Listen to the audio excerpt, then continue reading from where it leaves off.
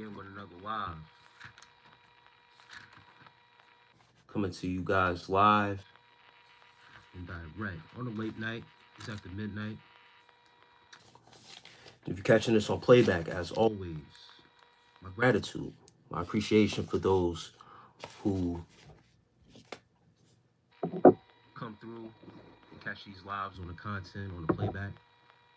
Appreciate you for all your support, your kind words that have come through recent and before everybody rolls in.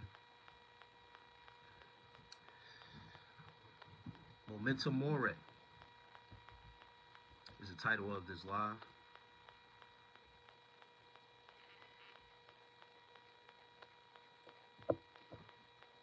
And it's Latin, just like that sign is.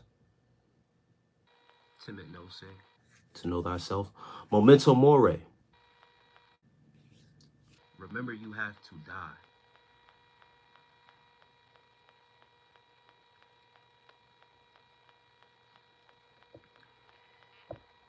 You got one life to live, people. Whether you out there and you believe in reincarnation, you get a second crack or a third crack at this.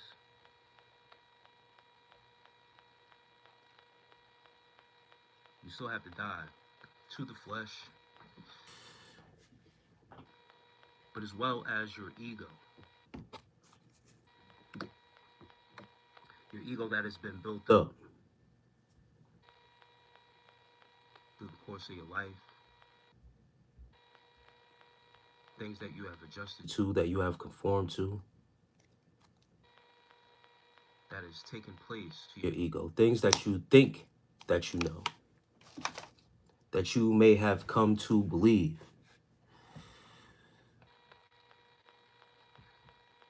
Understand that this life and through life, you have every day to learn something new, something to achieve, and not chase, but certain achievements, goals that you have put on your life. You have something to look forward to, but always remember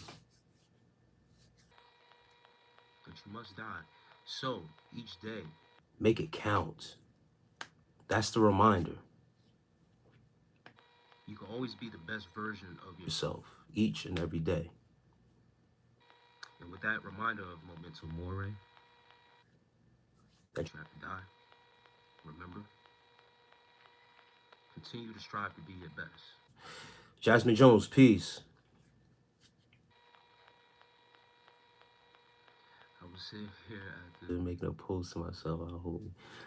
I appreciate that, Jazz. How you doing tonight? I'm glad you're here. Yeah, I ran late tonight. Had a last minute run to Walmart, grab some things. I didn't have to grab them tonight, but I figured I'll do it tonight instead of going across town in the morning. Greg, peace. Izzy, I'm a K-pop from Korea. I don't know what K-pop is, but peace to you, man, in Korea. And every now and then, guys, you might catch me looking down, looking at some notes. Cool one says, hi, peace. That smoke, sup? Peace, brother. You catch me looking down or taking my notebook out to write some things down. I'm in the process of writing a book.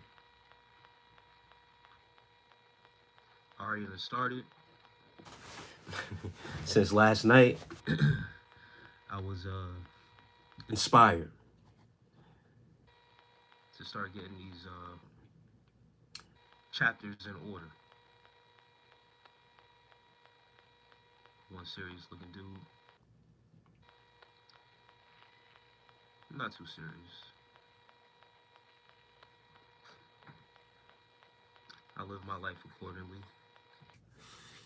Joking around all the time and not having a certain look. People tend to try to play with you, you know?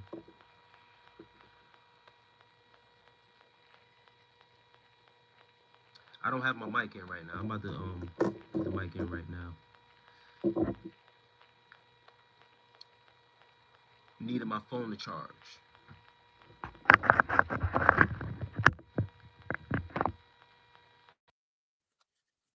Now we connected. Just got off of work, have an interview at 9 a.m. So I'm not going live. I'm glad. I appreciate that. And good luck. Good luck on your interview tomorrow. Appreciate you for being in here, Jazz. For real. Jazz is good peoples. She has a channel as well where she goes live. Check her out. Show some support to the sis, man.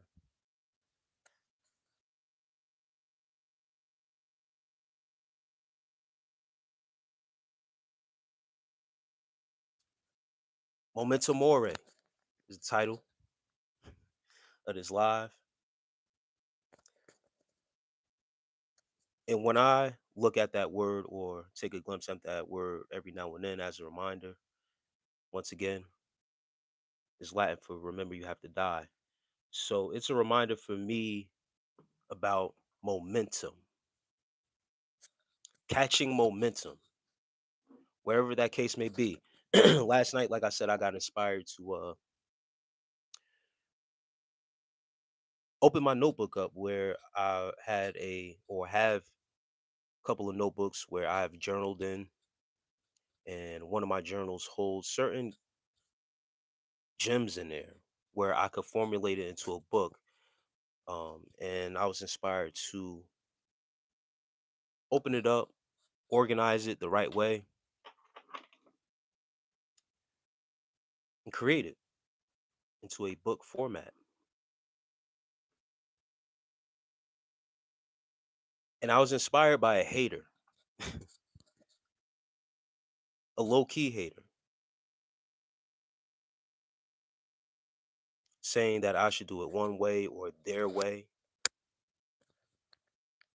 And I just expressed I don't like taking the easy way out of things. It's the easy way. And with being a writer and doing things to actually put in work, I'd rather take the route of actually doing it myself and not putting it through a machine. And that's all I was saying. Person took offense because they create content that that they use AI and they stand by it, which is not an issue. But when it comes to certain things, especially when someone else has their own agenda in their life going on, I rather do things my way.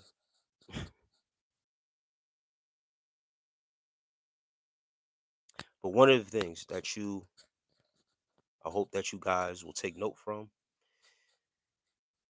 is when you have goals, when you have tasks, and you have certain things, your purpose in front of you. Once when you catch momentum, continue to ride off of that momentum because you can lose motivation along the way. You can lose some things along the course. It's very key to understand that once when you have momentum, you get the ball rolling. We always hear that term. Need to get the ball rolling. Once you catch that momentum, keep it flowing, keep it going.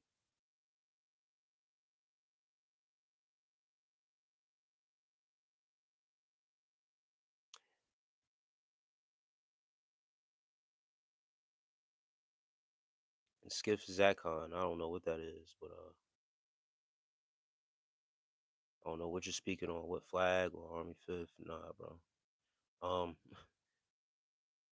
Elmi says American restaurants are cooked human body. And I appreciate that gift that just came through. Who sent that?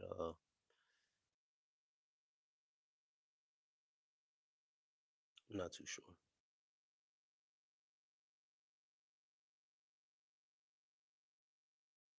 Oh, Moti. Thank you for that gift.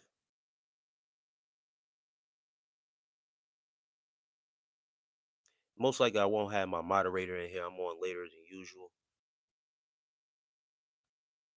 But what's good? Peace to you, Moti.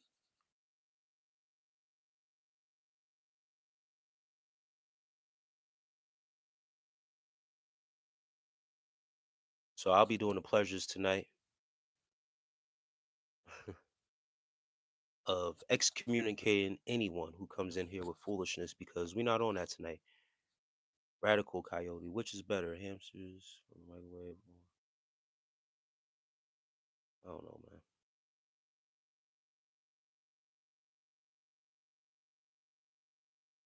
Physics G says peace. Isaac Williams says hello, brother. Peace to you, man.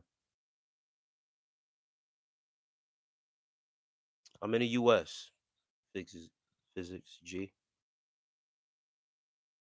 Zahn, peace to you, brother. Great to see you in here tonight.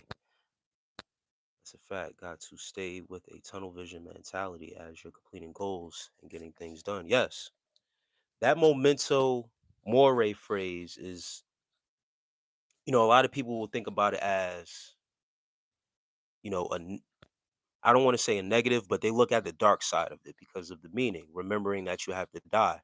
But it's the same as the phrase of YOLO, you only live once. So putting forth your purpose, doing things with that reminder, like, all right, if I don't achieve certain things, knowing that I have to die, this is something that is guaranteed. Why not go hard and leave everything on the table? It will force you to have a different mindset of thinking and getting those things that come priority done.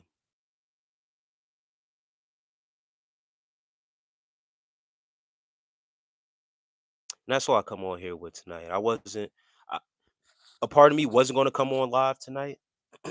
Once again, I had a late night errand to run.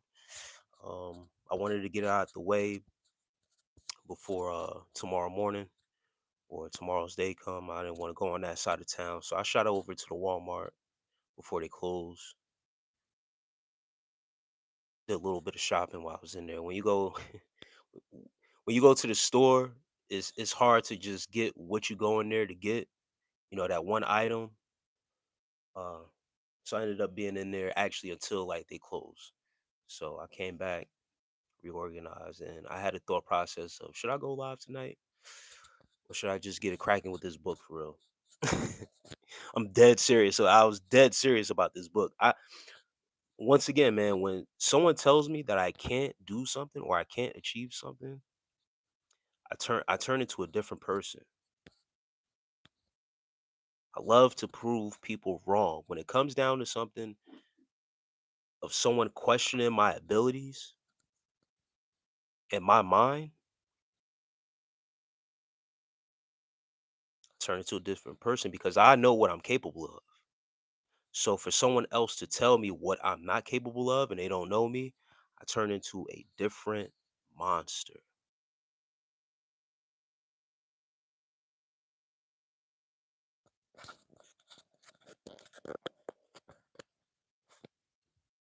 And Isaac Williams says, "What's up, bro? Hey, man, I'm chilling right now, man. Just giving some inspiration to the people. Some positive things about this phrase, Momento mori. For those that are still in here, man, I appreciate you. Um,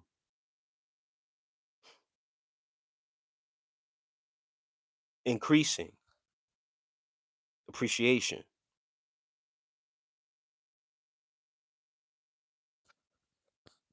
increasing your appreciation with this phrase, remembering that you have to die, ego death. You start to appreciate things more, the little things, small things in life.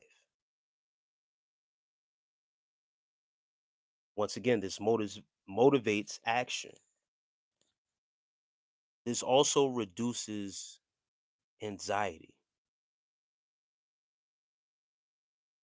This clarifies priorities, making sure that your priorities get placed in a certain order. Because remembering you have to die now, things that you have to get done, you start to prioritize in a different way, especially those large goals. You know how people make a bucket list? They want to do certain things before before I die, I want to do this. So they make a bucket list. This is prioritizing things that you want to get done before this physical life is over. All right. And it promotes virtue. Patience is a virtue. And these are some of the things that I'll be putting in a book that I'm creating. So I've already have things in place, notes, different things that I'll be talking about in this book. It will be based around spirituality. It will be talking about different things coming from an angle of spiritual aspects, self improvement, opening up the minds who come across the book and are willing to read the book.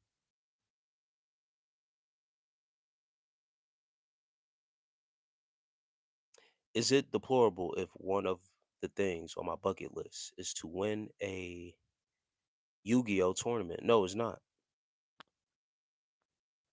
If that's your true interest, if that's something that is a hobby of yours, everyone has different hobbies. One thing that I've come to learn is that people are meant to be different.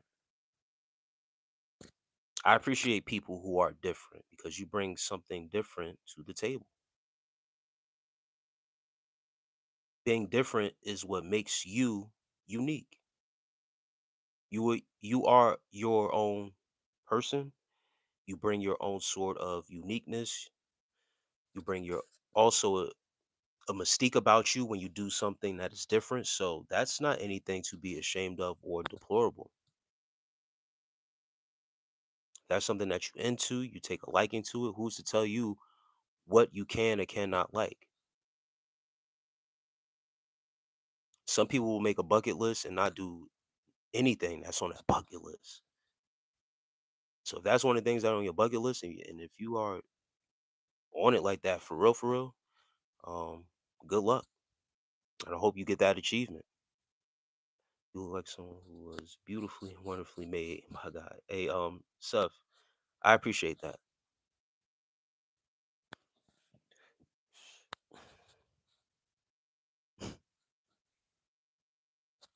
Says thanks. That's really nice. Thank you. You're welcome, I should say, right?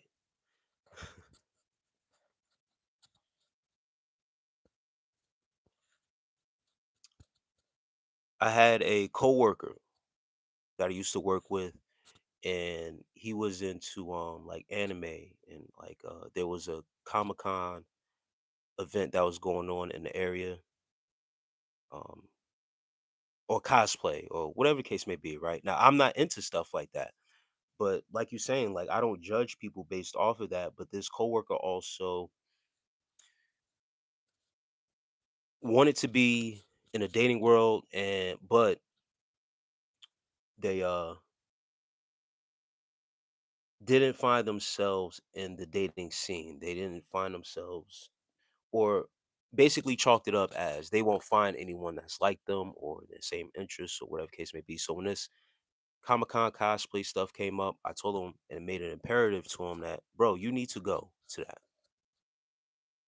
You already don't like going to certain things, like to the gym or being out, not an outgoing person. So if something of interest comes up, you don't know who you can meet um, at an event that you have interest in. You can find someone there with that same common interest. So don't put it off as something that you don't want to do because someone may deem it weird because he's talking to me about it because he asked me. I'm not into that, you know. But for you, do it for you, and you don't know who you can meet there. Share the same common interests. That's a spot for you. Just because I'm not into it or I don't know about it doesn't mean that you should go and you should be seeking someone with those same common interests that you have. You already don't like going to the gym, um, or the club or whatever. You feel what I'm saying? So certain people's interests can be that same place where they can find their special person because that person is there for that same reason in that sense. So once again, when it comes down to certain people's self-interest, I always encourage them to do it just because another person might not be into it or don't know about it. Or you may have that conception that if I talk about this to that person, they may think it's weird. Who gives a fuck what I think? Right? Just because I'm not into it or don't have an interest in it, it shouldn't matter. It's about you. Don't worry about how people look at you or how people judge you. Jasmine Jones says, I do have a question for you. Also, I need an opinion as well. You got a second? Yeah, shoot, Jazz. Yeah, in the case of interest, I feel like everybody, especially in the dating space, keeps themselves closeted at risk of what they like being taboo. Anime culture is more widely accepted now, but it's still difficult admitting it when it is attached with a stigma. Yes, I agree. And I know with the dressing up and females now are starting to come out more and embracing the anime culture.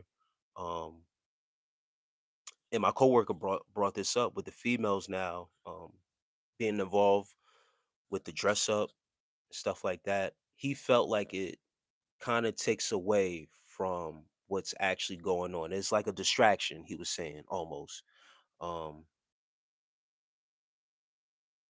because it can become a sexual thing, right?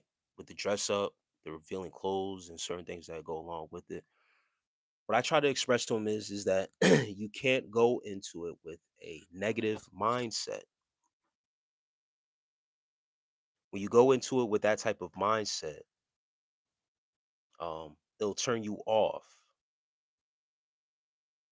Just going to have a good time based off of you and your self-interest is all you really need to worry about. And then whatever happens, happens. If you meet somebody there, you know, you take your time. You just don't jump into anything just because you see an attractive female or you see a woman's body or whatever the case may be. You still go there for your self-interest, but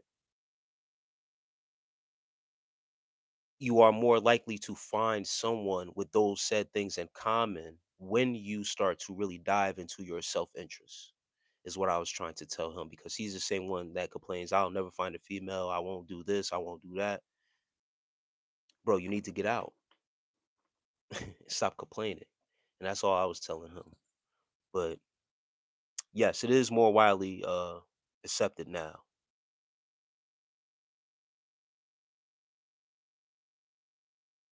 um I wholeheartedly love and respect your senior tenure. Respectfully had to say that first.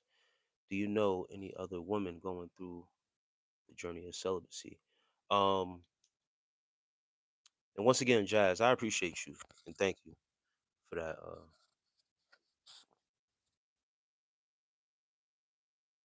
And no, I don't. I don't know other women that are going through that. And Norma Jacquez says, "What's the deal? Peace, chilling, vibing."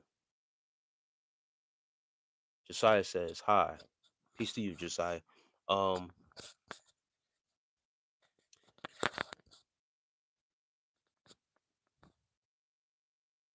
yeah, Jazz. I don't know too many females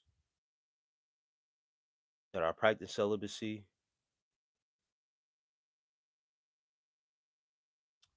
Um, hold on as I take this note real fast. When I created my channel, it's just based around my experience being on semen retention, SR, my celibacy journey, and given my experience coming from the male perspective. And my content is, you know, for the males out there, right? Um,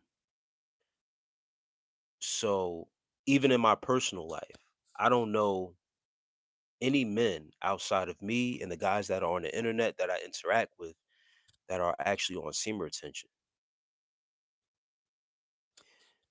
Statistics say that it's only 1% of men out here that practice semen retention. So it's very few. So out of the 10 guys or 10 men that I may know or have as friends, I'm the only one that is practicing semen retention. So when you think about it in a larger aspect, is few far in between of really meeting someone in real life or around you that is celibate. Some people are just out here single, and they're just living life until they come across someone and get into a relationship, and they will be looking for a sexual interaction. Um, that's just the way the dating life and relationships go for the most part. Um, but I haven't come across any women that are actively practicing celibacy, unless it's someone like you, Jazz. That's once again coming on the internet and meeting someone that is on a certain path. That goes for men and women.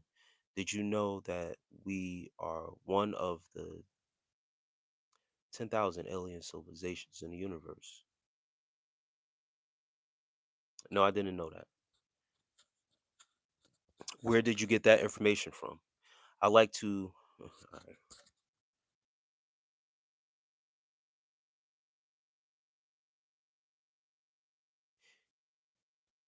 You got a prayer mat behind you. Kind of looks like one. No, it's not a prayer mat. It's a blanket. It's a double-sided blanket. Let me show you. So this is my gaming chair, but this is just a little blanket. It's not a prayer mat. It can be used as a prayer mat, but this is the moon on one side. See, it represents the night with the stars and the midnight blue in the background and stuff like that. I know the moon is yellow, but it is what it is. Now, on this side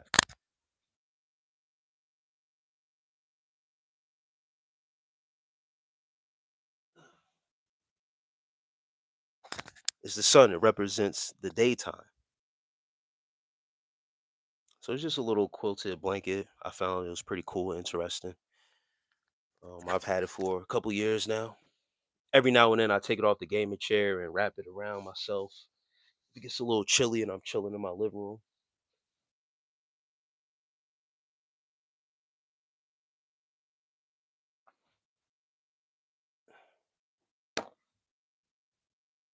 I'm glad you like it. Oh man. Oreo Shamrock, peace to you, man.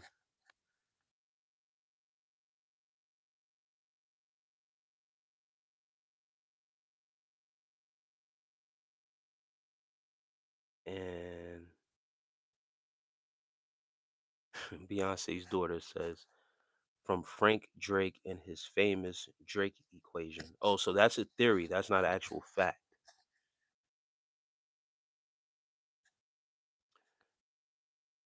Messiah Goat says, thoughts on Ramadan. Um,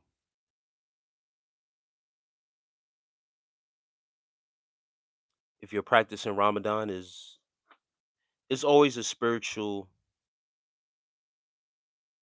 time or a spiritual thing when you give up certain pleasures, desires, whether it be food, sex, uh, smoking, drinking. When you fast from something uh, for God's sake, it's always a positive thing because it ultimately makes you better. So, for Muslims out there, those who follow Islam, um, it's a heightened time for them to connect spiritually with their source, and they give reverence in this time to fast from sun up to sundown to give honor and reverence to their God. I know No, you are going to give the honest opinion. I only have email, YouTube. Put myself for.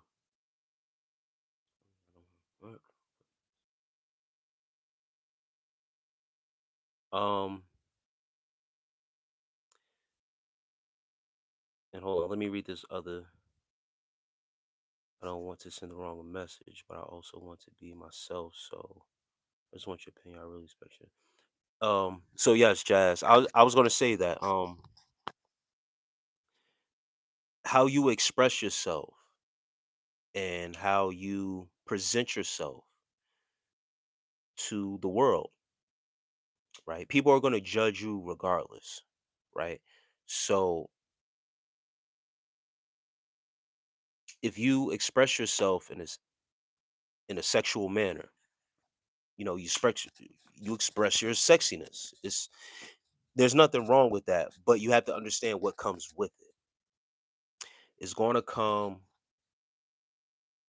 guys who aren't disciplined, guys who will judge you based off of that, and they will react to it in a certain manner.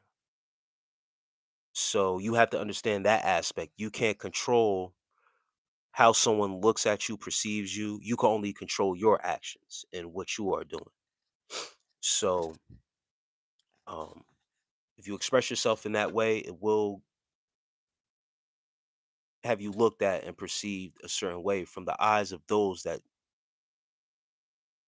aren't trained to just embrace you for who you are and how females dress and express themselves. So understand that part. I want you to understand that part. Not to deter you off of how you want to express yourself. Because at the end of the day, as long as you are feeling good, it makes you feel good. It makes you feel sexy. It makes you feel um, attractive. There's nothing wrong with that. But understand what that attraction may attract. So you have to deal with both sides of that spectrum. The sucky part about it is that like I said, a lot of guys out here aren't on that path of healthiness within themselves. And when they see things like that, they get triggered and they don't know how to control themselves or, be respectful with their triggers or they'll, shoot their shot. It is what it is. So I don't want that to deter you when you start to get a certain response and think that you are doing something wrong.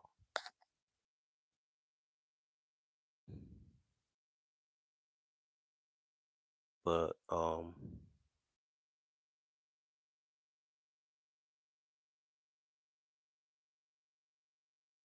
the last thing I was expecting to come out of your mouth was I mean, that's what this chair is a gaming chair. It's very comfortable. These gaming chairs are very comfortable. There's a little pillow here, leans back. It's very relaxing. Um, they used to say that it was from,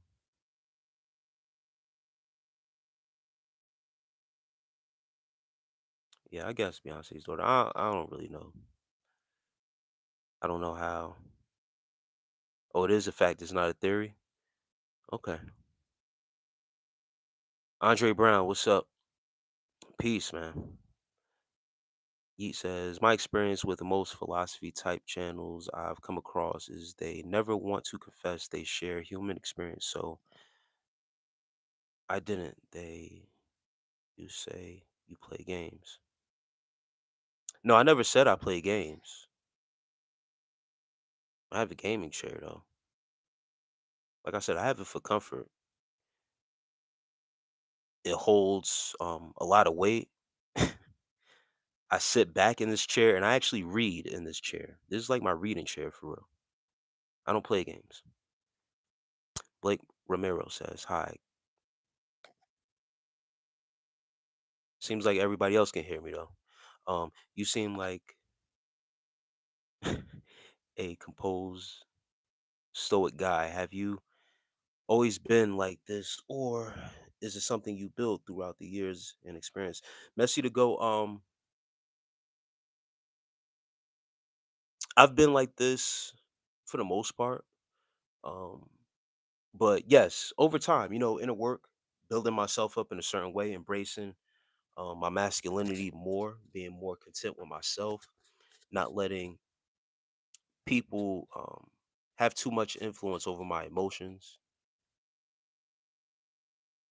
But yes, more so throughout the years and experience, I've built this what you would say a stoic composure about myself. Aaron Judge says, "My brother passed away. It's a tough time. Can I have a little bit of motivation?" Um, Peace to you, Aaron Judge. My condolences to you and your family. Prayers up, blessings, and I hope everything takes time. When you take time to grieve, don't let anybody pressure you into not taking the necessary time to grieve over a loss. And just remember the good times that you had with your brother, and live life according.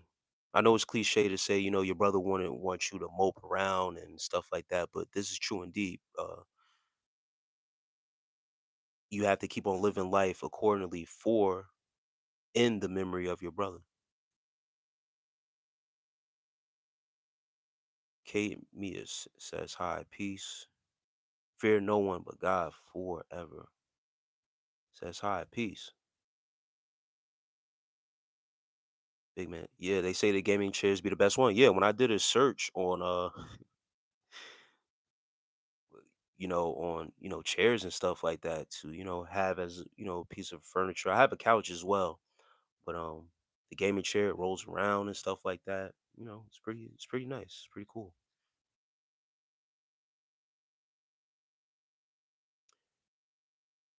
You said that the moon is yellow earlier. I was talking about the blanket. If you can't see the blanket, um, it's yellow. That's why I said the moon is yellow because someone asked me about my blanket. Beyonce's daughter. You know what's funny?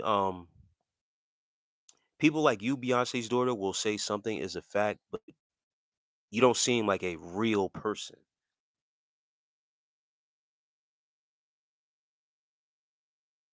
Isn't that funny? You're trying to give out facts on something, but even you yourself, you're not showing your real picture.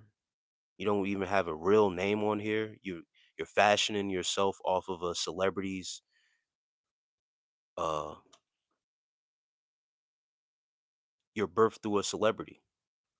And I'm supposed to take you serious. So at this point you're trolling and you're very close to getting an exit.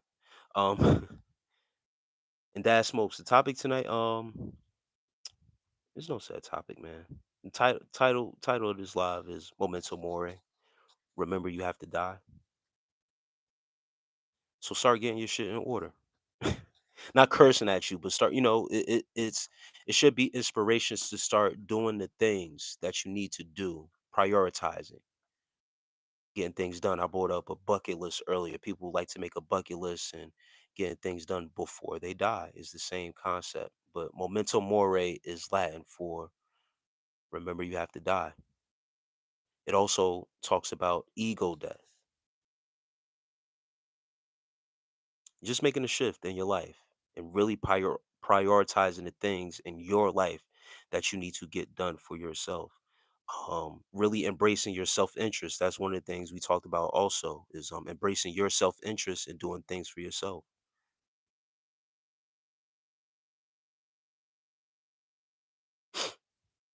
See, I live in my own little world, so I have the control to put myself in situations. I only have one best and only friend.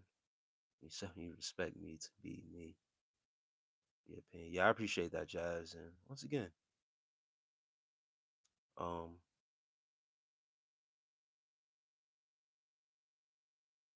as listen, whatever you do and you love yourself, Jazz, that's what matters. And as long as you are protected and stuff like that, um, you know, It's just the judgment of people and how people will respond to you is the only thing you have to be worried about. You shouldn't be worried about, like you said, giving off the wrong message. I don't think that's necessary. Once again, you're going to be judged regardless, especially as a female, no matter what you wear. You could be sexy one day or wear some baggy clothes the next. Guys will still shoot their shot, trying to get something up out of you. So, be yourself. Hey, brother, I got invited to join a frat. I have no idea what it is. Got any tips for me, Elnet? Um, if you got invited to join a frat, that sounds like you are being recruited into a group. Okay, so understand that you are being recruited. If you don't have any idea what's going on, you need to gain knowledge on frats and groups, cults, all right? Because they will require you to do certain things that are deemed humiliation rituals, but disguised as what you have to do to join the frat. These are humiliation rituals. Um, if you need to be in a group or be down with something, I'm not going to tell you what to do. But if you're not comfortable doing that, then don't do it. Dan says, "Yo, peace, bro. Your teeth are really white and pristine. How do you treat your teeth? Whitening strips or anything?" Um, Ye, I just brush my teeth, bro. I brush my teeth. I use whitening toothpaste. Um, the last time I used whitening strips was over like 15 years ago, bro. Um, but I use whitening toothpaste. One of the whitening toothpaste that I use is the Hello brand black charcoal toothpaste, and that works very well. Um, I wasn't always. I don't even drink coffee now, but certain things that stain your teeth, like coffee, um, wine, and stuff like that, I stay away from. I was drinking coffee at one time, but I'm always on top of you know the care of my teeth. But I haven't used whitening strips in over a decade, like 15, maybe even 20 years. And the reason why I used whitening strips at the time was what was I doing? I forget, bro. But there was some sort of event, and I just wanted to get a better whitening for my teeth at that time, and that was before all this black charcoal toothpaste came out and stuff like that. But yeah, just whitening toothpaste and just brushing my teeth twice a day. Wake up, sometimes after meals, but when I wake up and before I go to bed.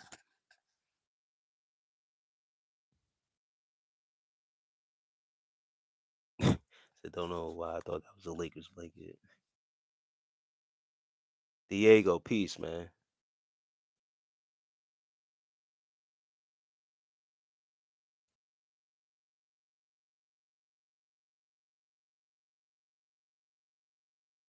All right, Beyonce's daughter, you are officially gone. Fear no one but God says. I love your yellow sun and moon blanket. Yeah, it's just a, and I had to get the person out of there because they trolling at this point, and I don't got time for it tonight. It's a blanket, so it's not going to be a blanket that's precise on the planets and the.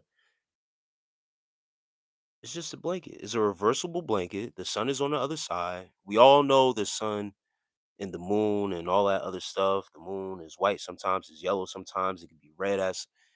Come on, like you think I'm here for that? No. Someone asked. I just brought it up.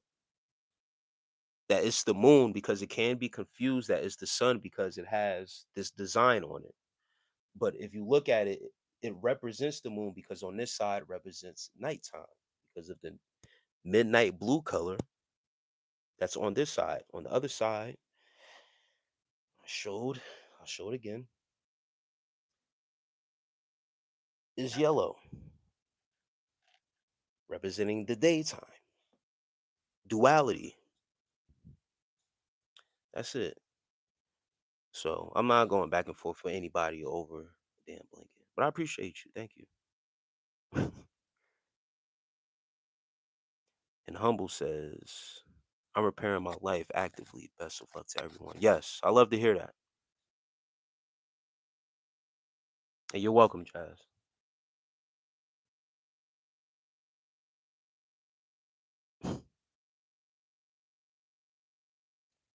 Guillermo says, being a divorced dad is tough. Um, I mean, depends how you look at it. I enjoy my freedom. But I hear you though. Certain aspects, yes, it can be tough emotionally. Um, but once when you embrace the lifestyle, it's very peaceful. And for me, it's like you have a new lease on life, brother. So it gets better. Whatever you're going through, I know it's tough emotionally, being separated from what used to be your family. I understand that aspect that you're talking about 100%, but I want to shift you out of that energy and let you know you got a new lease on life, bro. Just continue to work. Just continue to work at what you're headed, where you're headed, and work on yourself. It does get better. All 4206 says, what's good from Texas? Shout out to Texas, man. What part of Texas you in?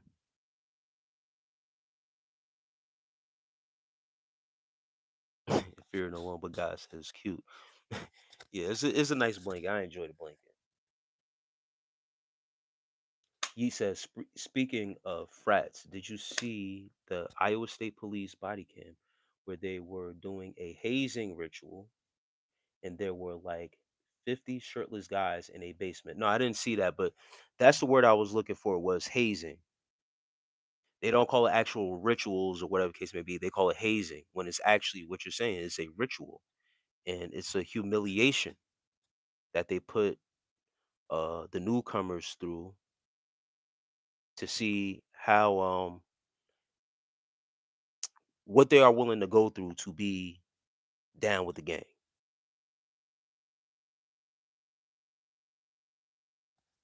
But it's a ritual disguised in fraternity, a fraternity order.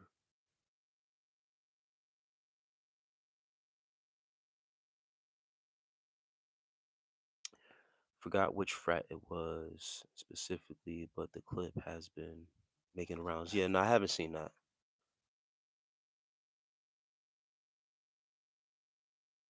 Tips on becoming a YouTuber. Um, find your niche, something that you have interest in, that you actually like doing. Whatever content that you like doing, or whatever lane that you're trying to be in, make sure that you actually enjoy it. So that way it doesn't become work. It doesn't become something that you dread and you have to like work at too much. I mean, it's everything still requires work. That's not what I'm not trying to tell you to.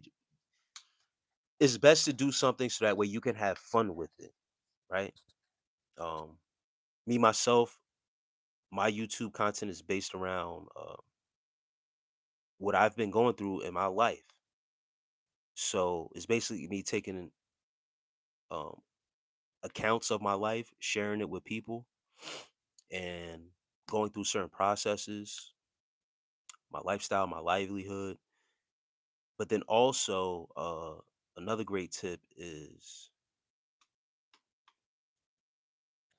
being consistent. I know that's cliche, but one of the tips on being a YouTuber and really having success with it is that you have to be consistent. So it coincides with if you're doing something that you really enjoy doing and you are already practicing something with consistency in your life and you can actually record and bring it to the platform, make sure that it's something that you just didn't pick up yesterday. You got to make sure that it's a niche that you tend to be on for a extended period of time. So that's why I like to talk about my lifestyle. My lifestyle changes because I don't plan to come out of my lifestyle um, in a certain form of fashion. If you can follow what I'm saying, I will never stop talking about myself. So that's something consistently I plan to do until the day that I die is be myself. I'm consistent at being myself. So make sure you're doing something that's consistent that you can bring to the platform. But find your niche though. Find your lane. Stick to it. Fear no one, you funny.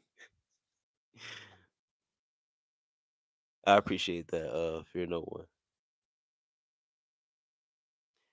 Is Will Smith's career finished after the slap? Will Smith's career was finished in 1989. Nah, man, his career is not finished, bro.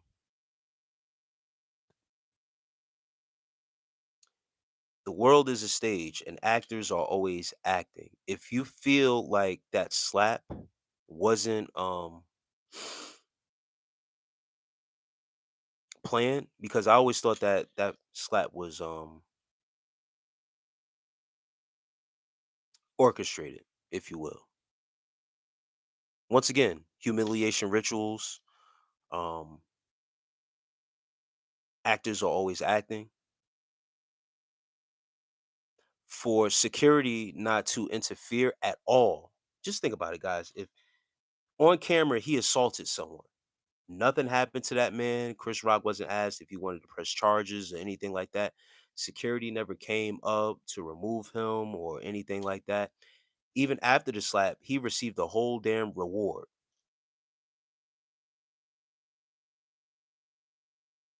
They didn't say, "Yo, we got to escort you out of here for assaulting this man." What they let him receive an award after the fact. So that's why I'm saying what I'm saying about it being staged, coerced, or whatever the case may be.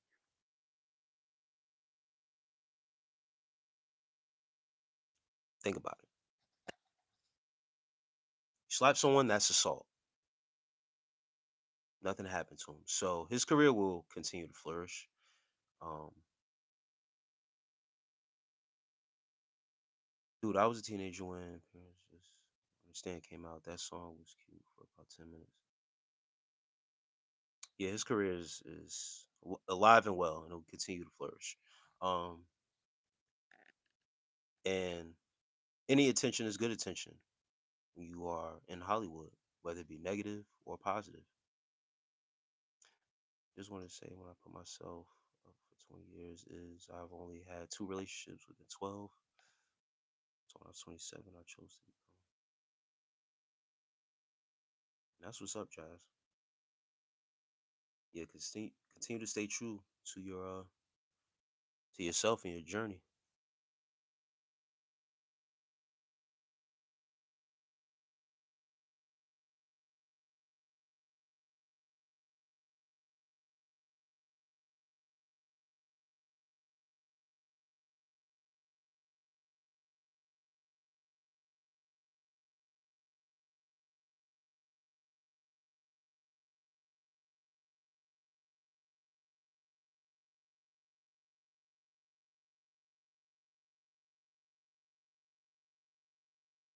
Yeah, I appreciate that, Jazz, and everyone who has came through, shown love, male or female, but especially the females that come through, like yourself, Jazz, that come through and show love to the channel. Um, I think you're really maybe the one that is on that path of saying openly that you've been celibate. Other females who come through and show love to the channel, they don't really share if they are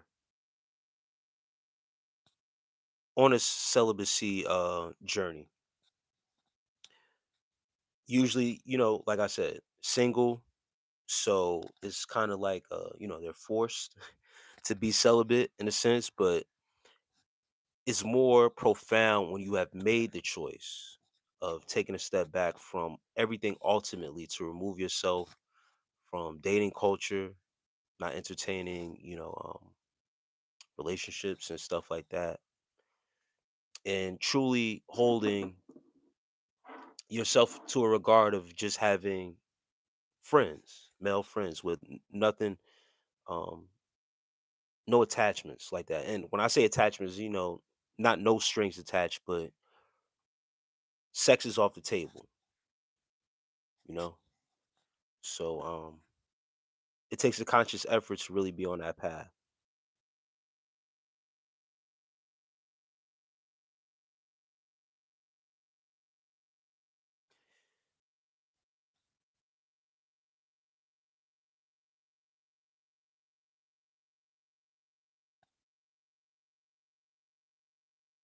But yeah, that's what's up.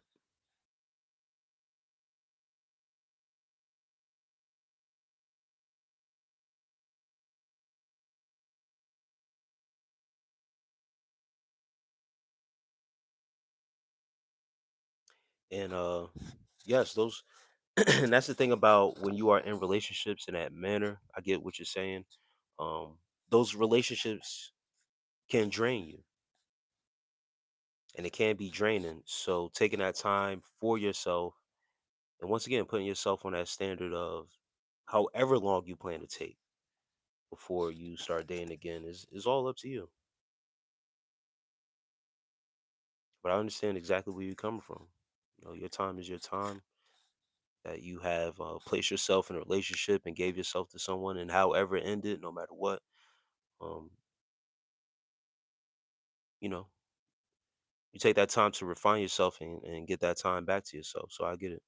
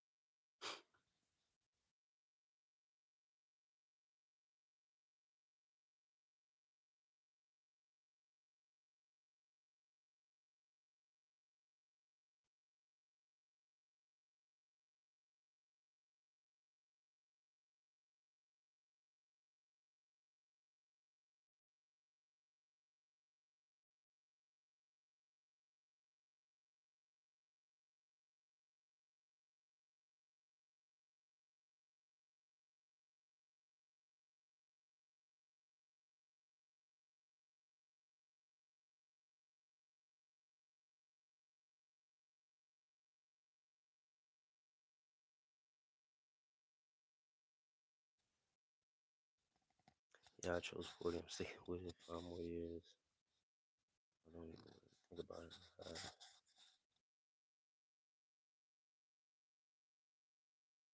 Yeah, I'm glad my audios help you guys for real. Once again, it's amazing to hear that my audios help you, even though it's more geared to the guys. Like I always talk in reference to the guys. But yeah, being that it's helping you as a female, it makes sense because it's the same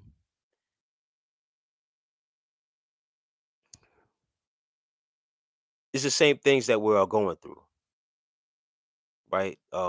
Shifting your focus, get your mind off of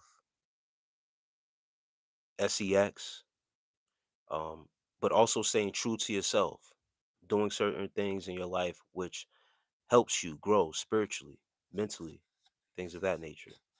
So I'm glad that you're using the audios to benefit yourself.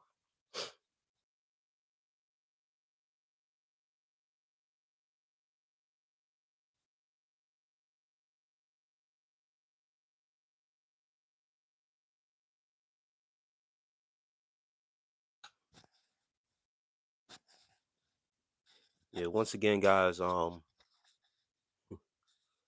every now and then you might see me drop my head, take a couple notes. I'm in the process of organizing notes that I have scattered around to bring together and write this book.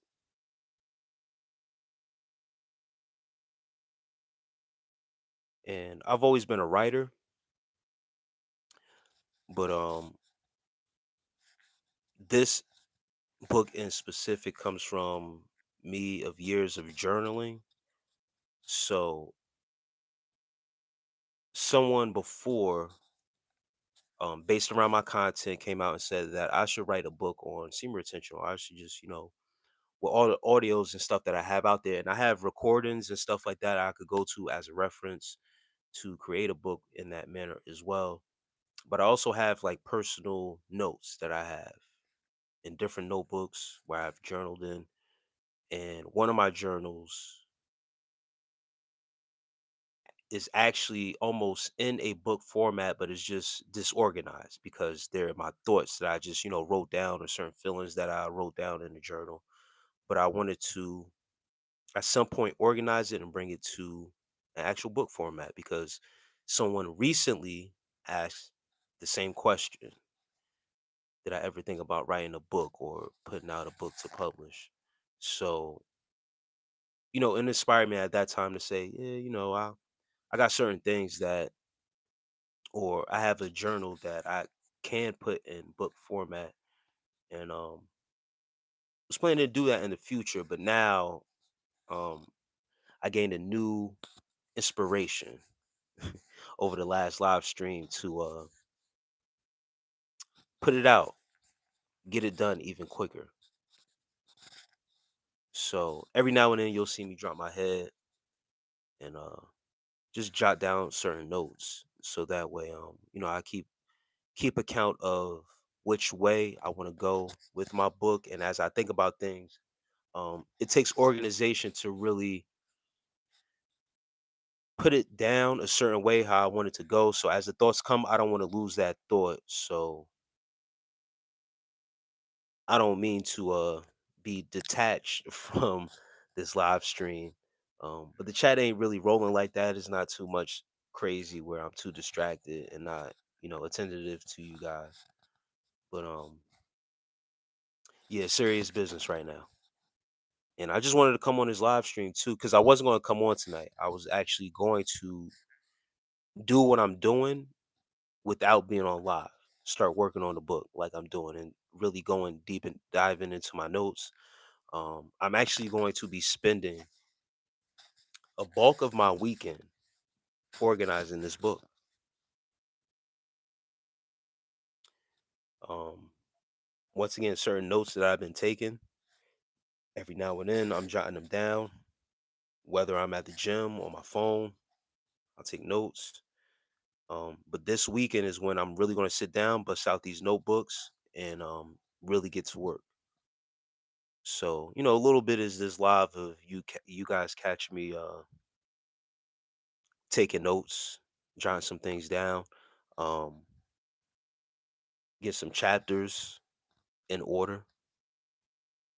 So some reference points, a little bit what I talked about with Momento Mori. I plan to go deeper into the aspect of that. That's actually one of the chapters. So a little bit of a preview of what I'm giving you to what to expect. Um, Zion says that's real, bro. I know it's some gems that you drop in. Yeah, I appreciate that, bro. Um, yeah, man. Once when I actually sit down and go through my notebooks, that's where the real deal is going to be inside the writings. For real, for real. So, yeah, just during the from last night till this morning till right now, I just been putting everything in order. Like I said, getting certain chapters in order. That's what I've been doing right now. Um, there's certain notes that I have. I thought of some other stuff when I was at the gym earlier. Um, but this weekend is when I will really have time to sit down and go over my notebooks where I could really start getting into organizing and formulating real writings down. So I'm excited, bro. I'm always up for a challenge. I needed a new challenge for real. And once again, I use that type of motivation of hate. You need that in your life to get things done for real.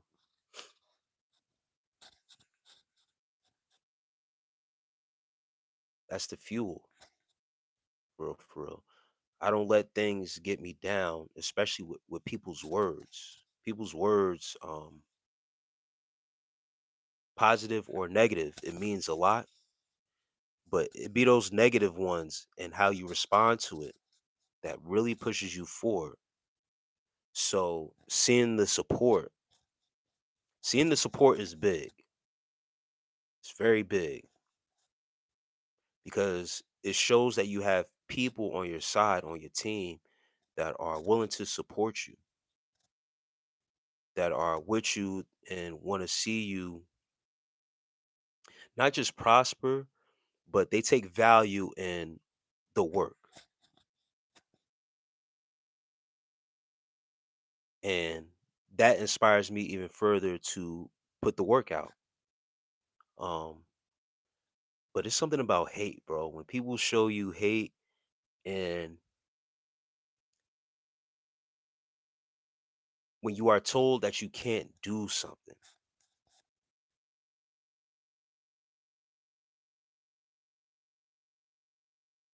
as you guys know, I don't want to make it about race. I don't want to make, but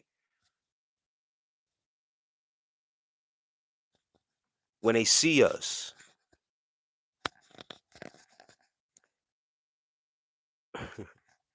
when they see us, it's almost like a what they call it,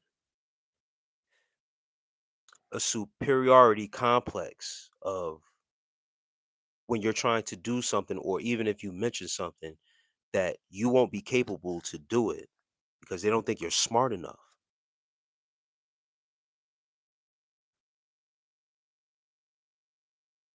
People tend to tell someone they can't do something because they have a fear of accomplishing it themselves or feel like they are not great enough to do it themselves. Yes, but once again, man, when it comes down to our people,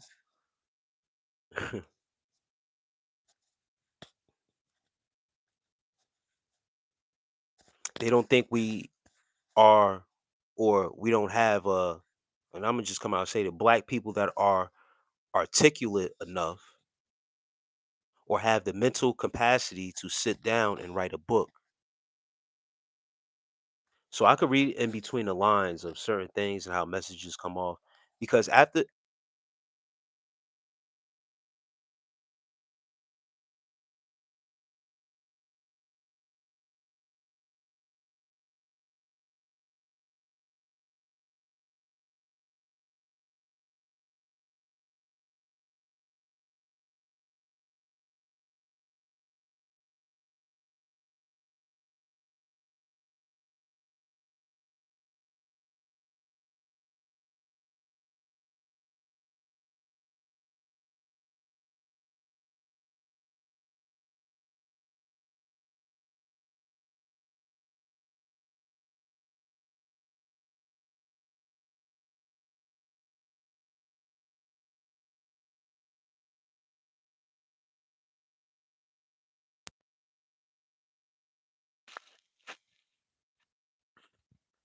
y'all can hear me now?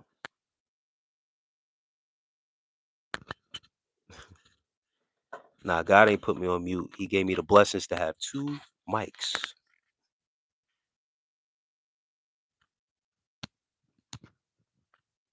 What I was saying was, I don't know where we can move on. It ain't even that important. God must not want me to talk about that, talk about what I was talking about. So we're gonna leave it alone.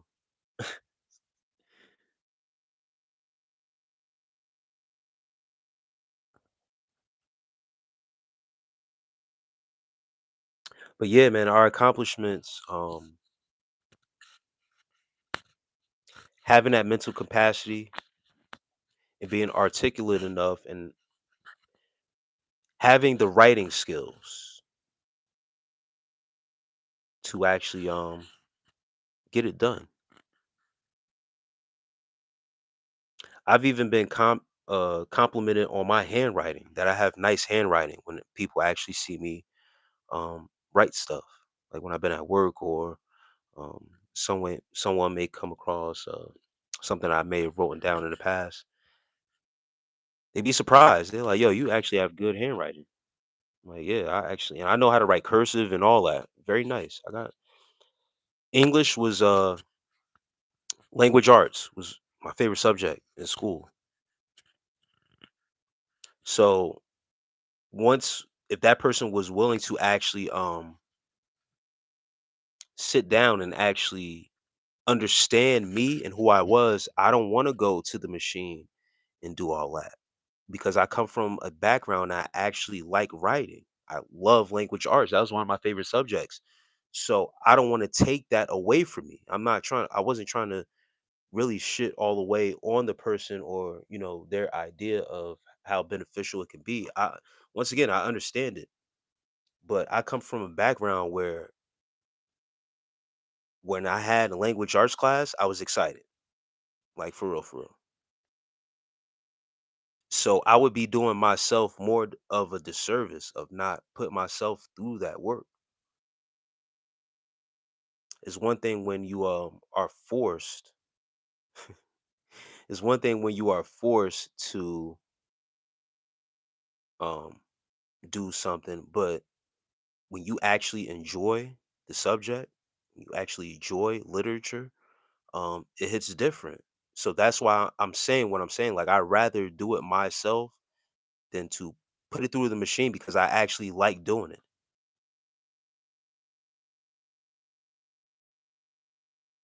And yes, I am a nerd. There's nothing wrong with being a nerd. Nerds survive.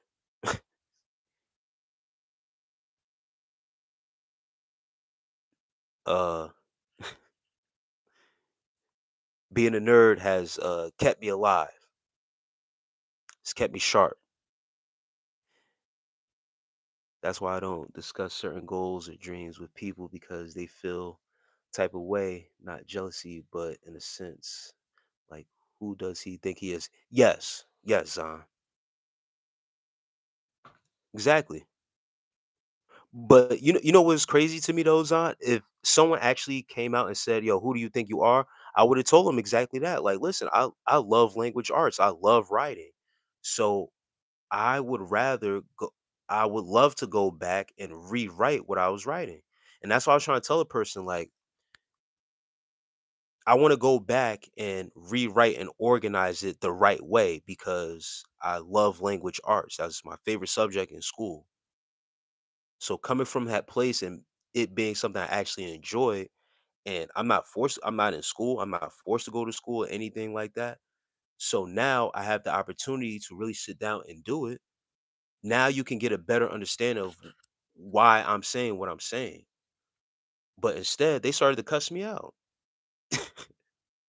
I said, "Damn, it's really that serious?" Like, all right, you got to get out of here, because I'm not going to feed into that.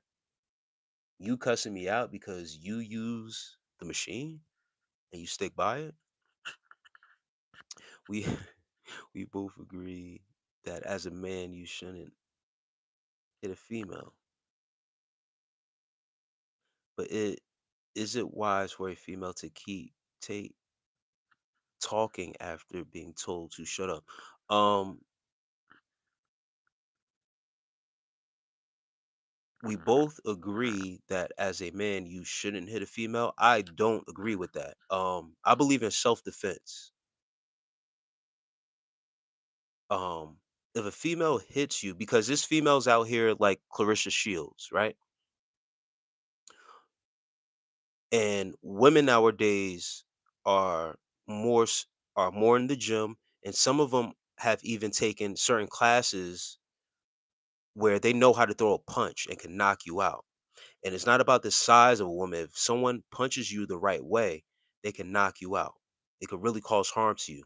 And not even just knock you out, but could throw you off balance and you could drop or hit your head against something and you can die. Okay? Listen, I'm not condoning men to be out here hitting women, but if you are in the line of fire and a woman puts herself or calls herself putting hands on you, you need to defend yourself because anything can happen. You could catch a concussion, you can drop, and more pain can be afflicted on you. So let's have a little context here with we both agree that as a man, you got a right to defend yourself and your life. It ain't being about being told shut up and all that crazy shit. Um, if someone put their hands on you, you need to defend yourself, man or a woman.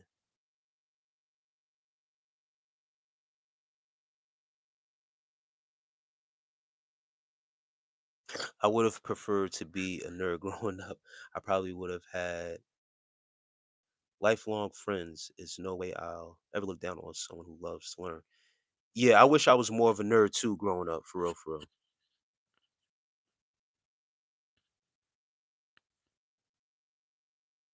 Sometimes I was too cool for school. And I was in sports a lot.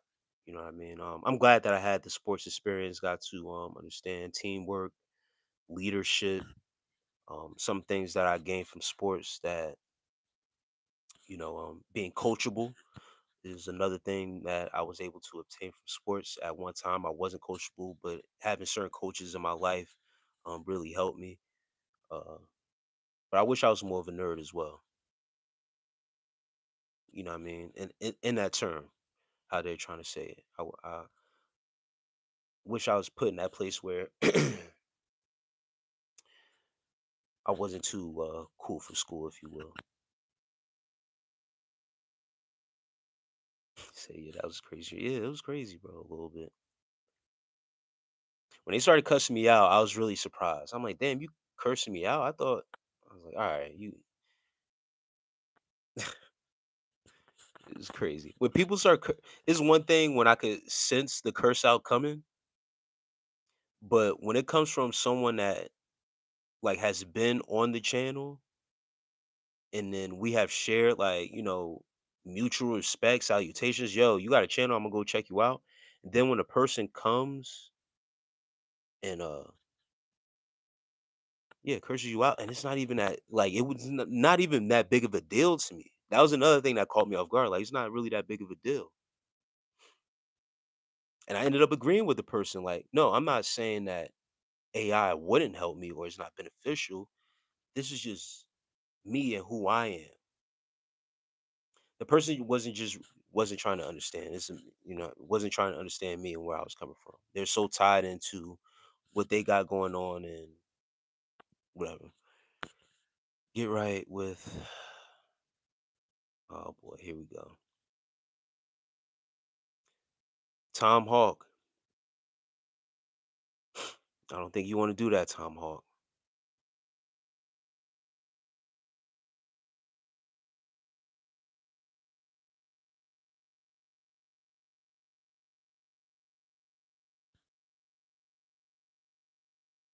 And Sudar says sorry. What are you sorry for?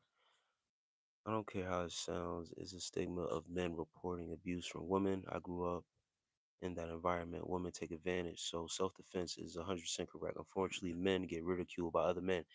Listen, yeah, Jazz Jones, like once again, I know how to conduct myself. If I get and women get sympathy, and I really grew up encountering that, it's very unfortunate. Very, very unfortunate. Men will not report abuse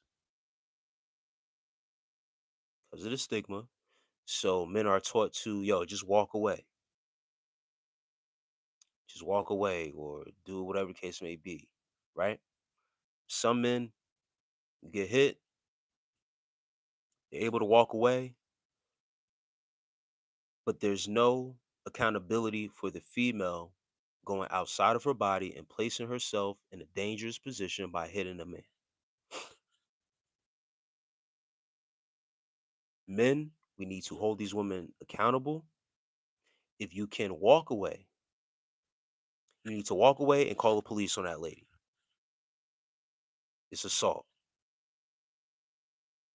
Dealing with a dangerous female that's not thinking about repercussion of putting their hands on someone.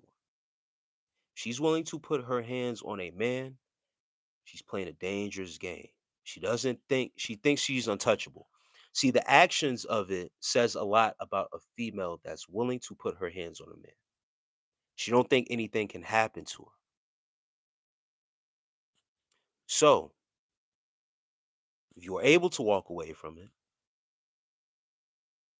you need to call police on that one. It's assault. But if she's putting her hands on you and you see it getting dangerous, then you need to defend yourself. So there's other ways you could go about it. I'm not just saying as soon as if you get put in that position, just knock her out. I'm not saying that. But if you are in a situation where it's getting nasty, you need to defend yourself.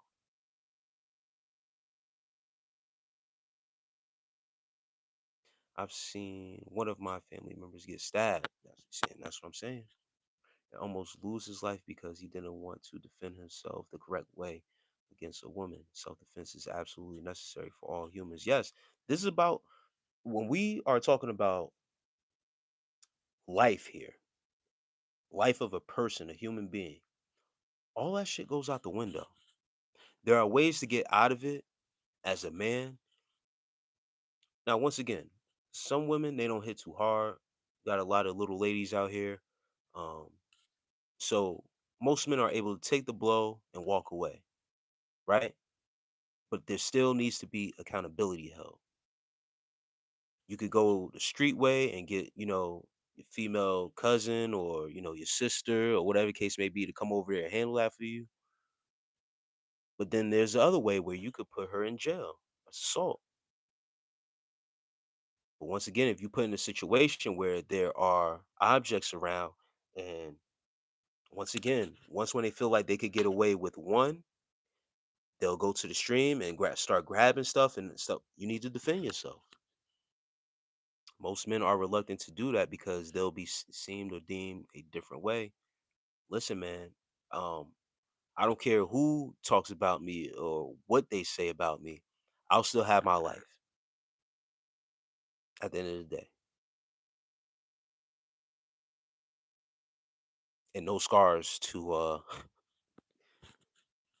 um, show for my stupidity, taking a risk because of my manhood. No, my livelihood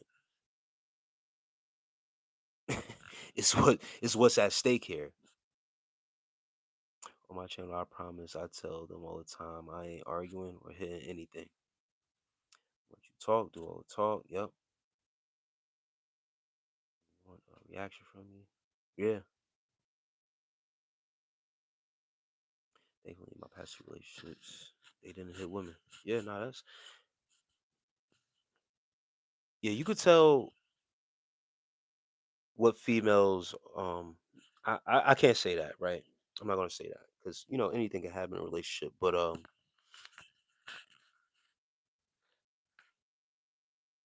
women who truly have respect for their men and won't take and won't cross that line, they you know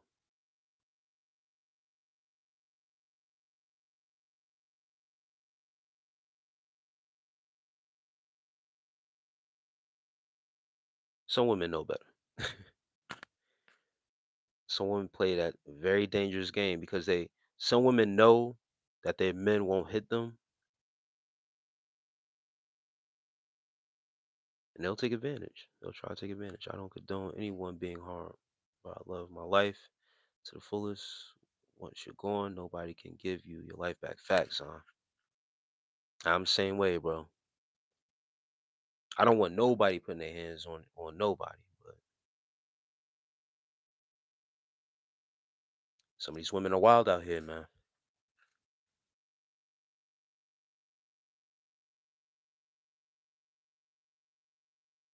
Jason Love, what are you talking about, bro? What does that mean? Just imagine being in a heat ass argument and start joking on you.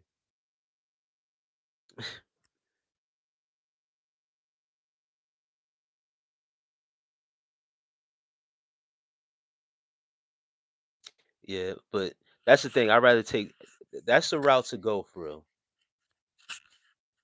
Because that can, if you're not dealing with a sensitive man in that regard, that can diffuse the situation for real.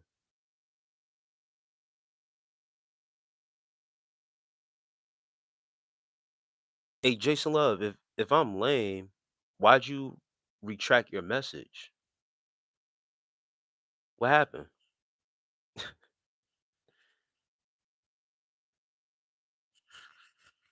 And Jason Love, you're Captain Obvious because I've been on my content, and for the people that are in here right now, they know that I'm clearly single because I've said it myself that I'm single, sir.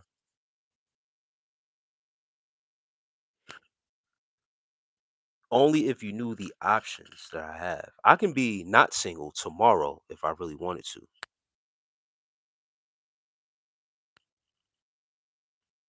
That part.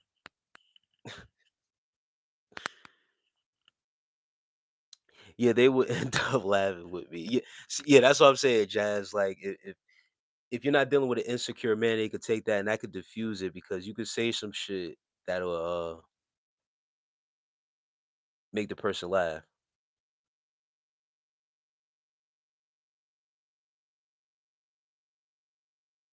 Was And then he retracted that statement too. Damn, bro. Do you want to hear my favorite rapper song by Gucci Gang?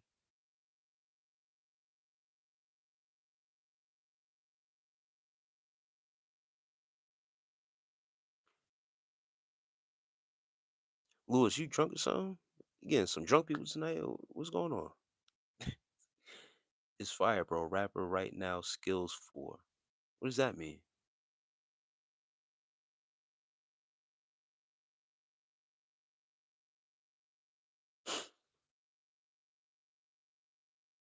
Jason Love, what happened, man?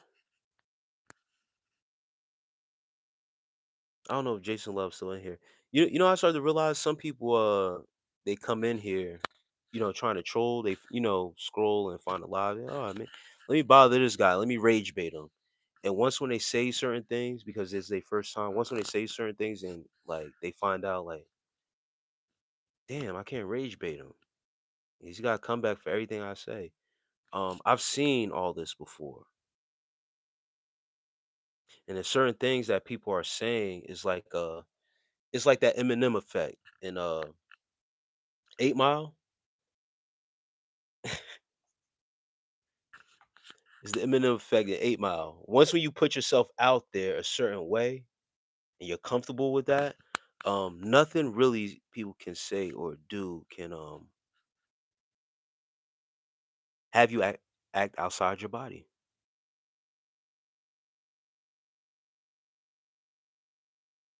Do you want to hear my favorite rapper right now?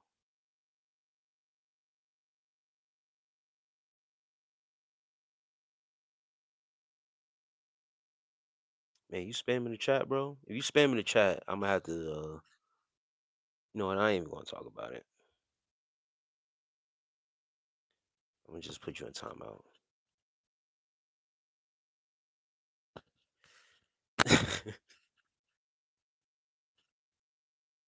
Yeah, some people that come through, man, it'd be funny a little bit.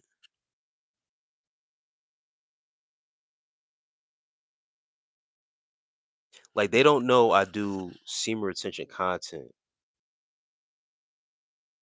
and I'm perfectly fine with being single. But I have females like around, and I have phone numbers.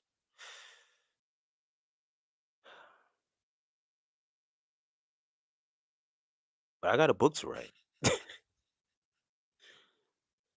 got a book to write, so I can't be distracted with all this other shit going on. And I got things to do. I'm on a mission. I'm on a certain mission, and this isn't a slight or I don't what's the word? I'm not a womanizer, right? And I'd rather leave women alone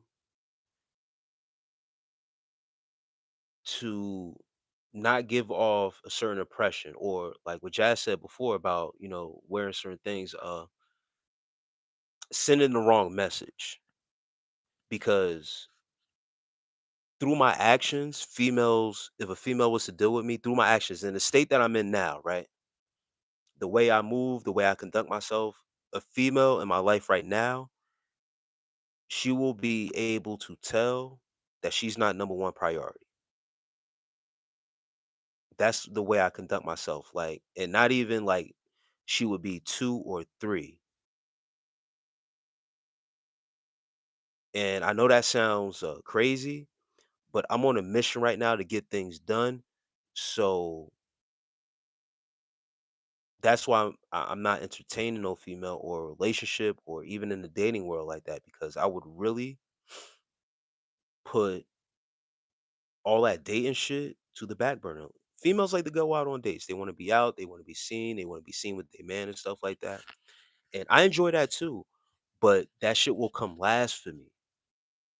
And I don't want to put nobody through that to make it seem like I'm not interested in them, that I don't want to be seen with them and stuff like that. So I got work to do. So yeah. If you're new to the channel, make sure you like, subscribe. If you haven't, I appreciate that, RJ Dylan. But most of the people that come on for the first time live, they scrolling through.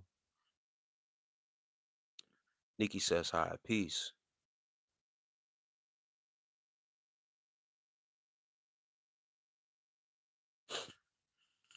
Yeah, man. And I'm not a womanizer, guys. I don't just have. That's why I don't want to do anybody like that or lead on. I don't want to lead anybody on in that aspect if I know that I'm not going to be focused on a relationship just for the sake of having a relationship, or because females like me or find me attractive. That's a reason to entertain women against a relationship. Nah, I really have goals and stuff that I want to accomplish, and I'm single right now. I'd rather be single, accomplish what I have to accomplish, and then I could get to all that stuff later.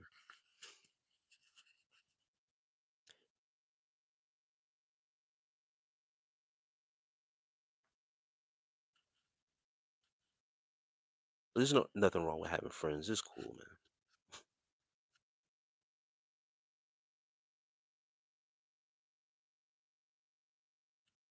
Trying to tell guys being single is a great thing once when you know how to occupy your time, when you got and actually have things that you have going on in your life that requires you to be single. If I wasn't single, if I was in a relationship, I would have to go out on a date this weekend for real. Instead, I'll be putting a book together for the people. Yeah, I'd rather keep it all the way real up front with a female instead of playing in her face. Yeah, man.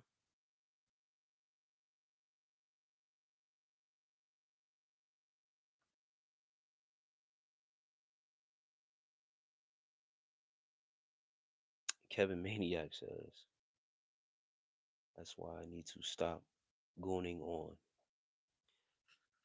Yeah, there's this new term going around called gooning. They respect you even more when she knows you have goals and plans for yourself. Yeah, and that's the thing.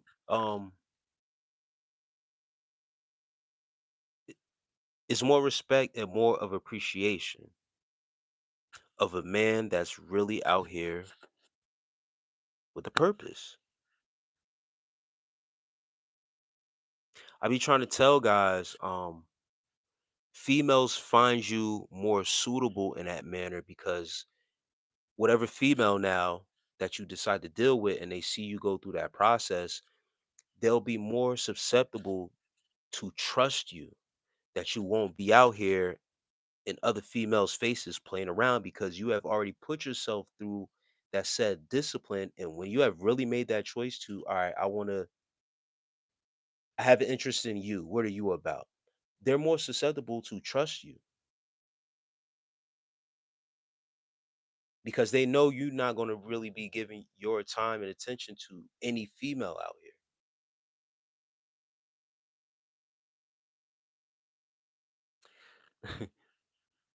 Jonas says, "Hi, I live in Qatar and I."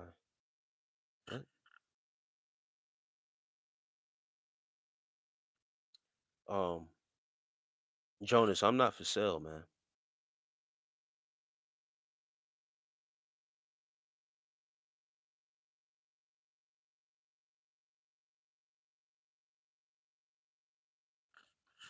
I'm not for sale, brother.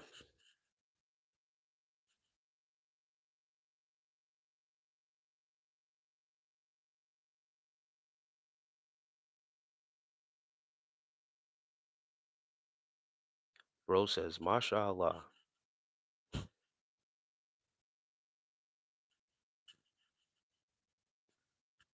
That's crazy.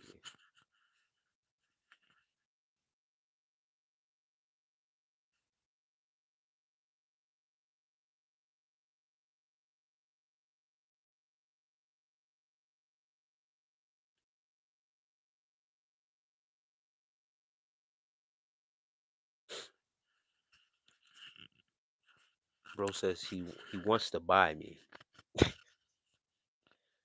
Oh man.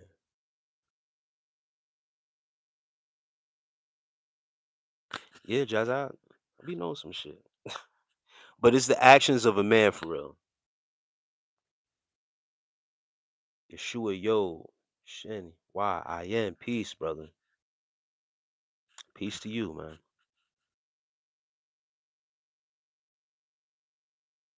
It's really the actions of a man.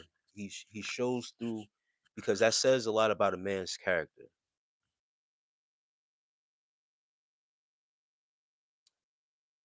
body, mind, and soul for sure. And once again, once when a man has placed himself in a position where he, is ready to date, get an interest of a woman, she'll recognize that. Tweez says she says you got the Israeli bots in here. Yeah, it'd be all kinds of bots, bro, from everywhere. One thing my uncle told me before he passed away is that women will always be here, but the time to be better self and change your life won't. Yes, man. Great words. Wise words from a wise man.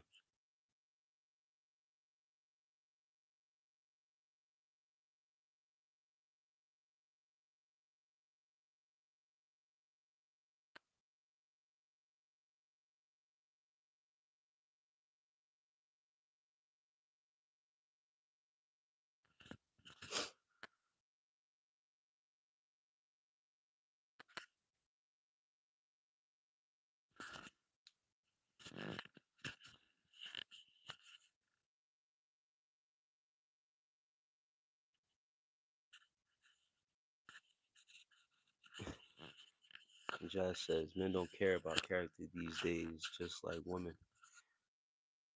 I told you I live in my own little world, so I see and hear great men. Excuse me. I really value and have so much appreciation. Yeah, yeah. In this day and age of social media and certain culture, especially in this Western world, um, a lot of people are living in a false character. There's a false character that a lot of people are living under with, making up a character based off of social media. You're able to hide who you really are behind the internet.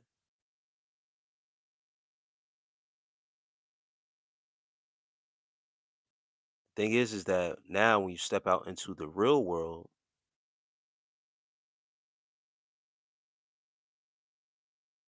Real will show. You haven't really worked on your character for real, it will show. And yes, definitely a lot of characters out here. Yeah, your real character will show. Your character will show what you need to work on in the real world when you get approached or have to deal with certain things. Um it'll reveal a lot to you once when you start to be more open in the real world and not behind the internet or on social media. It's crazy that we all have our own world. Yep. A lot of us just don't have the glasses on to see it. Yes, now you talking. We are our own universe.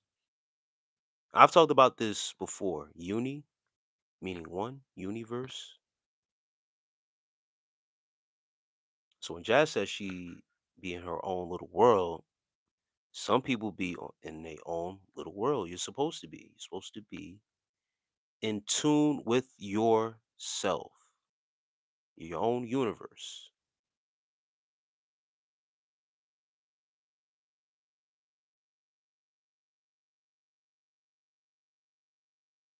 Sure, yo, I am. Yeah, I was just about to say that. Yeshua, yo, Shin, YN.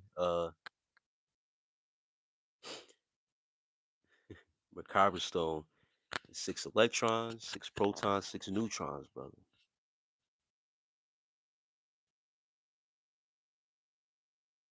Somebody was calling me Satan the other night, man. I said, well, I do. I was thinking to myself, like, I was telling people in the live, I said, you're right. Only if you knew. 666, the makeup of melanin, protons, electrons, and neutrons. That's within.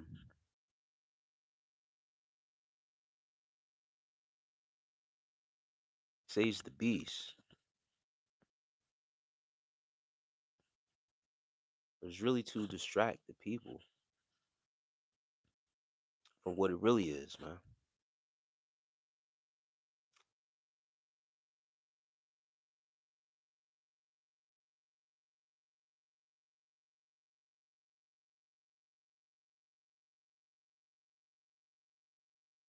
They always say, or I heard this from a great lecturer, the name of Bobby Hemmett.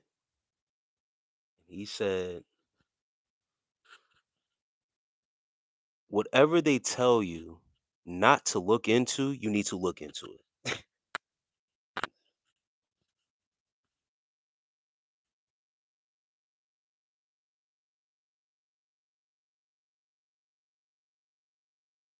And this goes for my melanated people out there. They tell you anything that's of the devil, you need to look into it. Because most likely they are talking about you. It is funny how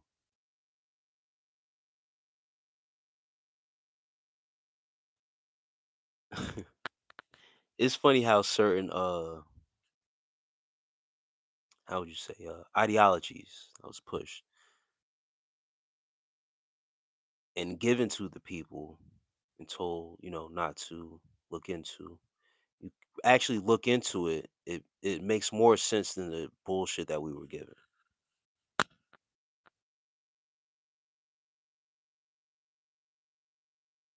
Yes, Earth Heart.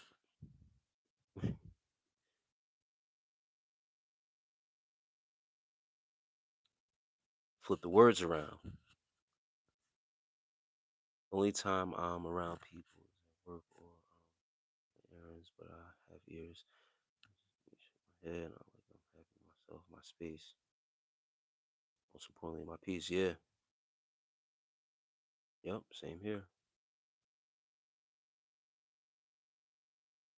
Austin Tucker says, "What's up, bro? My ex told me she wants to see me.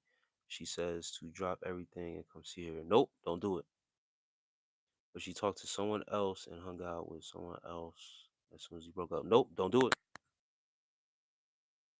What would I do in your situation? I wouldn't do it. News, north, east, west, south. Damn. Damn, you dropping some stuff in here. Shuyo Shin YIN. Um, yeah, Austin Tucker, man. Don't do it, bro. Do not drop a damn thing.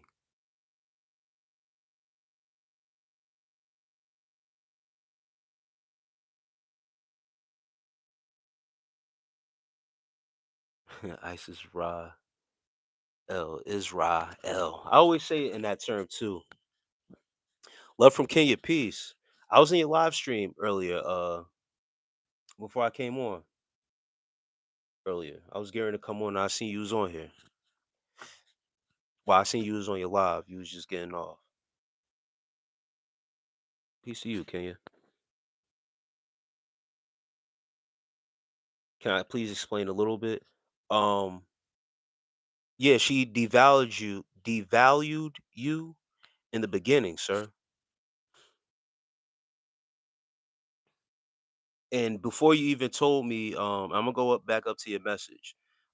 Because even before I was done reading your message, and you said that after she talked to someone else and hung out with someone else as soon as y'all broke up, she devalued you at the point of the breakup, and now all of a sudden she wants to come back and wants you to drop everything. Where's the other dude at? Whatever she going through, it can't, be that bad if she went to go talk to another dude and now all of a sudden wants to come back and wants you to drop everything.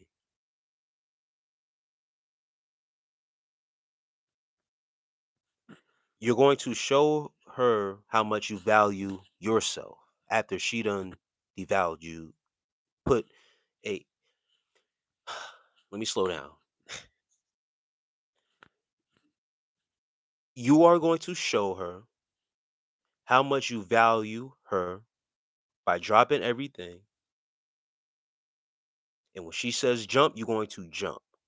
After she done devalued you and went to go talk to another dude, and let me make sure this sticks with you. Probably smashed dude, and dude didn't put the same value that you had on her. And now she's back in the streets. Now she wants you to drop everything and come back to her.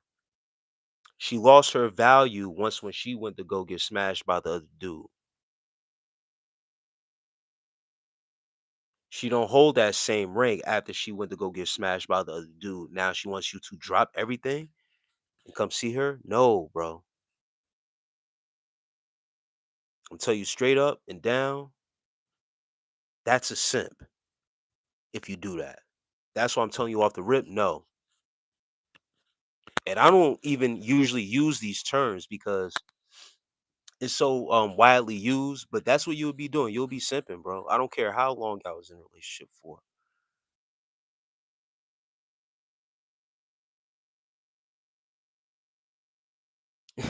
You say you keep miss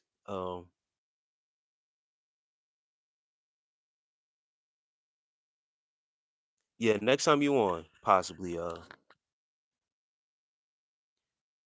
might be up in there. I know you usually be on the weekends, right? Can you? Yeah, if y'all was together for 3 years, bro, like I said, she devalued you at that point, went to go leave, do what she do, and then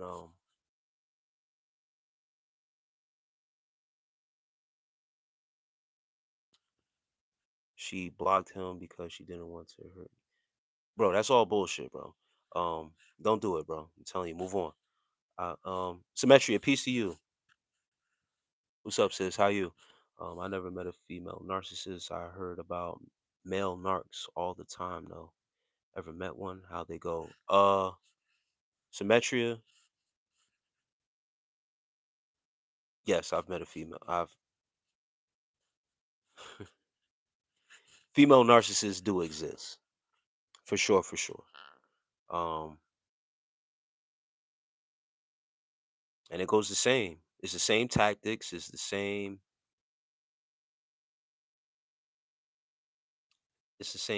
bullshit that goes on with narcissists.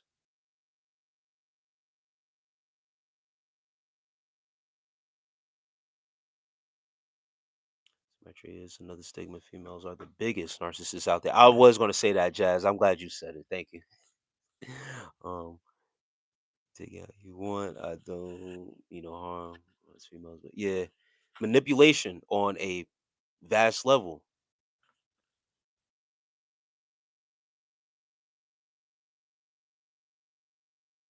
Said if I don't come see her, then we'll never. You see, Austin Tucker right now is dealing with a narcissist, low key, manipulating him, telling him that after she done discarded this man, went to another dude, didn't work out. And I'm sorry for being so kind of vulgar and brash about the situation, but I'm trying to plant a seed, not even low key, but I'm trying to plant a seed in your head to let you know, like, you can't do it, bro. Yeah, and once again, I'm putting in your I'm planting the seed of worst case scenario. She can tell you, no, this didn't happen, that can't happen. But that's what you want to hear, right? People are going to tell you what you want to hear to benefit them. She's not going to tell you the real of what actually happened. So that's why I had needed to put it out a certain way, so that way you can actually feel that, like, yo, all right. After the discard, this is what narcissists do. They discard you and they don't go their way. On the other side, now they want to come back, breadcrumb you, and then manipulate their way back, and then use a tactic of yeah, if you don't do what I say after I done played you and discarded you, then it's over. Don't do it, bro.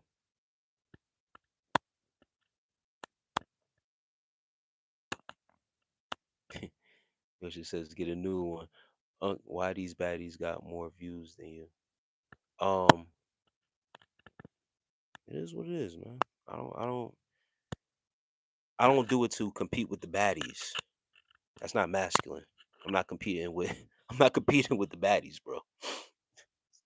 Peace, so Philly. Hope all is well, prosperous, and resilient. I appreciate it, J Mastermind. You know what the baddies do, bro.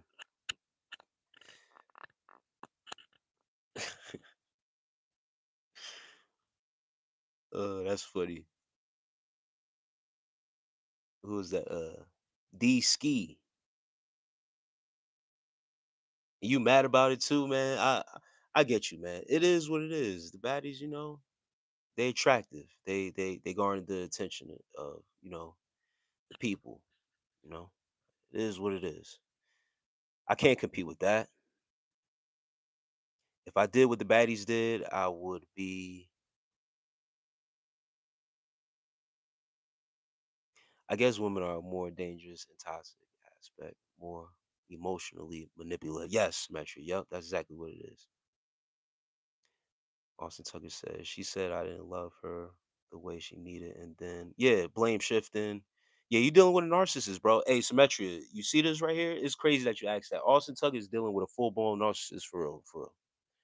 Blaming on why she left the relationship and went to go talk to someone else because he wasn't showing the necessary love that she needed. That sounds insane. Ridiculous. Out of her mind, playing on his emotions. Bro, run, bro. Listen, once when you get out of a relationship with a narcissist,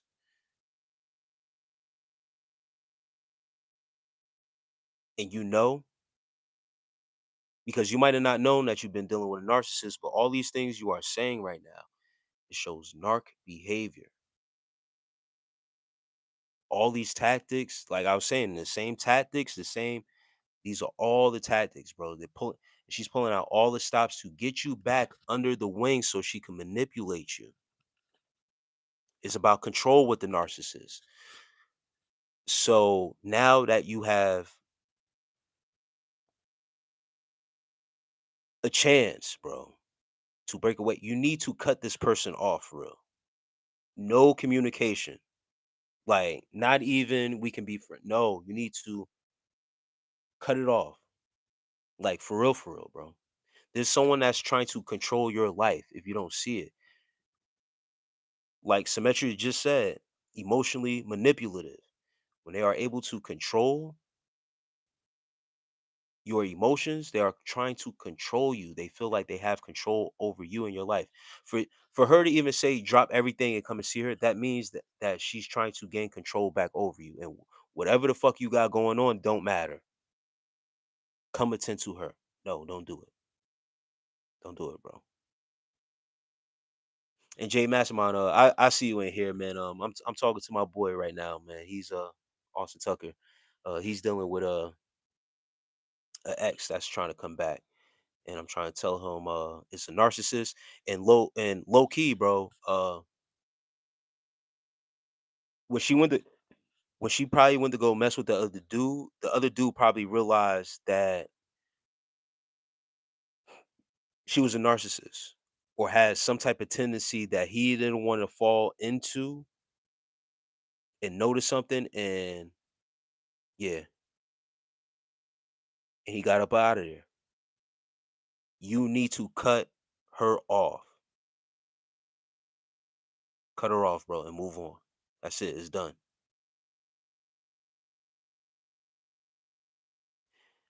Just like they said back in the day, don't do drugs, don't do X's. Yeah, don't go back, bro. It's gonna be worse.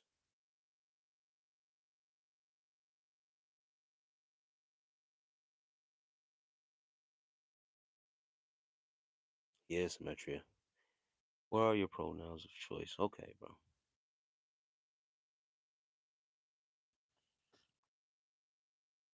Yeah, man. We don't deal with no exes. All my exes somehow wanted another chance as we got older. I don't understand though. It all depends, man, on the type of exes that come back around.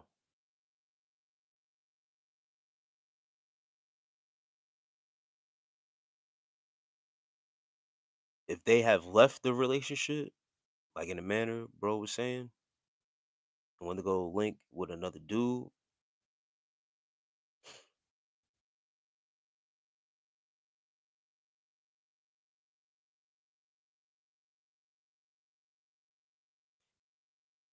Theodore says, is it okay for us as black men to cry? Um, Theodore, us as black men, bro, we bleed just like everybody else. Uh, we eat shit and live just like everybody else. What exempts us from crying? And I hate to answer your question with another question, but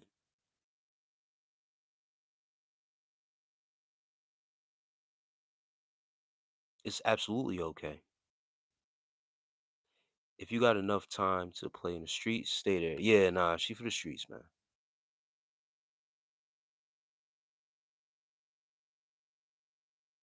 J Mastermind, I really wonder if you was with another person and they seen how you do them, they is why they come back.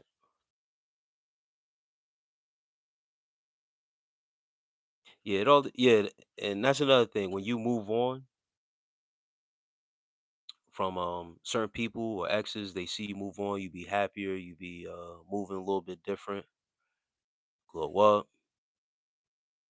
You see them come back. As long as like I said, it all depends on how the relationship ended.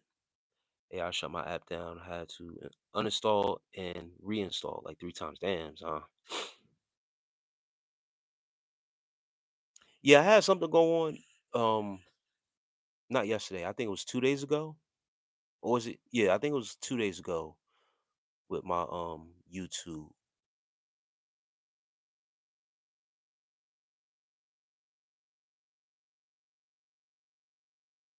Like I couldn't like it was,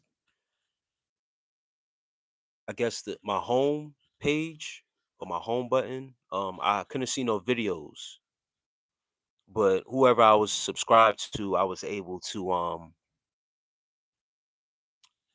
watch those videos. But nothing on my feed new was coming up. I was like that for a couple hours. It wasn't too long, but I don't know. It's, AI be messing up sometimes. It's not perfect, bro. It's not perfect. It can mess up sometimes. Yeah, that's true. Social media allows, yeah, everyone see a relationship. I never understood why I go backwards because I'm so involved from that situation. Yeah,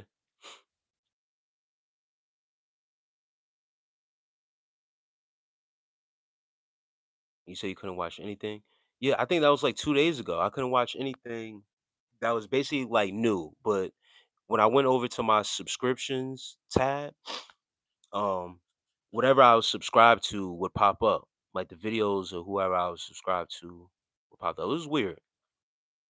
It was weird a little bit.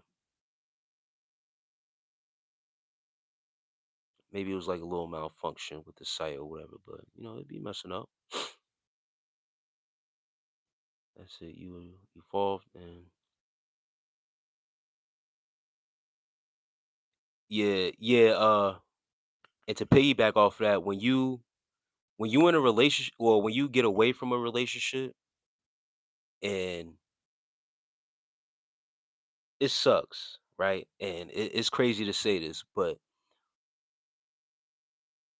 when people see you doing better out of the relationship, it kind of makes them feel like, damn, was I holding that person back this whole time? So they kind of feel like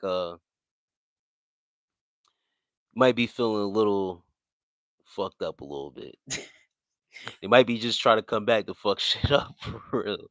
They see you moved on and got better instead of in their mind you were supposed to get worse. Social media has people out here with unrealistic relationship expectations too. Yes. Yes, Symmetry. I agree. Always looking for better and thinking they can get it be the death of these new age relationships. Glad I'm a 90s baby. Yeah, Symmetry. I agree with that as well. I was just speaking about that earlier, how social media and I was talking about characteristics. We was talking about characteristics earlier, and people are able to hide and make up their character because of social media and behind social media. But then when you actually get out here into this real world, your real character eventually has to show. And we was talking about narcissists. When that mask falls, you gotta see it for what it is for real. You can only play a certain character, but for so long until you gotta really play the real character that you that you are. Social media lets people hide certain things, and that's is a dangerous game out here. And the chosen one says, "What up? Glad everyone is here, and hope all is well. All is well, man. Glad to see you in here. Peace to you, man.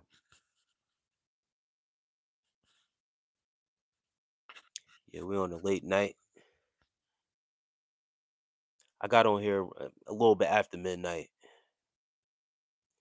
Had some errands to run. Not some errands to run, but I made a late night run to Walmart.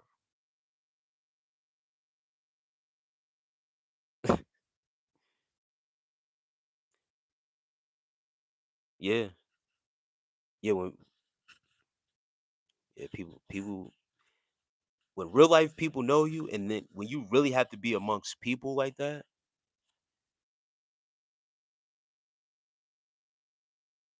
only hold it up but for so much. It's Snowden. What's up? Peace to you.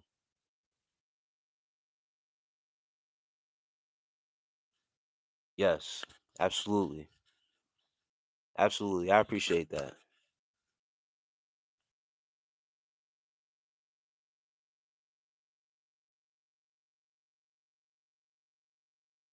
Yeah, we're gonna keep on striving, keep on going for sure, for sure. I thank you. Thank you for that.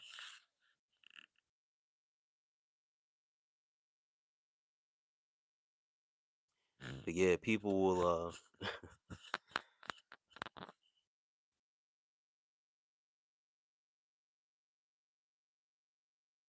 people jump ship, man. When they see that ship keep on going, they be like, damn,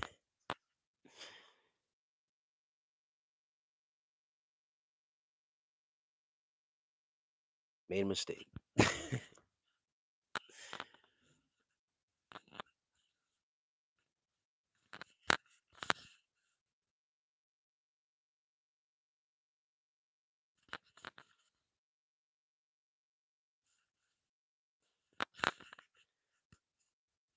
What's everybody's plans for this upcoming weekend?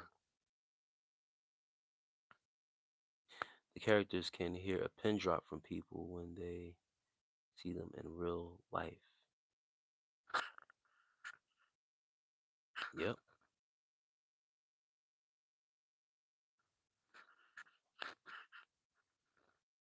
And then those with the eyes that can see right through people.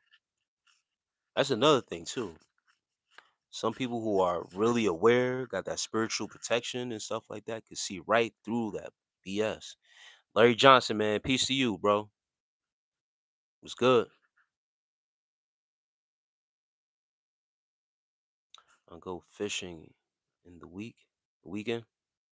Yeah, what's y'all plans for this weekend?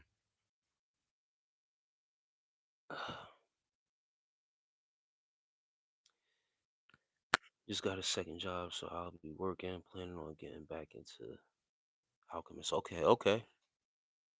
Yeah, man, that's what's up, Zon. How's the move? How's the move been so far for you as well, Zon?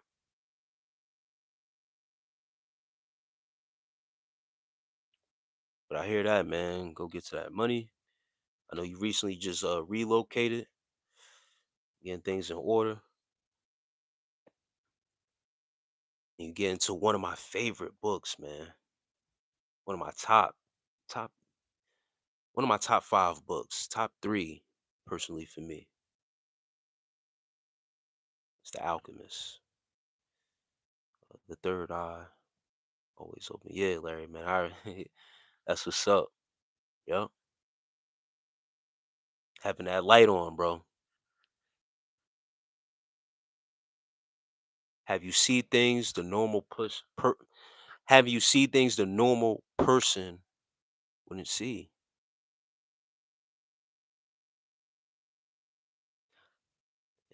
It's been great, man. Can't complain. Taking it. Yeah, that's what's up, man. Chosen one.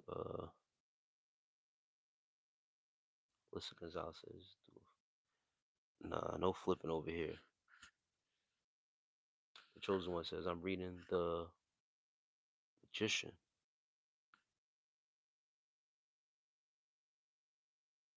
The way you spelt it, I feel like I've seen that book. Who's the author to that book? The chosen one. Maya.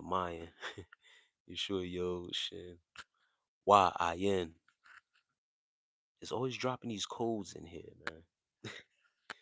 Symmetria says, I love poetry. Same here. Same here, Symmetria.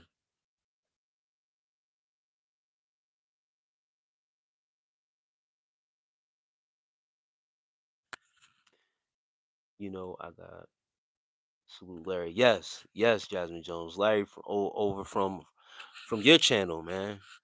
We congregated in your chat. The one day, Yeshua says, phone home. Philip Cooper. Yes, there you go, chosen one. I knew that. I knew that looked familiar. Yes, Philip Cooper. I gotta look into that. That book was recommended um by someone that we brought up. I don't know if it was Brother Panic or Bobby Hemmett, two great lecturers in the occult knowledge and esoteric knowledge. Uh that's where I noticed the title of the book, but I had to make sure. I think it was Brother Panic who recommended that book that I came across, and he talked about that. I gotta write that down because I'm gonna forget.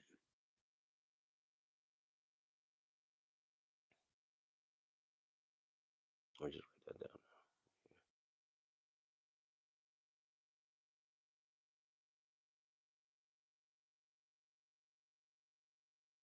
But yeah, Larry, we all congregated as well as OG Hobbs. OG Hobbs has been in here a couple times too, man. Yes, Bobby Hemmett. All right.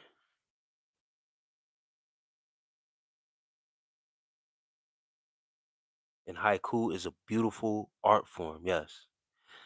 I was just talking about before literature, arts, English classes in high school was one of my favorite was my favorite subject.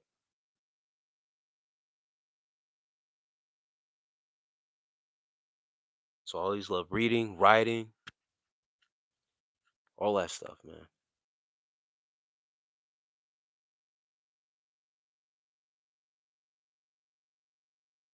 Yeah, OG Hobbs been in here a couple times. He was in, I believe, I don't know if he was in here yesterday, the last live stream that I did, or the one before. But yeah, he's been through here, Jazz, a couple times. Sure, for sure.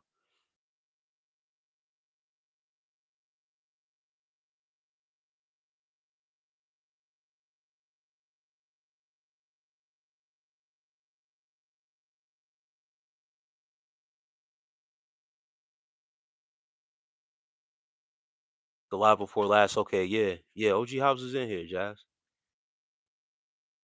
Some cool brothers, man.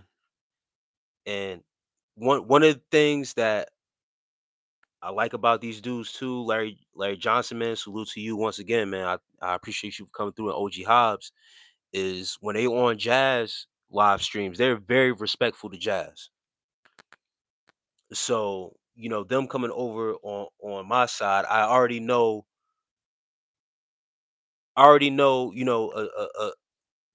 through the internet a certain way that they regard themselves and hold themselves. Like they seem like very cool dudes, man. And when I was watching them interact with Jazz in her live chat for the first time, well, for the first time when I seen them, um, I could tell, they hold a certain regard of respect and stuff like that with Jazz as well.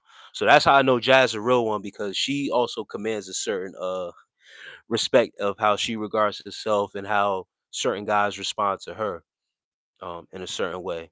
But when you're on this internet, you could attract all types of, you already know what we go through with the trolls and agents and stuff like that. But when you got people and genuine guys who come along and really support you, um, it's really a great thing, man. Speaking of books, can you recommend a book on spiritual awakening? I got you, Symmetria. I don't know if I would. Let me.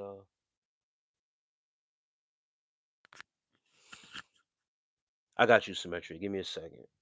I'm gonna go through the library on my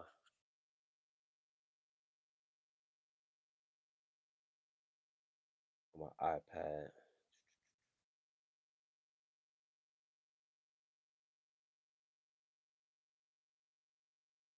Body Mind Mastery is a good one. Symmetria by Dan Millman. And there's another one.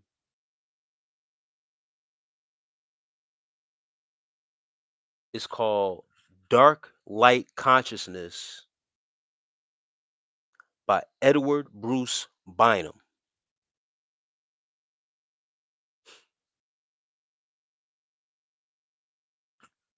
And let me catch up to the chat real fast. Symmetry. If you need me to let you know again, I'll be willing to show you the book as well.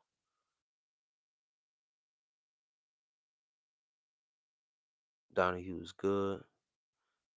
Larry and OG Hobbs, man, I appreciate it. Yeah. Yeah, some cool brothers, man. I would study for awakening all chakras, rising up energy. Yes. Yeah, Phil Donahue. Phil Donahue. Is his name Phil Donahue? I don't know if his first name is Phil or not. Gnostic teachings, Torah.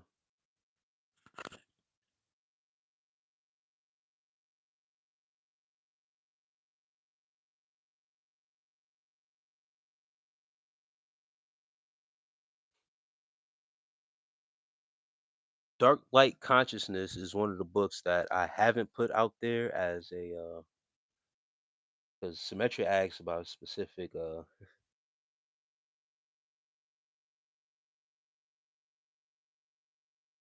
she went into specific what she wanted to a nice reference to. This book right here, I always have trouble with this iPad showing up. Bill Donahue. Yes, you got it. You got it. Yeah. Damn, you shoot yo Shin YN, man. You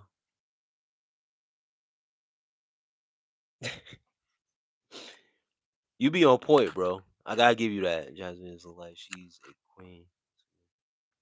She demands. Yes, nah, absolutely.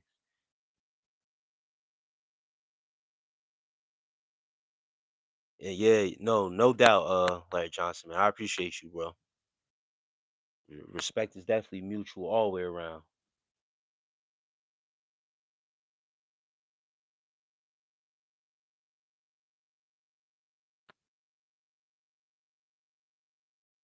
Come on.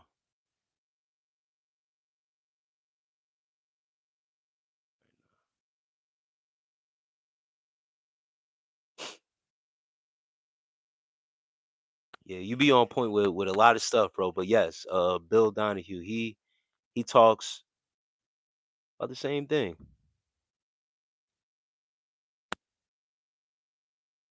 Out of Gnostic knowledge, he approaches the concept of Jesus and Christ consciousness in a totally different aspect of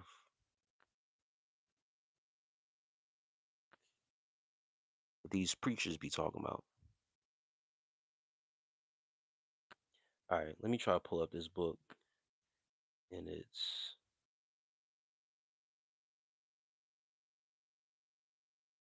and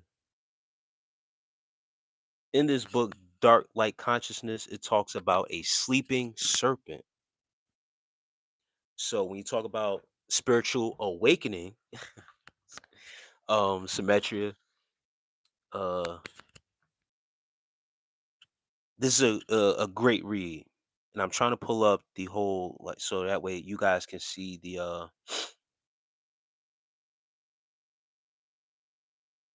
right, I found. All right, I always got shown in this aspect.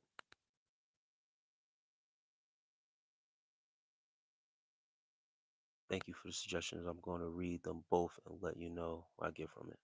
Um, but this one is specific. I know it's backwards and blurry. Dark Light Consciousness.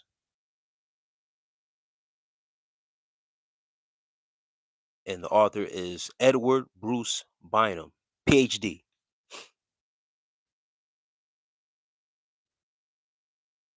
And and just to show y'all, like, I don't know if y'all can see that. I'm gonna show y'all. It says finished. So that way ain't no cat it's no cap or what I do. I know it's backwards and once again blurry, but that says, finish. Cause I want to put y'all onto some shit that I ain't read. And if I didn't finish it, I'll let y'all know. Like I ain't finished it. And then what else can I show y'all? My highlights. Hold on. And I haven't read this book in a minute. These books, when I used to work overnights and stuff like that, I used to have my iPad a lot, or it's also synced from my phone. Instead of actually having the physical books, I didn't want to carry physical books around all the time and stuff like that. And then people being nosy and saying, can I, what book you reading? What is that you reading? So I will majority of the time have uh stuff on my iPad to be more discreet with what I'm reading, stuff like that. But I got certain stuff highlighted. It is what it is. Man. Y'all get the gist. I don't go through it too much. And then I also have Audible too. I like to listen to certain books and stuff like that.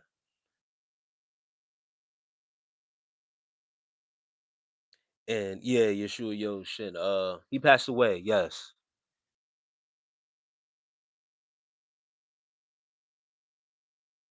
yes. The way I get what you're saying. Yeah, the way he teaches, the way he explains, he does it in his own way. He has the thing about those guys that we're talking about.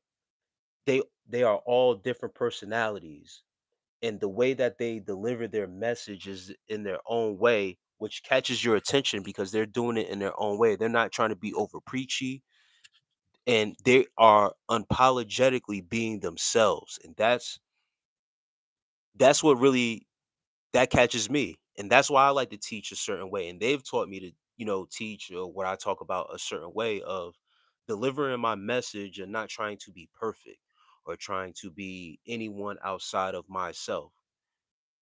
Deliver the message, don't shoot the messenger. That's it. If you can meet anyone that you learn from as far as lectures and teachings, who would it be? Great question, Zahn. Bobby Hemmett, bro. Bobby is one of them ones, man. Bobby Hemmett for sure. It was one person I yeah. And yes, R.I.P. Jesse Jackson. I said that yesterday about Jesse. R.I.P. to him, man. Jasmine Cone.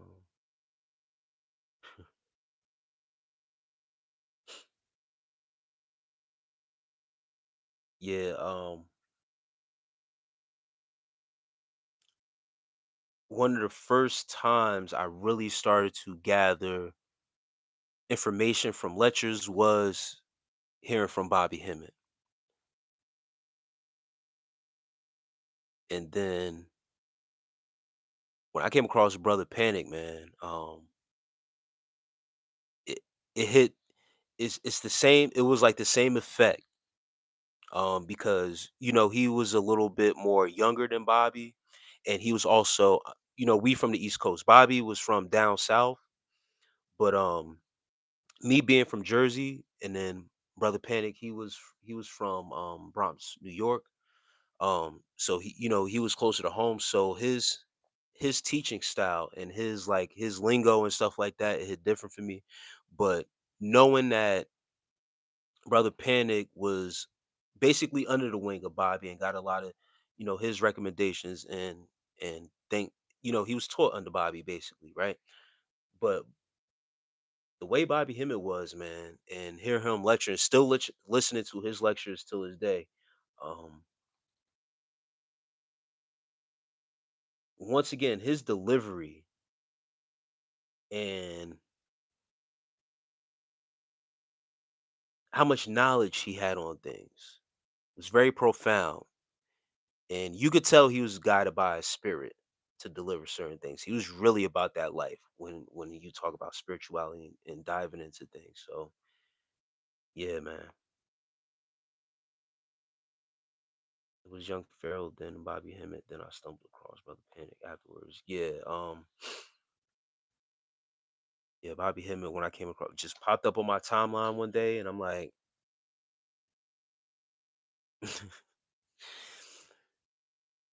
binge watching. He turned into binge watching, man.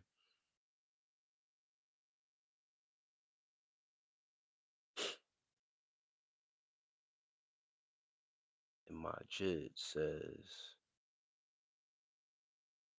Pac or Biggie?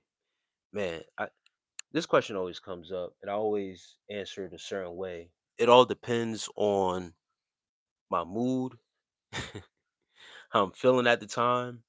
Um,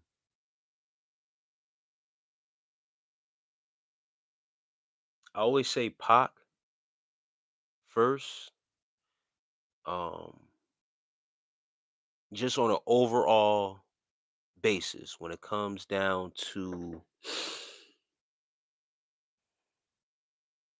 not just the.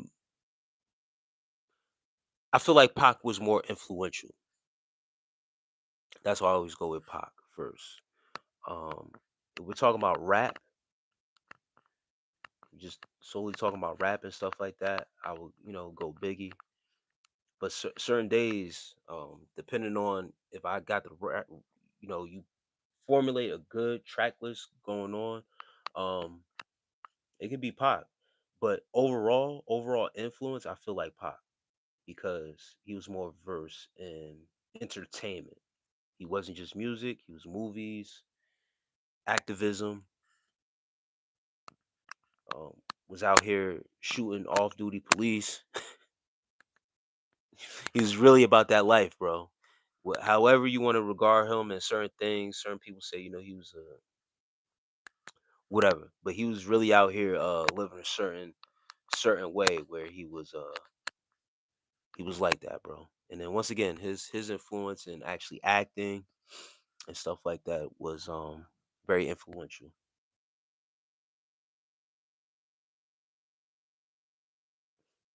And Miles, that's pretty clever, man. If the message is meant for that spirit, then it's for you. Everything is not meant for everybody because at a certain time it's meant for that spirit to catch it. Yes, I agree with that.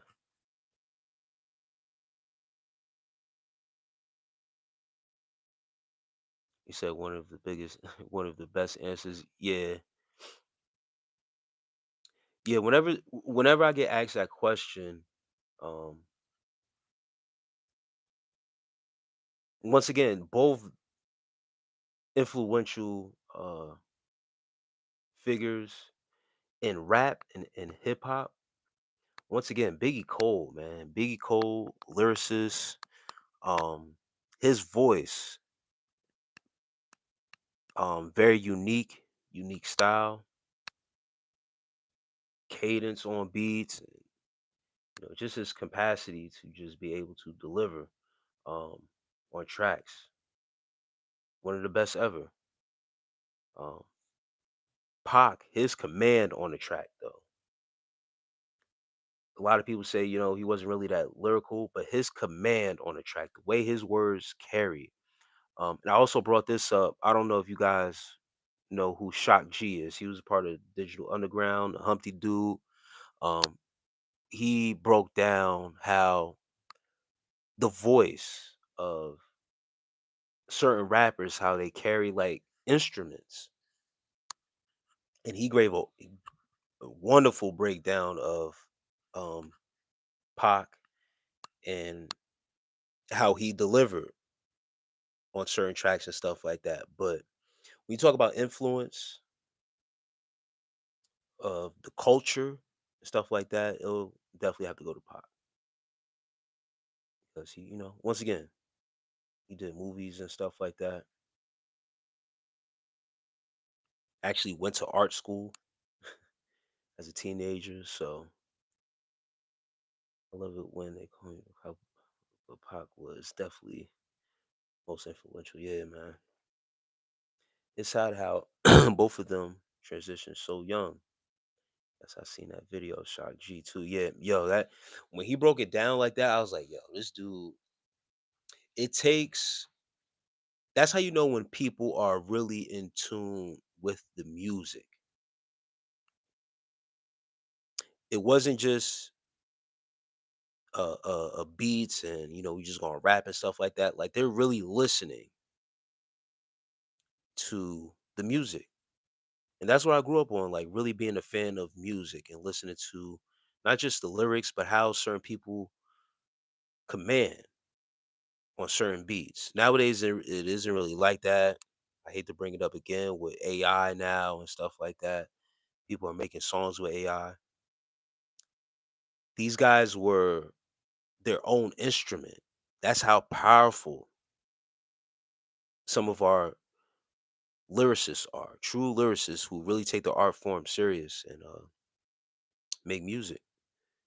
But when Shock G broke it down, he broke it down with how Malcolm X and Martin Luther King used to deliver their messages, and he made the correlation with how Pac, like basically like preachers, like being like preachers over a beat. That's how Pac was. His command, and then he compared Biggie as like a what do you call it? Like a baritone or like a jazz like a jazz instrument using his voice, but being on the cadence on his own with the beat. It was amazing how he broke it down, bro.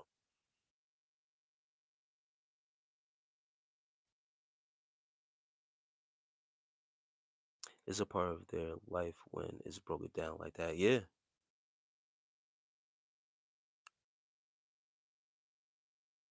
Can you compare any artist today? Tupac, I have no one in mind. And Jazz, that's a great question. Pac was too too unique of an artist in his own right. Um,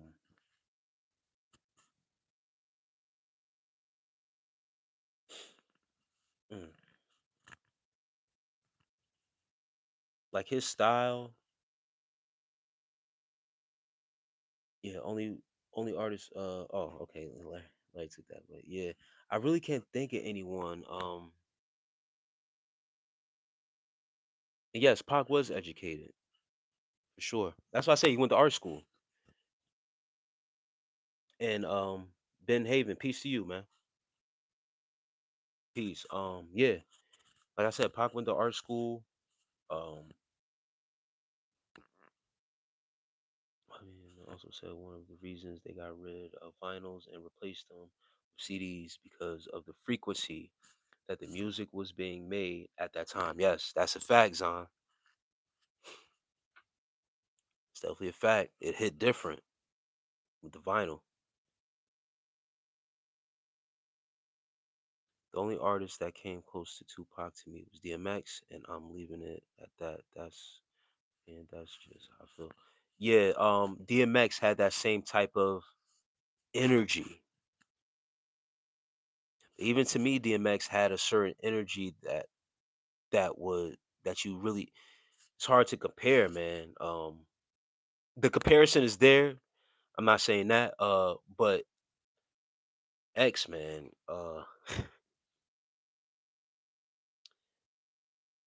different, different dudes. But yeah, that's the only person I agree with Larry Johnson. That's the only person I could really think that comes close. Um,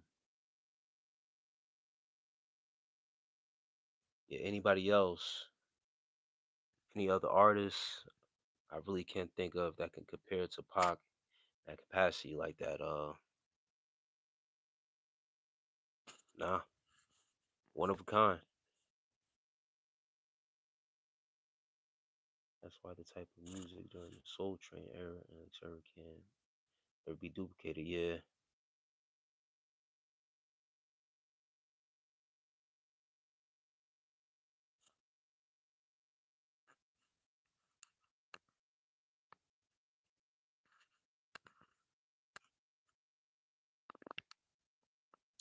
yeah. They say Ja Rule at one time was getting compared to Pac and DMX. Ja Rule at one time was very close to DMX, and then some beef happened, and DMX was felt some type of way because he felt like Ja Rule copied his style. Um, and on your checkout, Missy. I appreciate that gift, Missy. Thank you. Um, yeah, Ja Rule was a guy. Um, and good morning. Everything's great. We talking about music right now. That's the topic for right now. Appreciate you for being in here. Uh, but yeah, Ja Rule at one point he did kind of mimic the style of, and he's been on record of saying it too that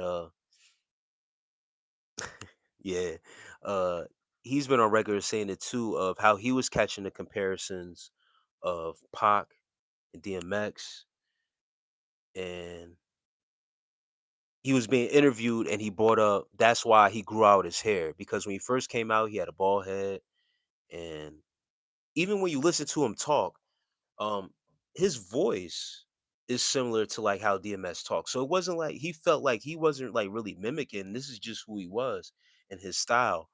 But when you have to be under the shadows, especially at that time, when you come up under the shadows of trying to, do your music and deliver it a certain way, it could come off as that. And it was a little bit of, trying to be like Pac because everyone was influenced. That's what I'm saying. Very influential. Tupac was. So a lot of people have been influenced by that, and that could carry over. So what Ja Rule said was for him to try to break out of that mold of having too much influence of Pac and DMX in his life was to what he was getting chastised for was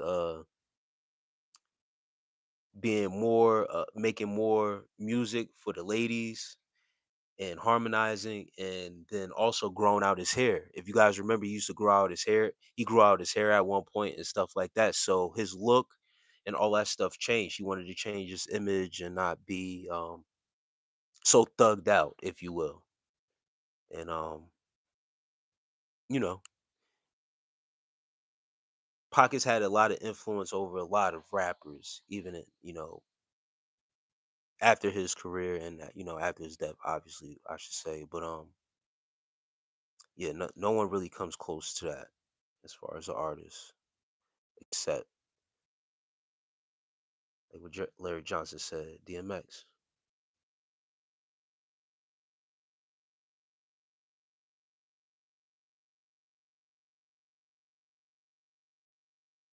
Yeah, son. After that beef with 50, man, yeah, slow down for him, bro. And he's recently had, some stuff come up. I know people, you've been on his internet streets where he ran into Tony Yayo on the airplane.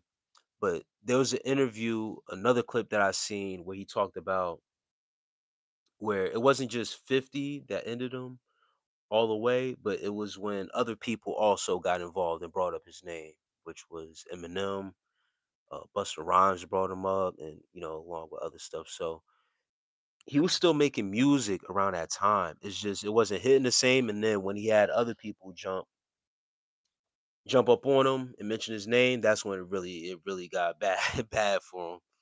But yeah, 50 was the one that you could basically say opened the wound, and then everybody else just started cracking down on him, man. It was crazy.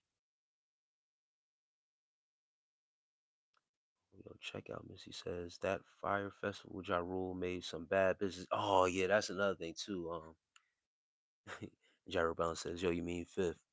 Um, yes. I mean,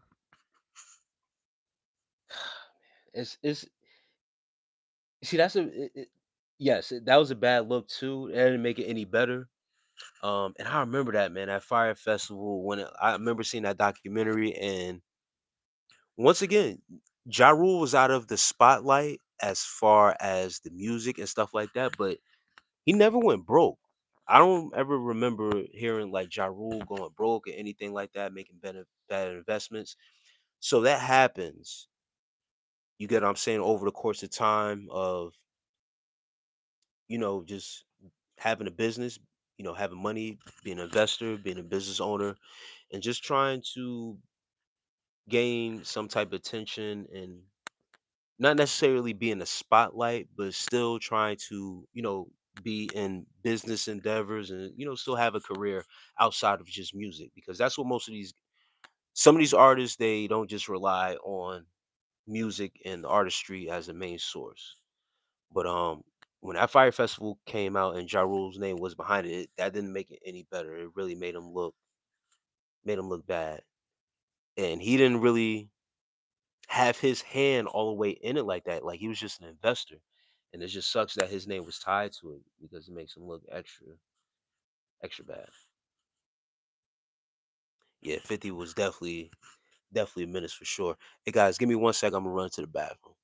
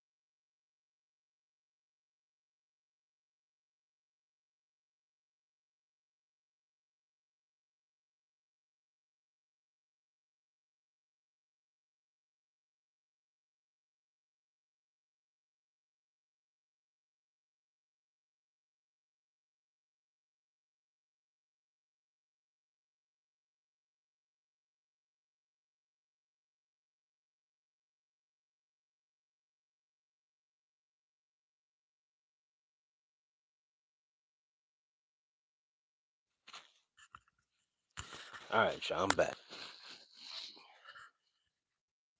A lot of water drinking, a lot of hydration. Oh man. Yeah, last week I had a cold, so I've been making sure to upkeep with my proper hydration, electrolytes, vitamin C, all that good stuff. Been drinking water on the tail end of my day, but I had that's another thing I went to Walmart for earlier, to get some more electrolyte drinks, pineapple juice. And somebody yesterday told me something, or reminded me about bell peppers, and that's what I forgot to get at the grocery store today. I made a stop at the grocery store. Um, One of the things I did get when I went to the grocery store, little tip for you guys, and we talked about this before, but dark chocolate. Yes, guys, dark chocolate, and not Hershey's, not Nestle chocolate and stuff like that. I'm talking about the actual dark chocolate. They say the ones with at least 70% or 75% and up pure cocoa, that has pure cocoa in it, dark chocolate, is the one you need to get. Many benefits. As far as, is it 80? Okay. I seen somewhere where it was about like 70, 75 you could get away with. But I have 95%.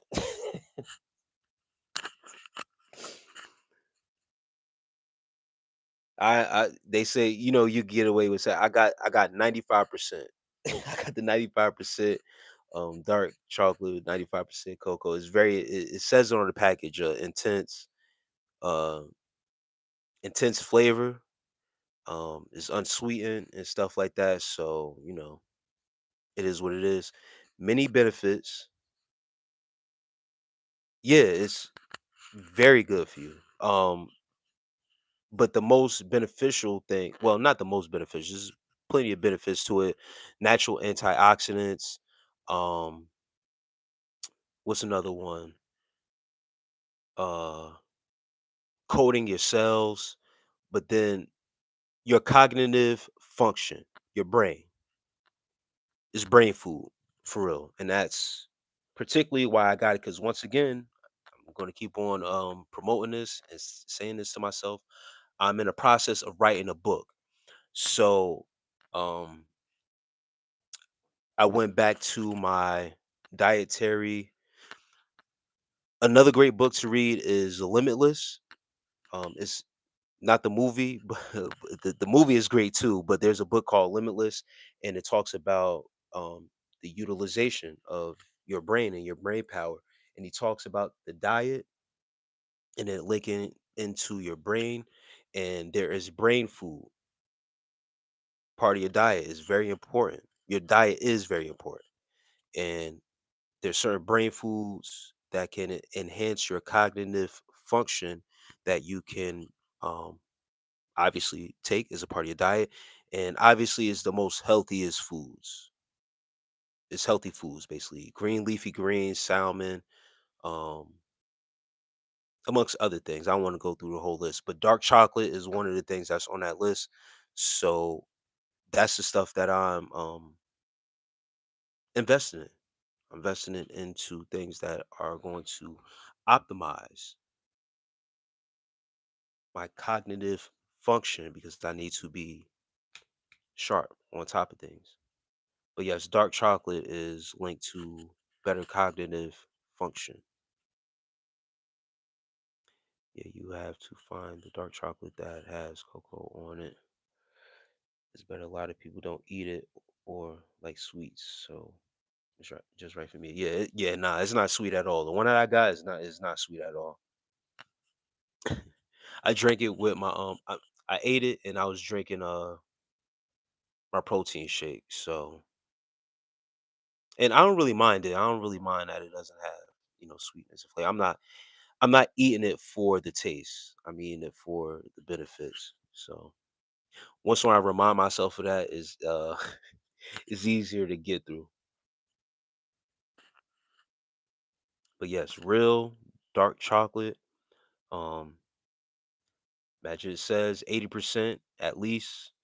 Um Once again, online, if you do, a little bit of research, they say, 70 to 75% you could get away with.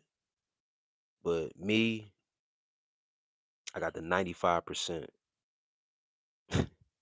I was actually looking for the 100% one, and for some reason they didn't have it in the store that I was in the supermarket. The closest I found was 95.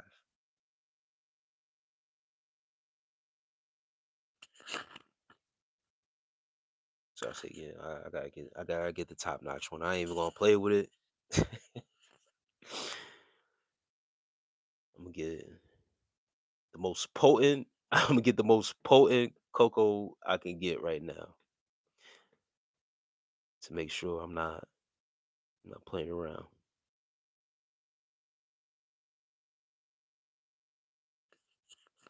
But yeah, dark chocolate, guys. I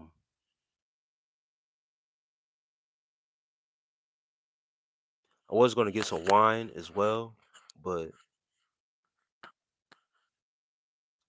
I'm good on that. I guess maybe this weekend. Maybe this weekend I might get a bottle. I'm not too sure yet.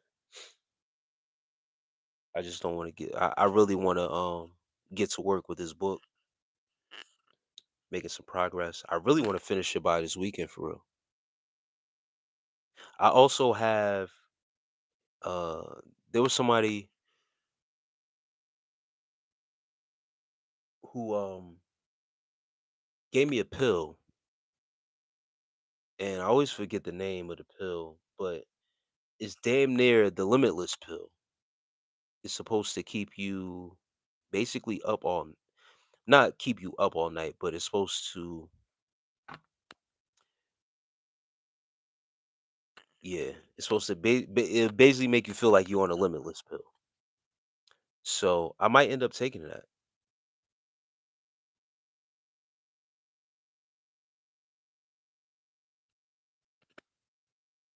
And you say you never seen the 95? Hold on for a second. Let me show you. Hold on real fast.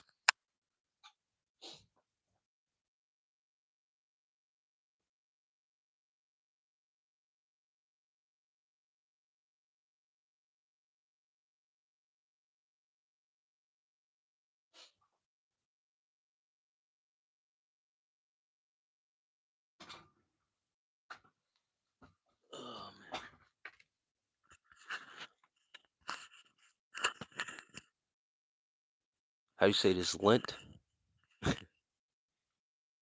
95%. I'm gonna get another package this weekend. Sit back and chill out. But yeah, 95%. That was the closest I could get to 100. They had a 92% one. And once again, we know the truth says that's gross. Um,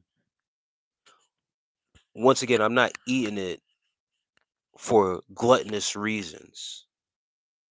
I'm not eating it because it tastes good. I'm eating it for the actual benefits to my body. So, what is your go-to wine? I like red wine. Merlot is okay. All right, you got it, man. Merlot is okay. I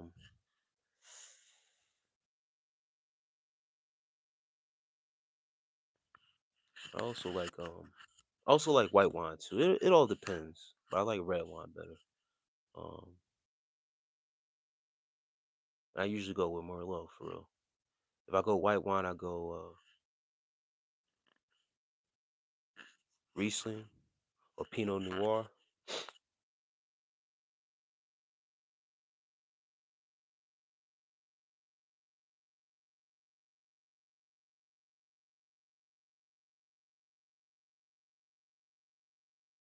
Anthony Parker says Old Block, Chicago in the house.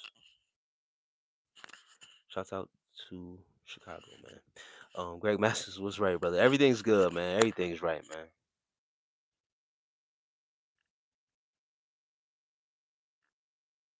Trying to increase my cognitive power, gearing up to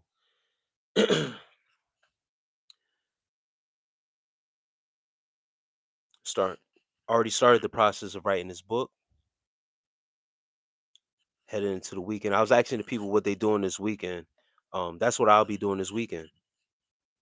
Is getting this book out on paper, organizing, and writing this book. I'm in Tuscaloosa. I've never seen. I know I'm gonna have to get online. Damn, I ate it for no reason. Like a cheese sweet. When I have my cheat meal. Jazz, but that chocolate right there is not sweet at all. There you go, Divine F Empress. I was just thinking about you. What's that pill called that's like close to the limitless pill?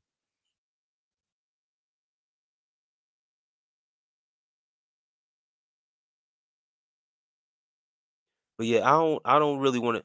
I was gonna get wine, but I don't want to drink for real this weekend. That's why I said I thought about it. I'm like, nah, I don't want to do that. I was gonna get it for when I was actually done doing what I was doing.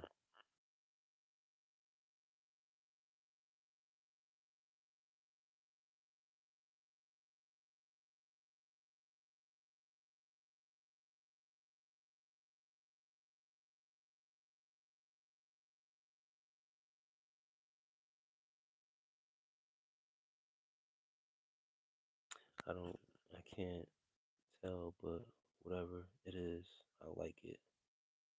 Son, what? Say you eat raisins as candy. Um, and Divine F Empress says fentanyl.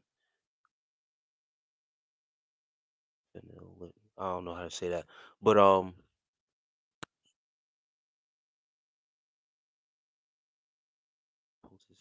um,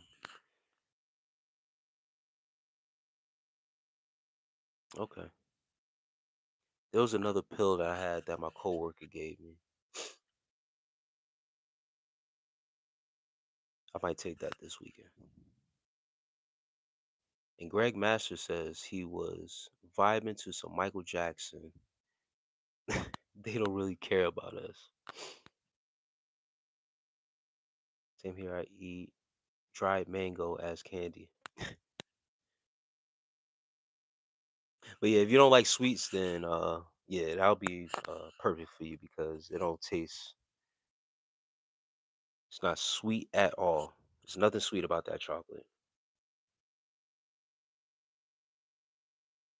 Daffodil, that's what it is. Thank you, Divine F Empress. That's the one that I got. Daffodil.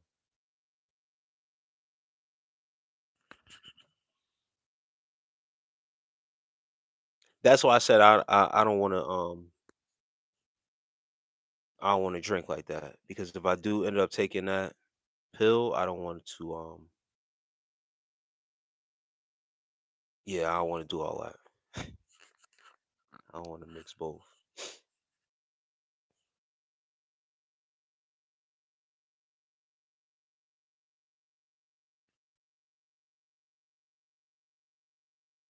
But yeah, that dark chocolate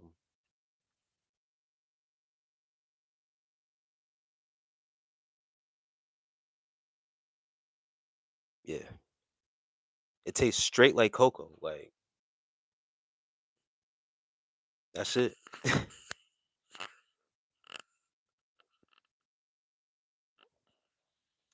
Oh, was an Indian chief. You should try a blackberry wine. Any red or white, give me Martin two fingers to the side of the. That's funny. Oh, just Jones. I know exactly what you're talking about. That little. But when I do have wine, sure it's blackberry wine. Yeah, that sounds good. Have you ever had chocolate? The fruit is the fruit of chocolate before they process the seeds. Yeah, I know exactly what you're talking about. But no, I haven't had it in that form. The fruit, no. I wish I don't know where to get that from, but if I was able to get my hands on that, I definitely would. I would love to try some of that.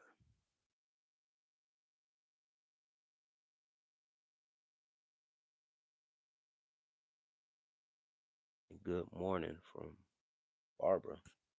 Good morning. Good morning, Barbara. I'm sorry I said it like that. I thought you were saying like from an actual place. You're an actual person. And peace to everybody, man, who just came in here, show some love. Um, I plan to be on live stream tomorrow night as well. Friday. Yeah, I plan to be on tomorrow night. Um, Saturday night I might not be. I'll be busy getting some work done. That's why I'll be in full writers mode Saturday night. So I won't be on a live stream. I need all distractions off.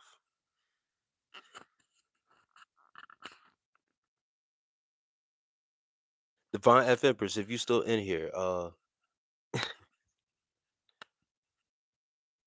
do you think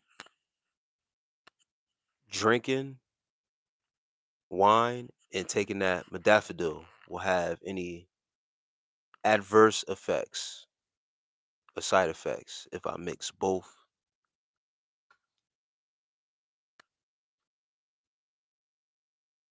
And I'm trying to write a book.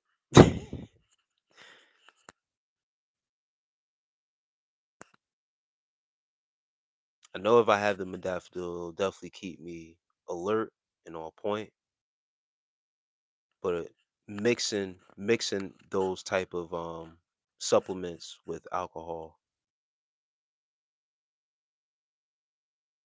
do you think mixing that modafinil with wine with alcohol at all will have any type of effects? Dan's Migos says, hello, friend. Peace, man. Peace, Dan. How you, man?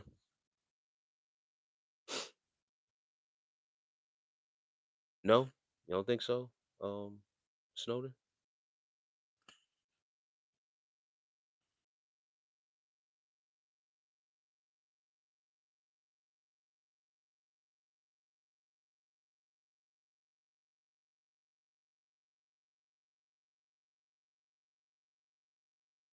Dan's Migo says, I wish we lived closer.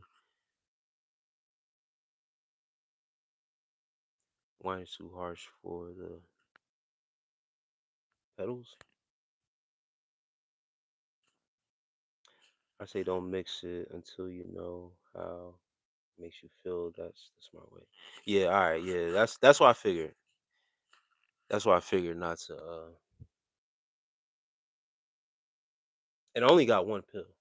That's another thing too. I only got one, so I don't want to waste it and then be on some BS. So yeah, that's why I said I didn't want to mix the two, and I'm trying to get some work done. So I'd rather just yeah,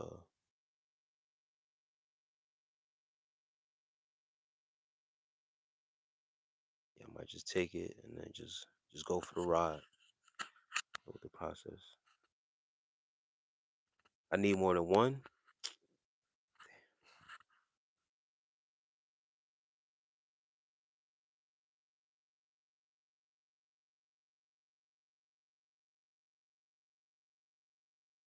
Yeah, man. It would be cool to Dan's Migo, man. I appreciate you once again, bro. Um, yeah, man. It would be cool to have a gym buddy, bro.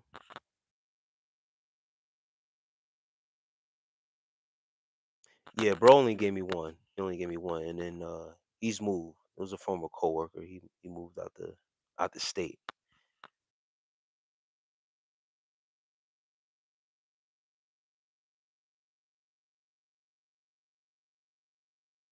Yeah, nah, I know. Yeah, nah, I know it doesn't get you high. I know the effects of it though. Had me focused, had me locked in. I know it's supposed to lock you in to get some shit done. That's my purpose for taking it. I finally got something that I need to get done for real. So we'll see how it goes. I'm pretty. I know I'll be focused with it, focused without it. It doesn't matter. I'm on a mission right now. um, what it says. Nah, yeah, nah, having a gym buddy like that, and then also these has to be facts. Yeah, I'm not right all the time, brother, but I get what you're saying. Humble, man, very humbling, bro. It sucks when people, have this misconception about me, um, that I'm a know-it-all. Because I've had people come across and say that about me as well. Just trying to give me a hard time, right? But when people do come across and say that, I'll be like, listen, I don't claim to know everything or pretend to know everything. A wise man knows he doesn't know everything. I'm always open to be taught and learn. That's humbling, man. For real, for real.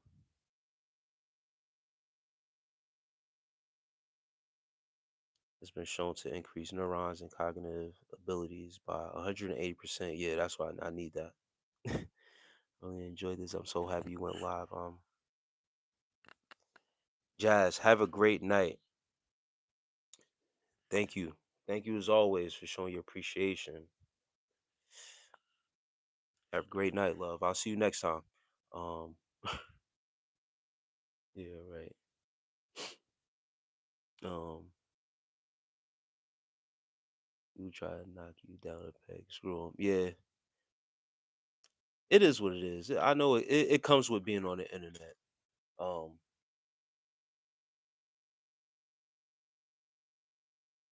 but that's how just people judge. People judge. However they're gonna judge you. I don't really care. You should really ask why. Should I be concerned about what you think about what I know?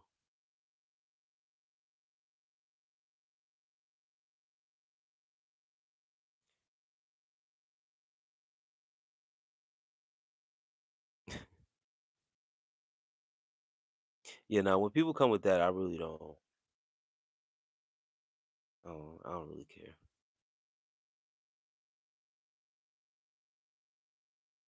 And Greg Master says, "What's this supplement called? Sounds interesting." Um, the one that I'm talking about is called Modafinil, and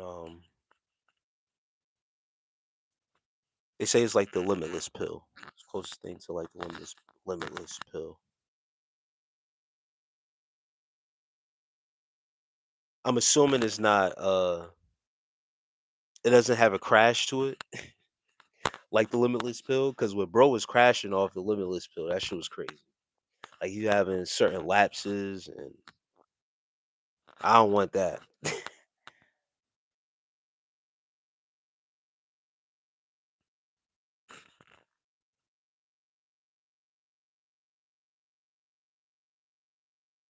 You say you need supplements for focus. Yeah, I really don't have a problem focusing. Um,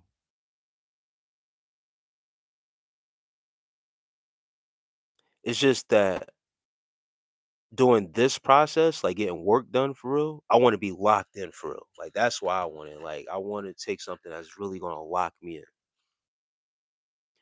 Like I have no problem being motivated, and it'll take me a time to really get locked in. But I want something that really like like like Divine Empress said, um,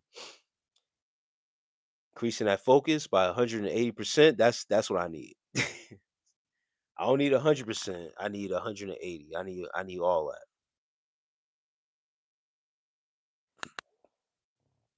Remember Jack 3D is crazy. Yes. That's an old school man, yo. Yeah. I remember that. That was my first introduction into taking pre-workout. And man, very intense, bro. I take a pre-workout now is bucked, but it's like the intense one. It's the Buck 3D.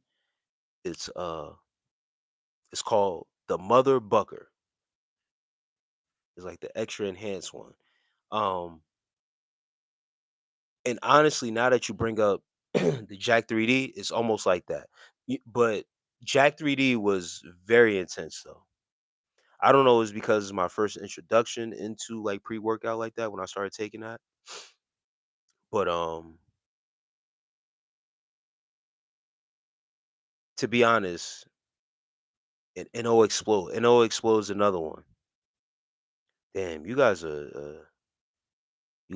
new to the. Yes, it did get banned. That's what yeah, nah, that Jack 3D, that was something different. As an intelligent African black woman, I try anything. I don't wear makeup, wear lashes. This dude hits on me. Complains about my lashes. My hair, it's down to my back. I mean, it's gonna happen, Divine F Empress. I'm not even gonna lie to you.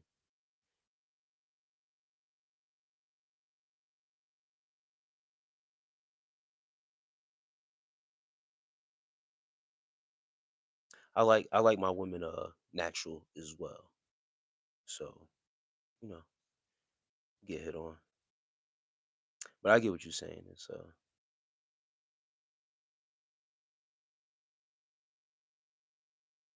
a lot of women rather be respected for their mind than their looks. They get tired of that. Archer says you was taking that stuff in middle school. That's crazy. Yeah, I remember when it got banned, bro. It was some other shit in there, bro, for sure. And old NO Explode, I did Neon 3D.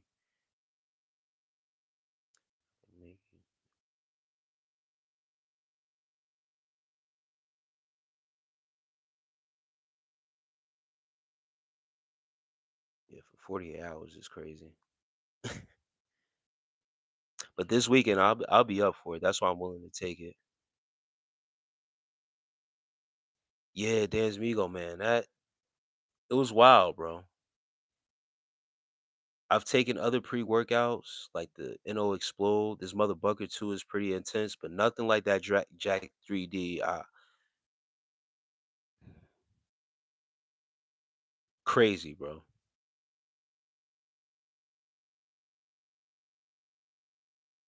Yeah, banned substances. I was just gonna say that. I didn't want to say that it was steroids or some shit like that in there, but it was definitely some substances in there that it wasn't right, bro. I mean, it was right for the time being, but it was, yeah, it was crazy.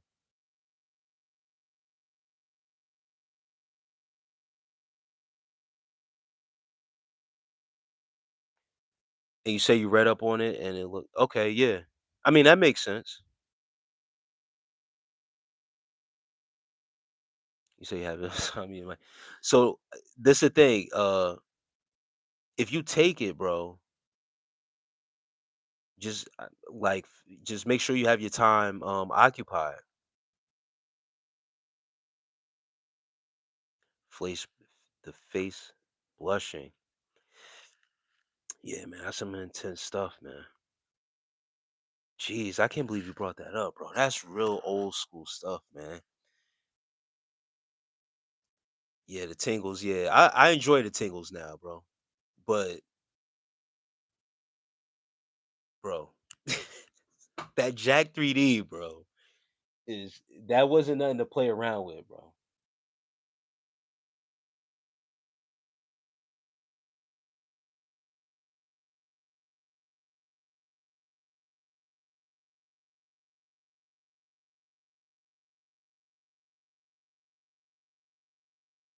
Yeah, I can't believe you brought that up, man. That brings back memories, bro.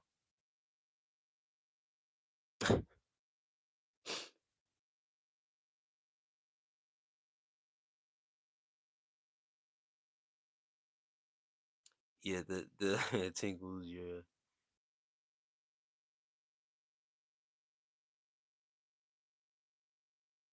yeah. If you're not tingling after taking pre-workout, it's not working for real.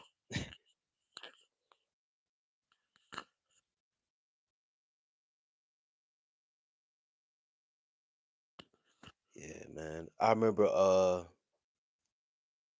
Yeah, man. Rest in peace, to my boy DK, man. He was the one who originally put me on to pre-workouts, and that was the one that he recommended was the Jack 3D, bro. Crazy as hell. And my boy DK, he didn't work out like that. Like he took it just to because we also we played in certain leagues and stuff like that. Flag football league, like an indoor flag football league we played in. So he was taking that shit before game times and stuff like that, and he was always wired, bro. I didn't understand um why he was so wired until he found out like I was going to the gym for real like that. Like I was still going to the gym after my playing I was about to say softball. Cuz we played softball together too. We played in a softball league, but I was playing semi-pro football, and after playing semi-pro football, I got, these guys wanted me to play flag football, adult flag football league. And I was still going to the gym and stuff like that, still working out. That's when I really started to, have this routine of going to the gym. And that's when I was introduced for real into pre-workouts. And that was, yeah, that was it, bro. Yes, C4 did come out after that. They had to calm it down.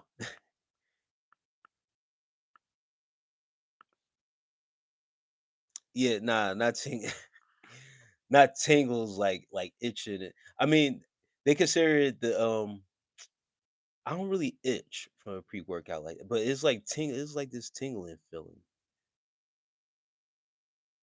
But it's not addictive. It's not like addictive feeling, but that's how you know it's working. The the ingredient in pre-workouts that give you the tingles like that is beta alanine. That's what gives guys the tingles. It's actually beta alanine that's in the pre-workouts that makes you tingle like that. Vault by Neon. I know that one. I never took that one. But I got to a point where I was making my own pre-workouts, so I knew certain ingredients and molecules, if you will. I was like a mad scientist at one point, creating my own pre-workouts and stuff like that. And once when I found out that it was beta alanine that would, make you basically give you the itches or the tingles, make you tingle like that is beta alanine.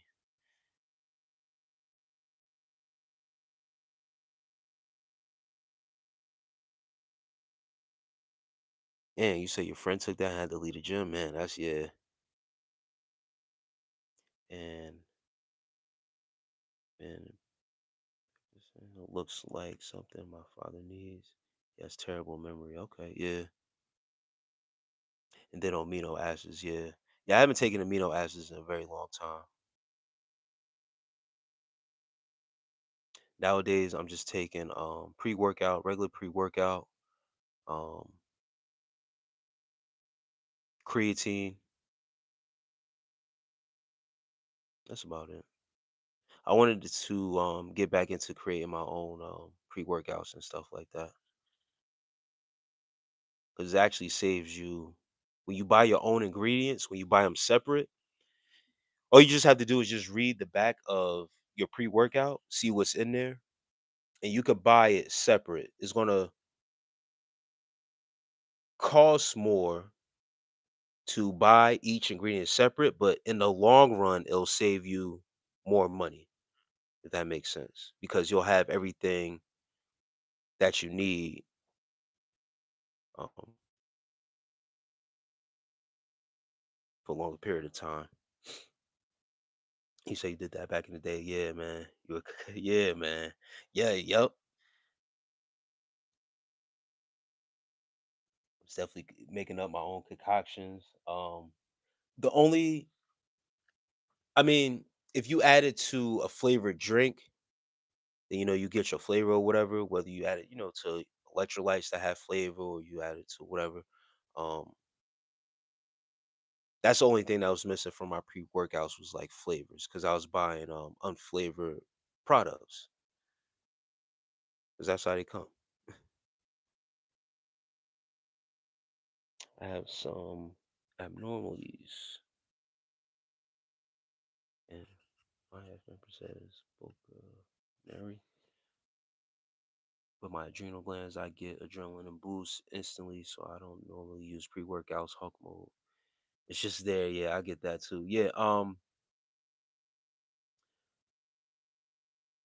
Once when I get adrenaline, boost like that, also, um, I necessarily don't need pre-workout either. So I tend to cycle every now and then. I'll cycle off my pre-workout. If I go past the 30 days, I still got some left, and I won't take it. Because after a while, I'll get used to it, and it don't really do anything, but just give me the tingles. I'll just get the tingles, and then that'll be it. But once when I get warmed up, and then everything just starts kicking in, yeah.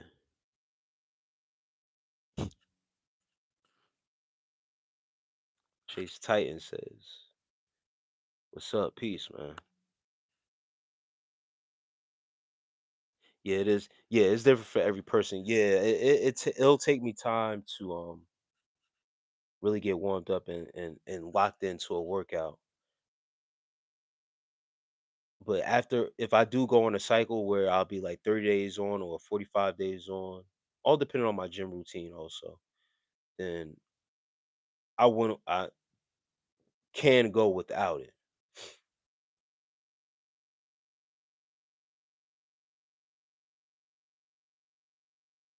You say I used to depend on pre-workout. Yeah.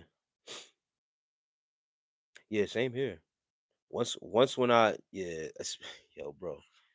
After that Jack 3D, bro, it was addicting, bro. I don't know. It had to be cocaine in it or something, bro. 'Cause oh my gosh, bro, it was crazy intense, bro. Patricia, Patricia McGowan says, "Hi, peace. NO explode would eventually make me puke." Yeah, NO explode. I used to take as well, and it was different. NO explode. I get why you saying that it'll make you puke because it even like it had like a, correct me if I'm wrong. It was like kind of like creamy, right? Like it was weird. Like it was like a weird texture once when it like dissolved in the water and you drank it. Like it was, yeah, it was like a weird, it was like a weird yeah, it was like a weird texture. It didn't break down right for some reason. I didn't like that. It was good pre-workout though. It was pretty intense.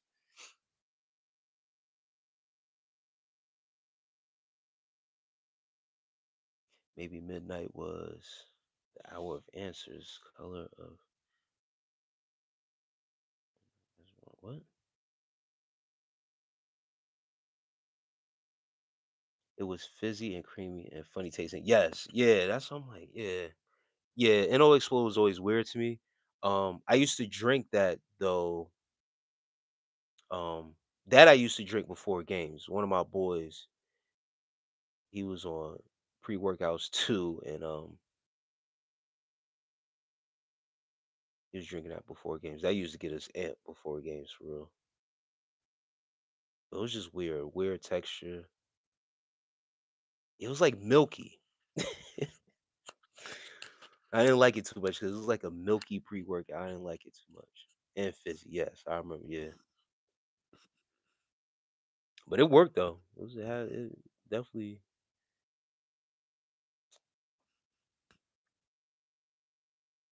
Yeah, pause, I guess. The instructions would tell you to cycle off. Yes, it did. Yeah, when instructions tell you to cycle off, that lets you know definitely something ain't right. Dan Migo says Jack 3 definitely has some amphetamines in it. Yeah, it was different.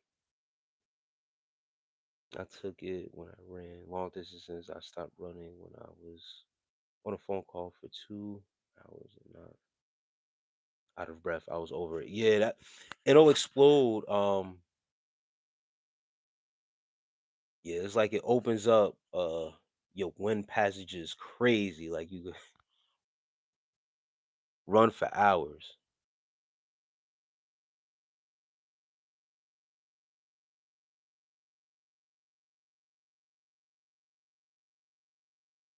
Greg Master says some of the ancient pre-workouts is in the Philippines is eating fertilized duck eggs.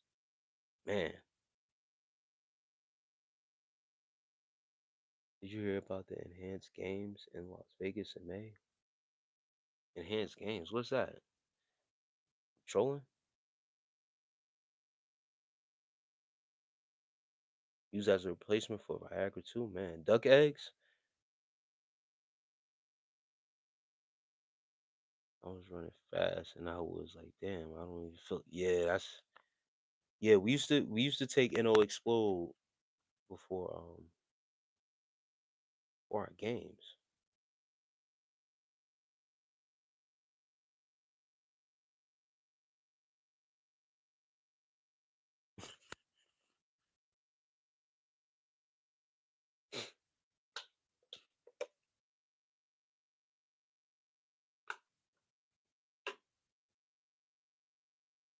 Duck eggs with the fertilized duck inside. Oh man, that's, jeez, sounds pretty rough.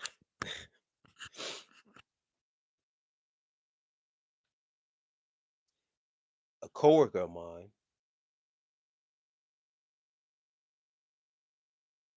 yeah, basically duck fetus. Yeah, I mean,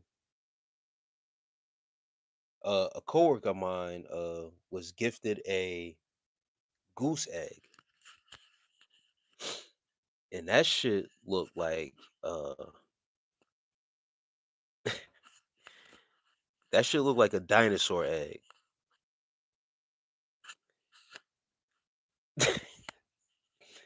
And like a week later, yeah, it was like Like it had the spots on it and everything, so it looked weird as hell. Like it literally looked like a dinosaur egg, right? Like it was big, bro. Like a week later, um, because like we had alternator shifts, right? He came back to work. I said, "Yo, did you ever eat that duck egg?" He said, "Yeah, I almost almost threw the fuck up." He didn't finish it. He cooked it. He said it smelled weird, and then he tried to eat it, and he said he almost threw up. Fertilized ostrich egg. Crazy. Yeah. Oh man. Well, check out the enhanced games in Vegas this spring. Gonna be crazy. You said chicken eggs stink to you.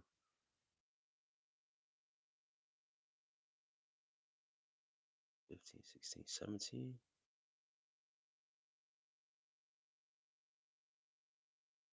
I don't know.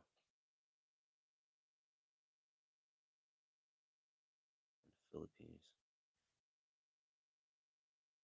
Show you guys my hairline. I might go to the barber shop tomorrow. I don't know if I feel like it. That's a delicacy. And yes, Divine F Empress. Stop eating meat.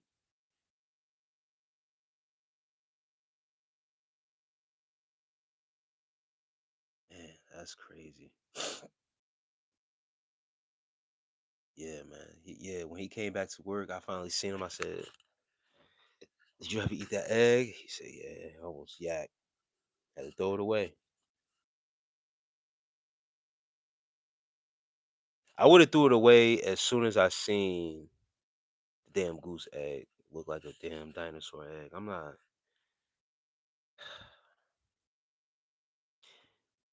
And then half Filipino. We use the blood flow boosters. Jeez.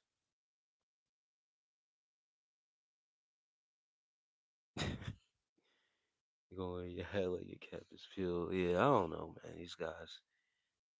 Sometimes they be infatuated with my looks,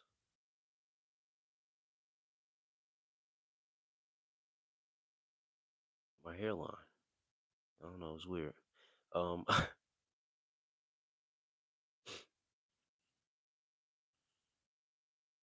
you haven't eaten meat since a very long time, since you're a little girl. I didn't know that, Divine F Empress.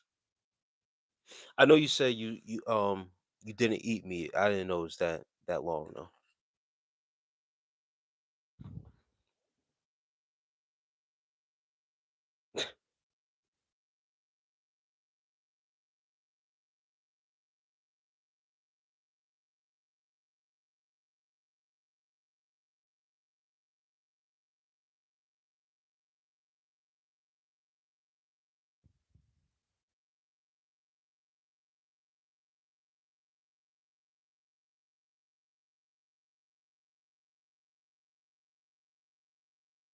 And pescatarian half the time. Okay, yeah, just fish and stuff like that.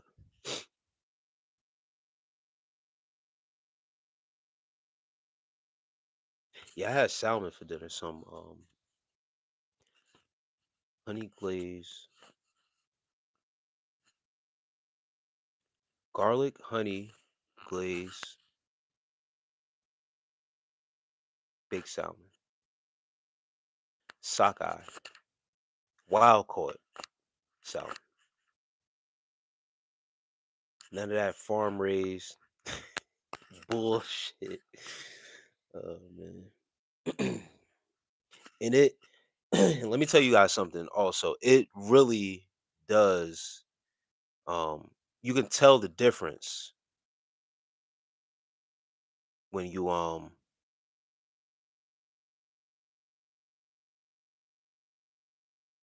buy things like that. It cooks a little bit different. And even like as I started to break it up, because I had salmon last week, um, and I got to the grocery store late, so they packed up all the fish that they usually have out. for you for you tell them how many pounds you want and weigh and stuff like that. So I had to get the bullshit salmon last week, and yeah, it cooks totally different, breaks up totally different. I don't like that. In Vietnam, it's cobra blood they drink for energy boosters. Damn, Greg Masters.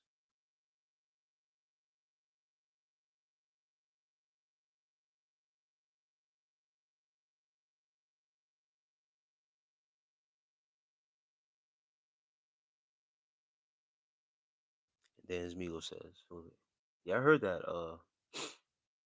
Damn, they are pretty nice.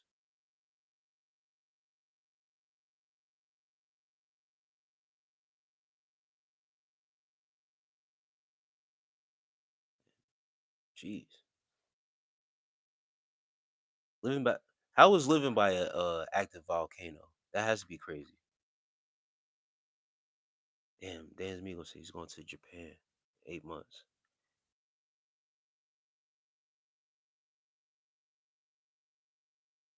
Great, great Kool-Aid squeeze sugar freeze by pre-workout. That's funny.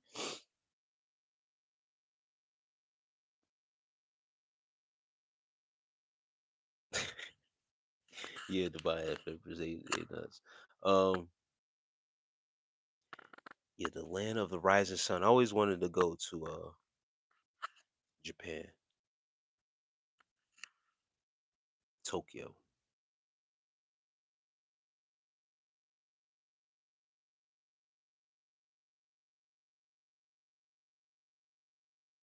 Yeah, I know that has to be nuts.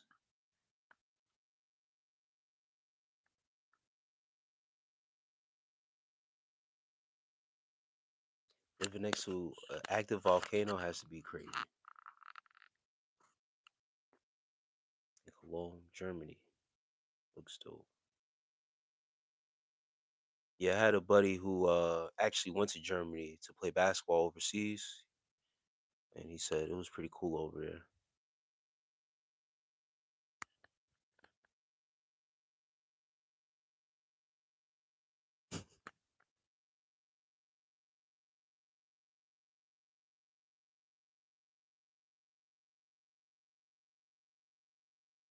Damn. Five. Let me say you've been to Japan twice. Yeah, that's one place I would love to visit.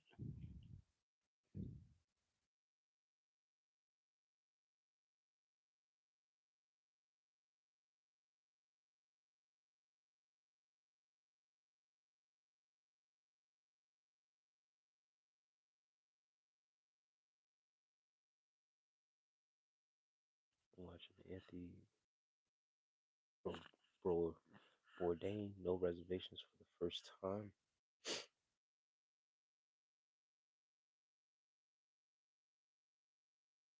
Man, it's pouring lava flow right now.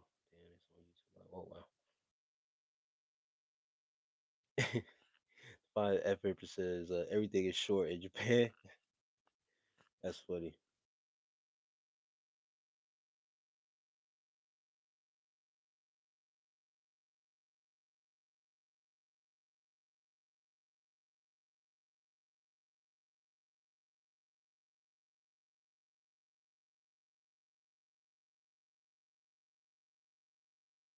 Yeah, I hear that. Going to the best sushi restaurant. Yeah. Hold on.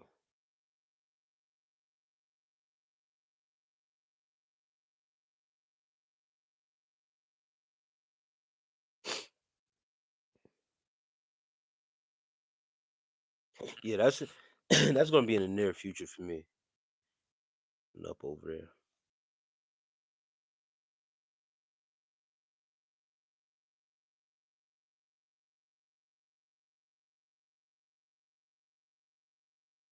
I've traveled, but I haven't been there.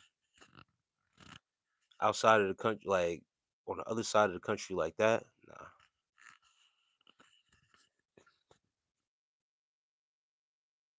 And once again, at the time, um, I don't have I don't. didn't have anybody in my circle that was willing to take a trip to Tokyo. Everyone in my circle likes going to tropical places like DR, which is fine. I'm cool with that too. And going to those places is cool, but I am, my life path, so already know what type of time I'm on. The places I would like to go isn't really try, you know, like your typical places where people would like to go for a vacation. Like I want to go to Greece, Italy. I would love to go to Germany as well.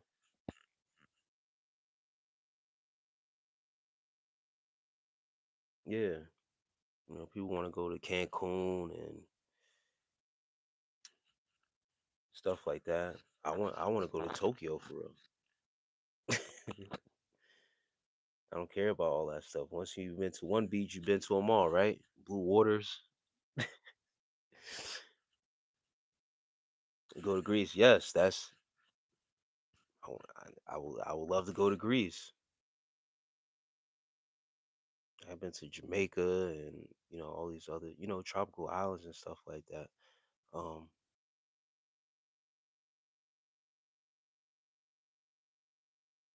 yeah,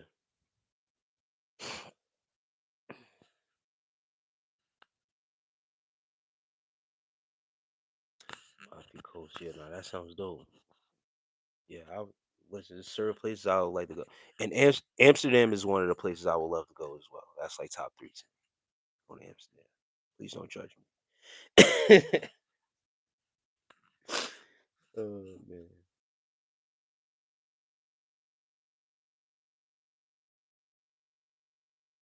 Grandmaster says I would love to go to Ethiopia, the birthplace of coffee. As you gonna say, you got it, brother. Yeah.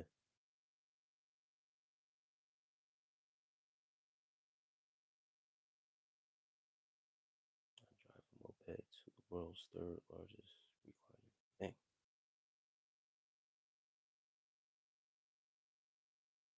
Yeah, man.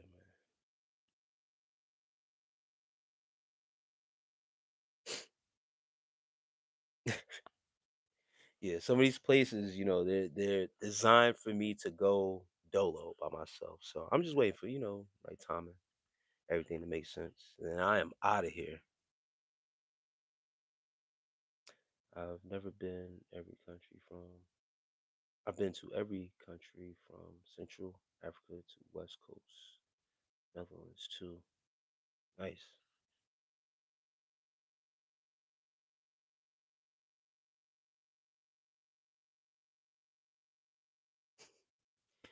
Yeah, these people with this new age lingo.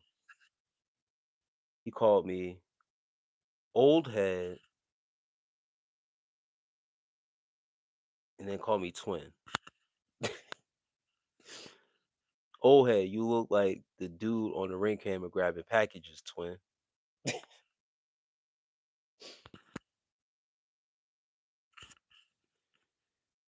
Oh man. These people, man. And this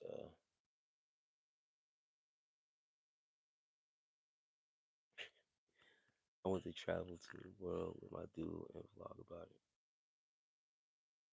And yeah, man, you only live once. Nah, for sure.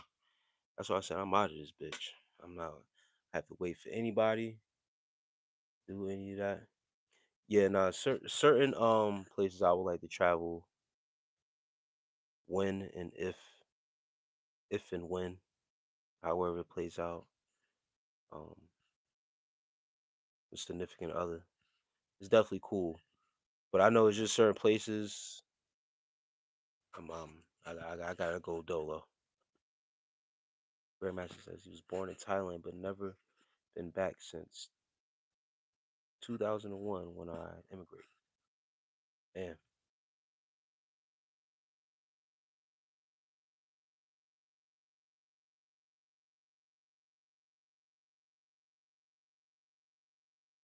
always have this all have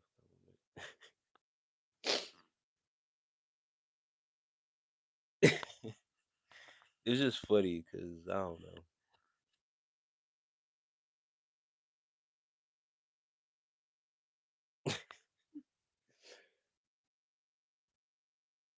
It's just the lingo that uh, whoever it is, I don't know. It'd be young dudes and old dudes trying to be young with the new lingo. I don't know. It's just be weird.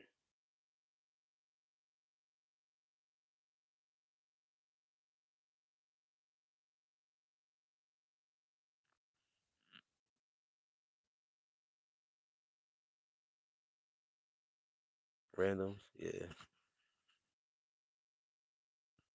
Oh, you asking me? Was uh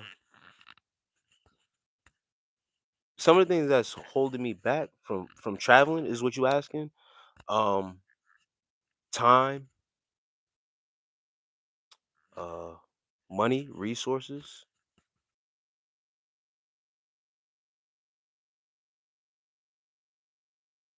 You know, just getting things in order. So I'm still working on this YouTube, creating content.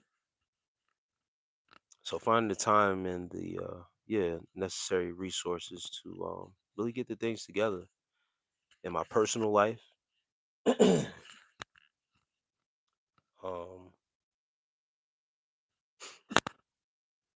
yeah, so it takes time, bro.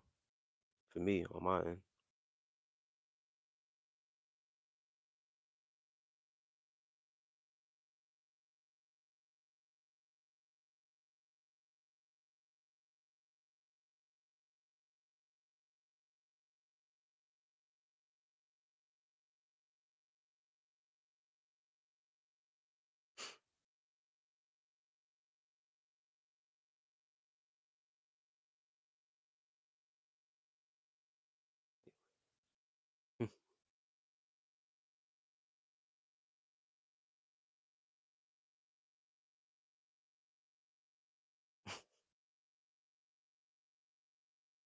Yeah, man, absolutely. Yeah, I'll just keep working, bro. That's why I said I'm not in no rush, and it's all in timing. Yeah, it's all in timing, bro. Um, that's funny.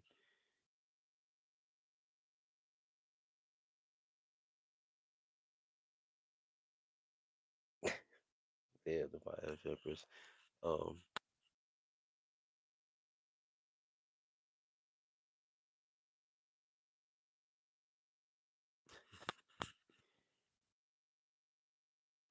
yeah, man.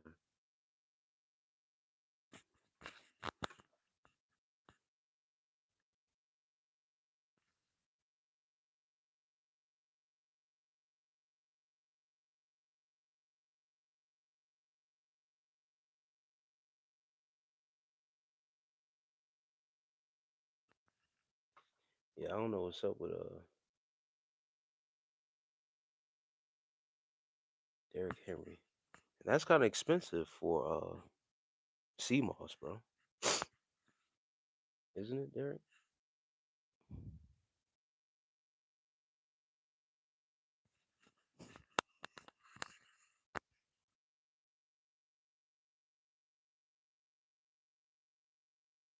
And I'm in Pennsylvania.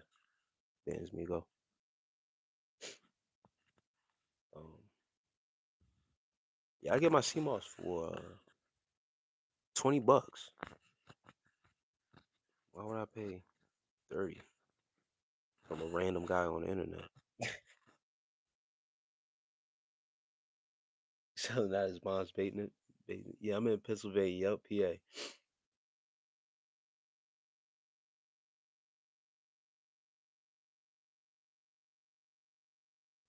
Your Majesty says, shall. And I'm gonna be on for another 5 minutes. It's about to be 4 in the morning. Just had to look up at the time for a minute. I'm like, damn.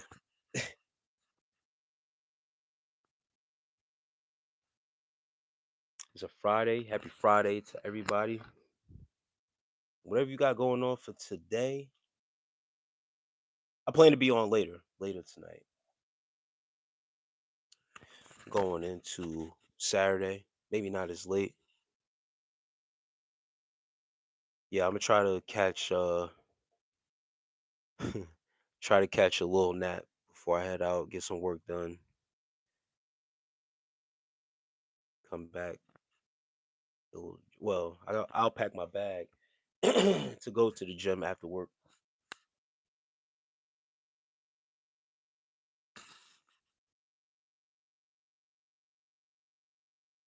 Yeah, same here. That's great to hear, Divine F Empress. Same here. That's why I don't feel um like sleepy or like tired. Not tired. My energy, I feel the same way. Energy increased. Um, and just naturally, just feeling good. But I know that if I don't get proper rest leading into the day, I'm gonna feel like shit later and going into the week, and I don't want to feel like that. And Greg Master says I need to meditate later. Same here, man. Inspire me to doing the same things, brother.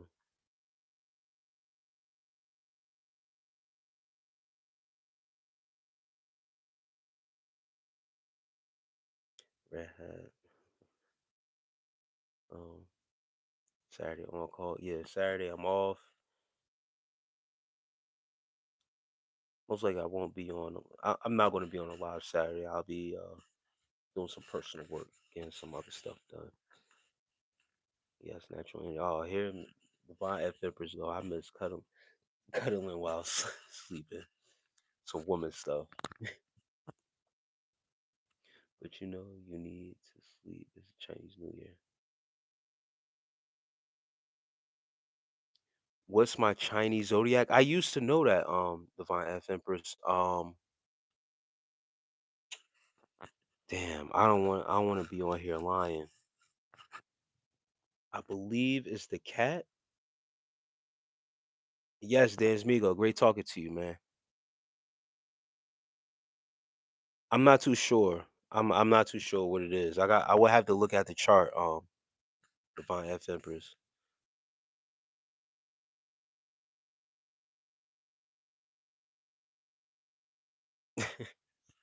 There's Vigo says, yeah, nah, that's some whooping stuff. Me personally, I don't mind cuddling, right? But sleeping, no, I can't do it. Um, you got to get off of me, or I got to get off of you at certain parts of the night while sleeping. I can't do it.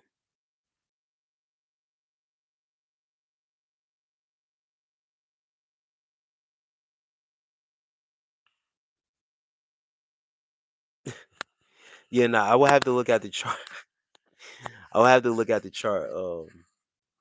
Divine Empress, but I got it. It's been a minute since I looked at the follow the Chinese zodiac.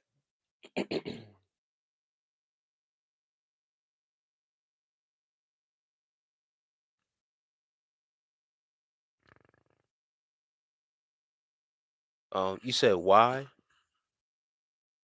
Cause I need to sleep. It feels I don't know. It's just I can't sleep with nobody in my arms like that.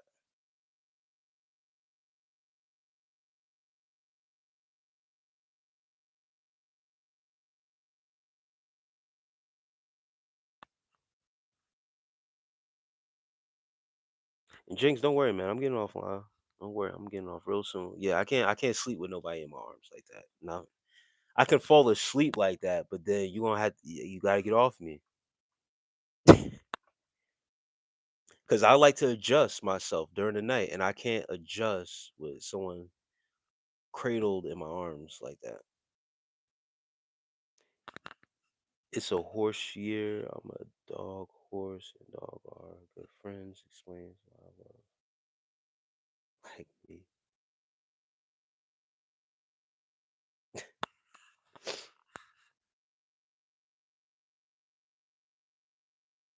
Yes, I do follow up. I don't follow Rampage Jackson like that, but I always catch, clips of his streams, and I watch some of his content.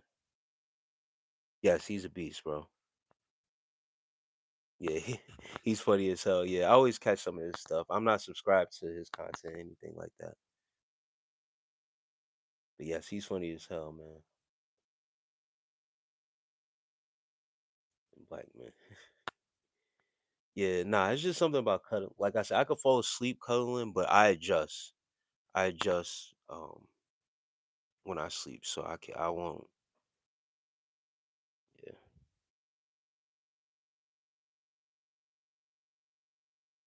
yeah, the old UFC days. Yeah, he was actually one of my favorite fighters when I did follow UFC. But he's funny, man. He's hilarious, bro.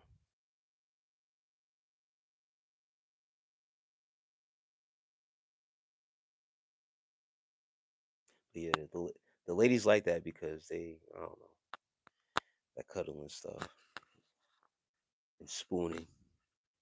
Yeah, I knew that was coming, spooning and stuff like that. Yeah, no, I don't do that. I mean, I do it, but I don't casually do that just because we in bed.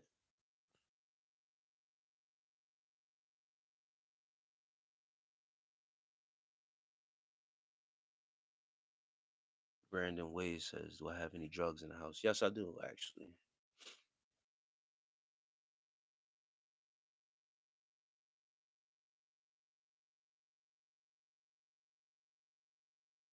Yeah, Divine F Empress says she dated a guy for like a year, no sex, but we would sleep naked.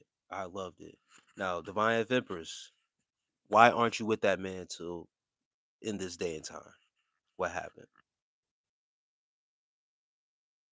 And this isn't a knock to you. You loved it. Where's this guy now?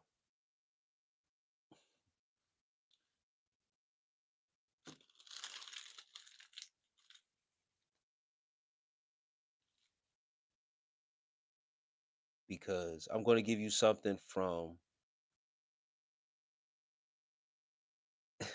a true man's perspective. Because I've dealt with a female for 1 year, a year and some change, and we didn't have sex, but she was not allowed. He started to get weird and tried the whole knock me down a peg. I dealt with a female, right? And didn't have sex with her for a year, things like that, right? But there was none of that going on. It was there's no way we doing that with me because I'm going to be honest. If you are getting in my bed naked,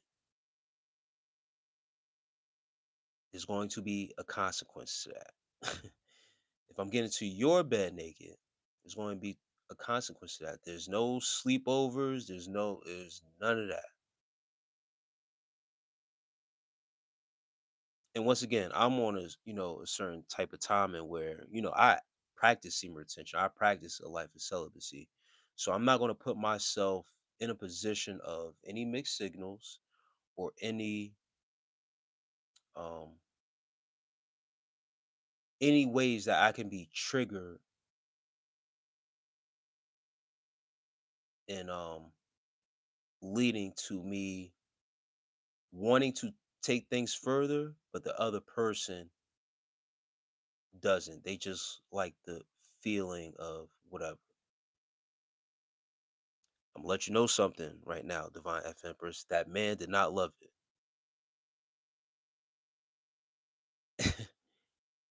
He did it for the time being to get close and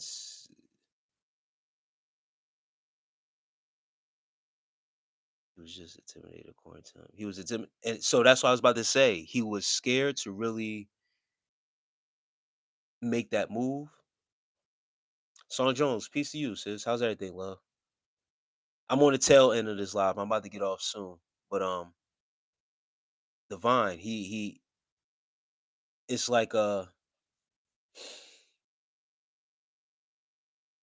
he got to the to almost home plate, but couldn't quite, you know, he was waiting on basically on you to give in and pop things off. And when you didn't, he felt led on. So, it is what it is. So you may have loved it and you got gratification out of it, but he wanted something more, straight up and down. Because no, I'm gonna just leave it at that.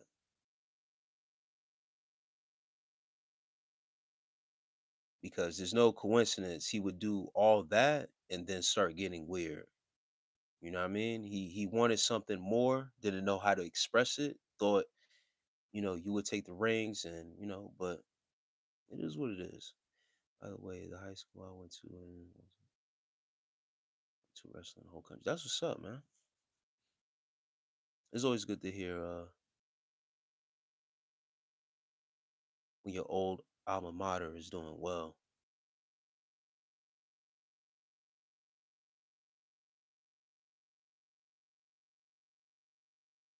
Divine F Empress. Listen,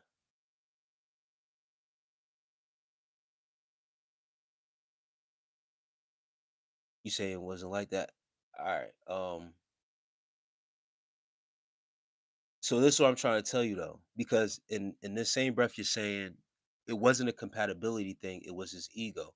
I'm not saying that you guys weren't compatible.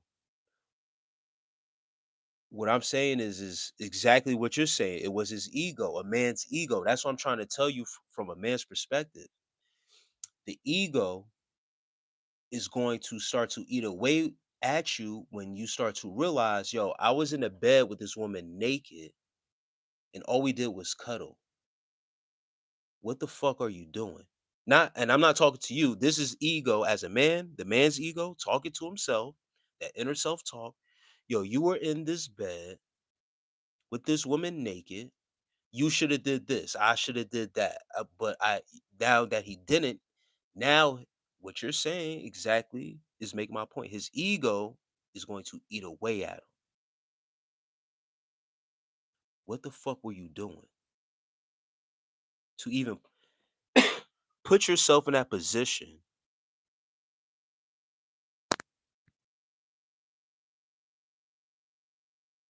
And all you did was cuddle. Listen, as a man, I don't even like cuddling with a female with my clothes on in the bed with a woman and we just sleeping. Like I said, I'm a adjuster when I sleep. So we're not going to be doing too much cuddling until in the middle of the night you're going to feel that arm roll off, or I'm a ease you over to the other side of the bed and I'm gonna turn over.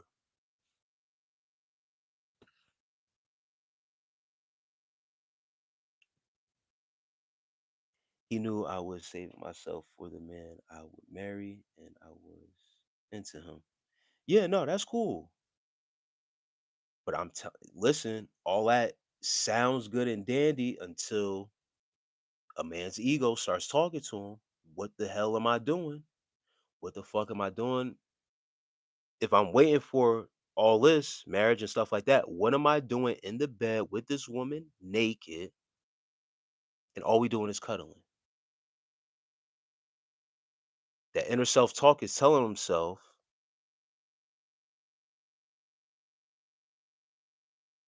what am I doing? How is this benefiting me? For this is just a man's thoughts. I'm telling you, divine F. Empress. Females, like I said, love stuff like that. They can get away with that because their emotions are being filled. You women are the emotional beings.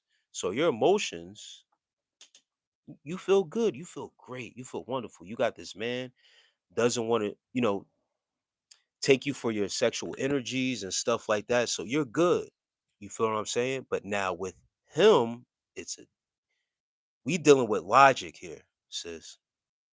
Our logic is telling us I don't have to really do this and put myself through basically torture in this aspect. Once again, I've been on the same plane of dealing with a female for a year and not asking her to open her legs for nothing. Nothing. I don't need it. I'm good. I'm on a certain journey for myself as well. But I want to set myself up in that situation because I'm going to look back at that situation and with not my emotions, my logic is going to tell me, my ego as a man is going to tell me, what were you just doing, bro? What was that?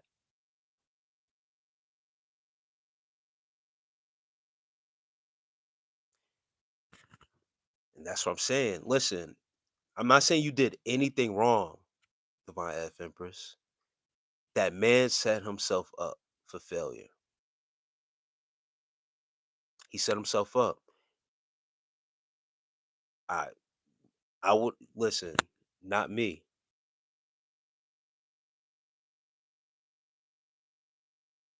And yes, Song Jones, that's all right, Song Jones. This is what I'm saying, right? All that is not required, right? Just because we doing this or whatever case may be, and it's not like I'm saying sex is required once we get naked, we in bed. But I'm going to tell you this: if we not having sex at some point, it's going to be over because the ego, all that touching and feeling, he felt like he could have made a couple more moves, and bam, he would have been in. But now he has to deal with ego and regret. I really said what I was, but now I'm starting to feel true feelings of a man now starts to reveal itself. That's why he started to get what you said was weird. No, he really started to now express his true feelings because now he done did all this other stuff and it's not really gratifying to him.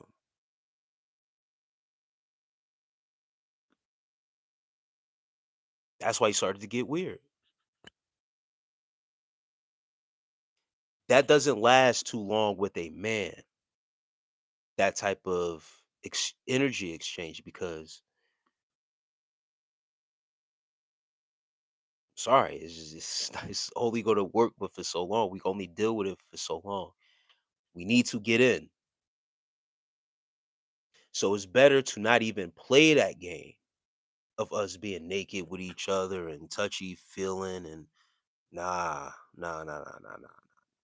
No, it's better to have that barrier, that boundary. Let's keep our clothes on. We can cuddle on the couch.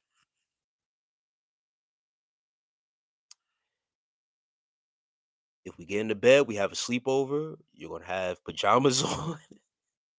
We're gonna have some pajamas on. We could cuddle and all that, but all that other stuff naked and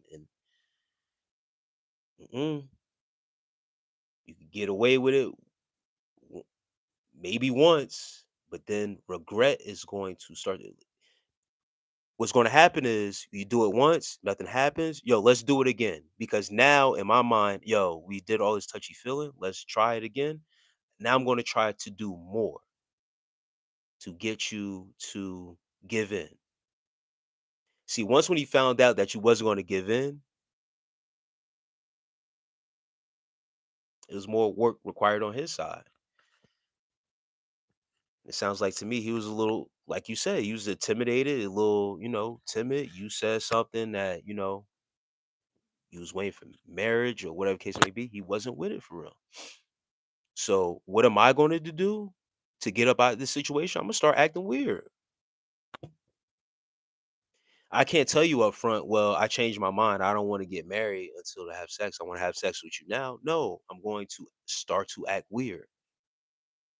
The ego is going to come up, and the ego is going to tell me I got to get up out this situation. If I can't get it for real, I don't want to force it on you, right? So I'm going to make up something to get up out this situation. It's just the man's mind. I'm trying to let you know what it is. We ain't gotta take our clothes off to have a good time, drink some cherry wine. Yeah, yeah, bro. I don't know. We met in 2015 when I was my ex-boy husband, and came back.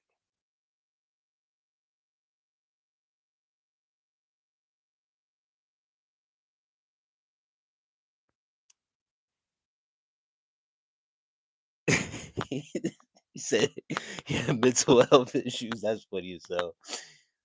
Listen, it sounds like he was a genuine good guy, respected a certain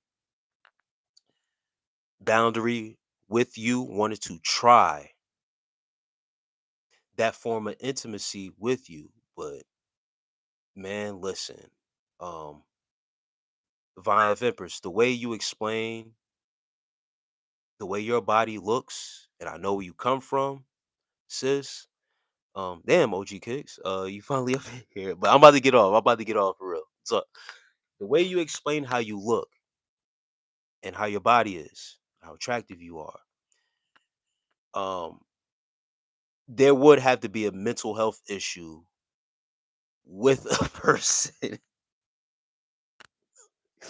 And I'm joking, but I'm so serious.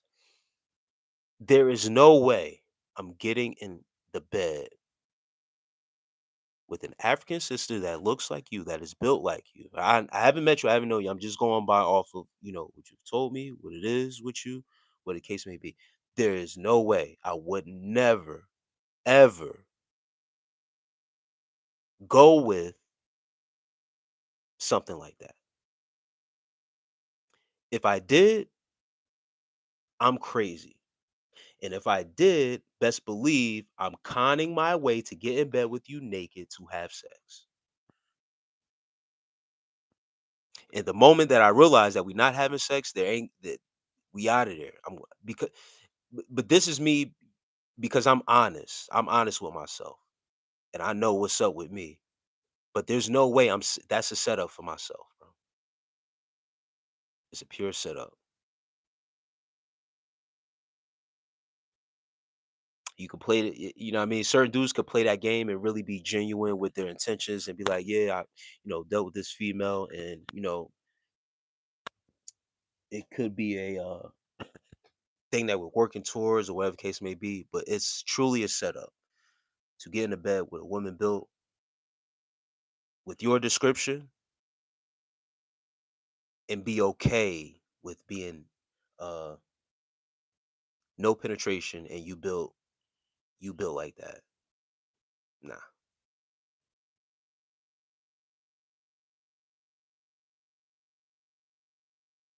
he did himself a disservice. He fooled himself. It wasn't like I said. It's not something that you did. He played himself for real.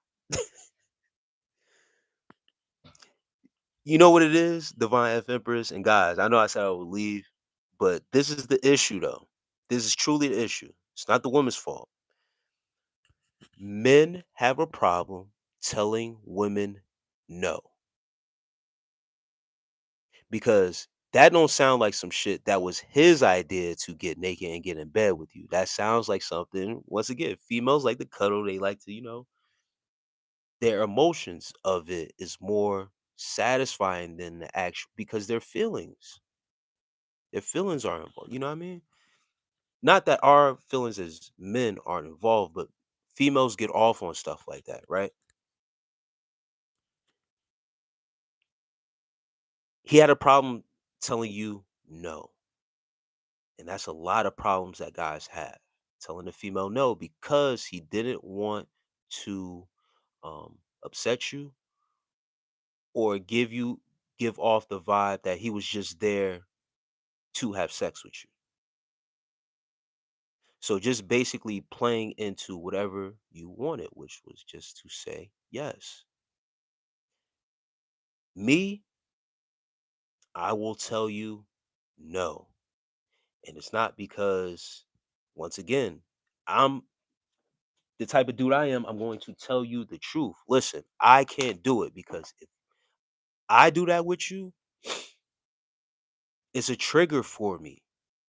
And I'm going to want to have sex. That is the truth. I'm going to tell you the truth of why I'm telling you no. It's not just going to be no, we're not doing it. I'm going to be cold. No, I'm going to tell you no, and I'm going to give you the reason why. He wasn't comfortable with. He didn't want to upset you. He didn't want to disappoint you and tell you no. And a lot of guys have trouble telling a woman no because they might see it as, she might not mess with me or whatever the case may be. But if you just sit down and say the truth, then it's clarity. We have a little bit more clarity, and then you can play it, you know, however you want to after that. But he said yes, and he played himself because he couldn't say no. Now he got put in a bad situation, and like you said, he started to, act weird. But it's coming. It came from a place of where he set him his own self up. That's why I don't do that with just any guy because when we get along, they plan to con their way into. Yeah, I mean, once again, I'm very upfront with mine. I'm not gonna play no con game to get into anybody's panties. If I want to get in, I'll go my own way about getting in. I'm going to make it known. I'm ready. If you're not ready, then you let me know. All right, then we can move on from that. But I'm not going to set myself up or try to play a game to get myself in, or just agree with what you got going on. Getting naked in the bed with any female, naked. Yeah, he set himself up for that. I can't believe that's crazy. But God bless him though. He said I'm the real winners. Oh man, yeah, I don't. And yeah, I can't play games like that because then you get left looking stupid like that, butt naked in a bed with an attractive woman, and all you doing is cuddling. I bet you he never went to sleep.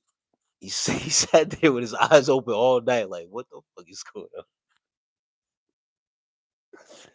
Can't believe this is happening right now. Yeah, no, I don't like to play females like that either, bro.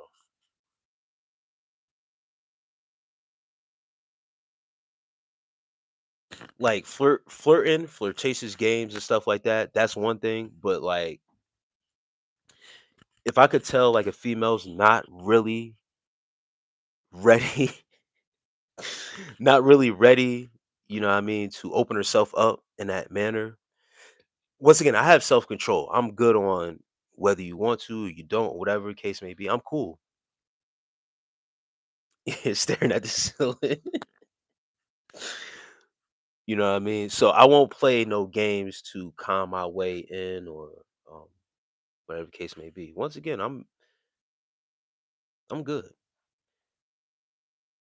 But now if we go in there and clothes are being discarded, then yeah.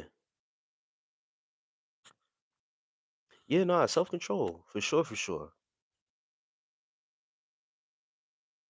But if clothes is coming off and we playing the touchy Philly game, something's bound to pop off. I'm sorry. We're gonna go. And then the moment you say, nah, I'm not ready, then my clothes is going right back on. My clothes is going on. I'm like, all right, well, let me put this back on, let me put that back on. And then we could chill. I would suggest you cover up and stuff like that.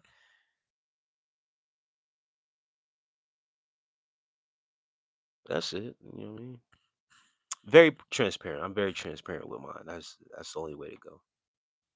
But I don't believe in playing the games. I don't like playing people. I don't like people playing with me like that, so I don't like to play that game with people. Live you learn. I've been there. It's a wild different game. Yeah.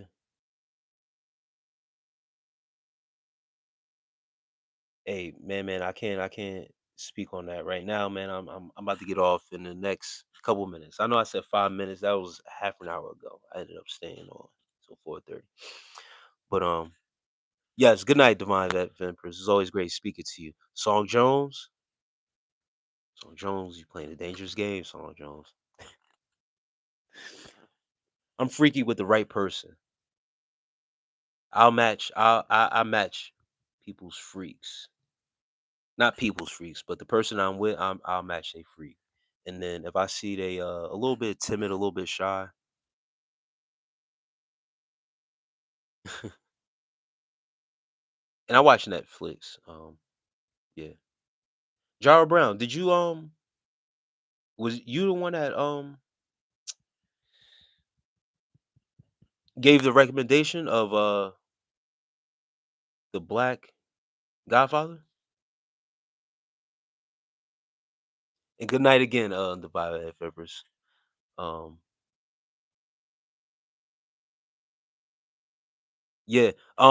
Just to make sure, is that the it's not a TV show, it's a documentary, right? I want to make sure I'm watching the right thing.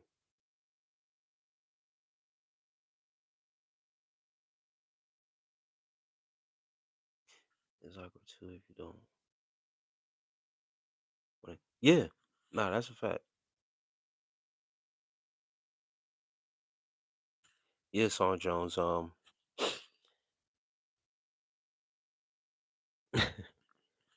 Yeah, I match people's freaks. I keep on saying people. I'll match the person that I'm with. Okay, yeah, okay, all right, yeah. Then all right. Yeah, I was about to watch that today, but I got busy doing something else. Um, I might watch that tomorrow or over the weekend. Um, but yeah, I got that queued up. I got that queued up, brother. Um, but yeah, if I'm dealing with someone that's a little bit shy, or if I notice that they holding back, then turn it up a little bit.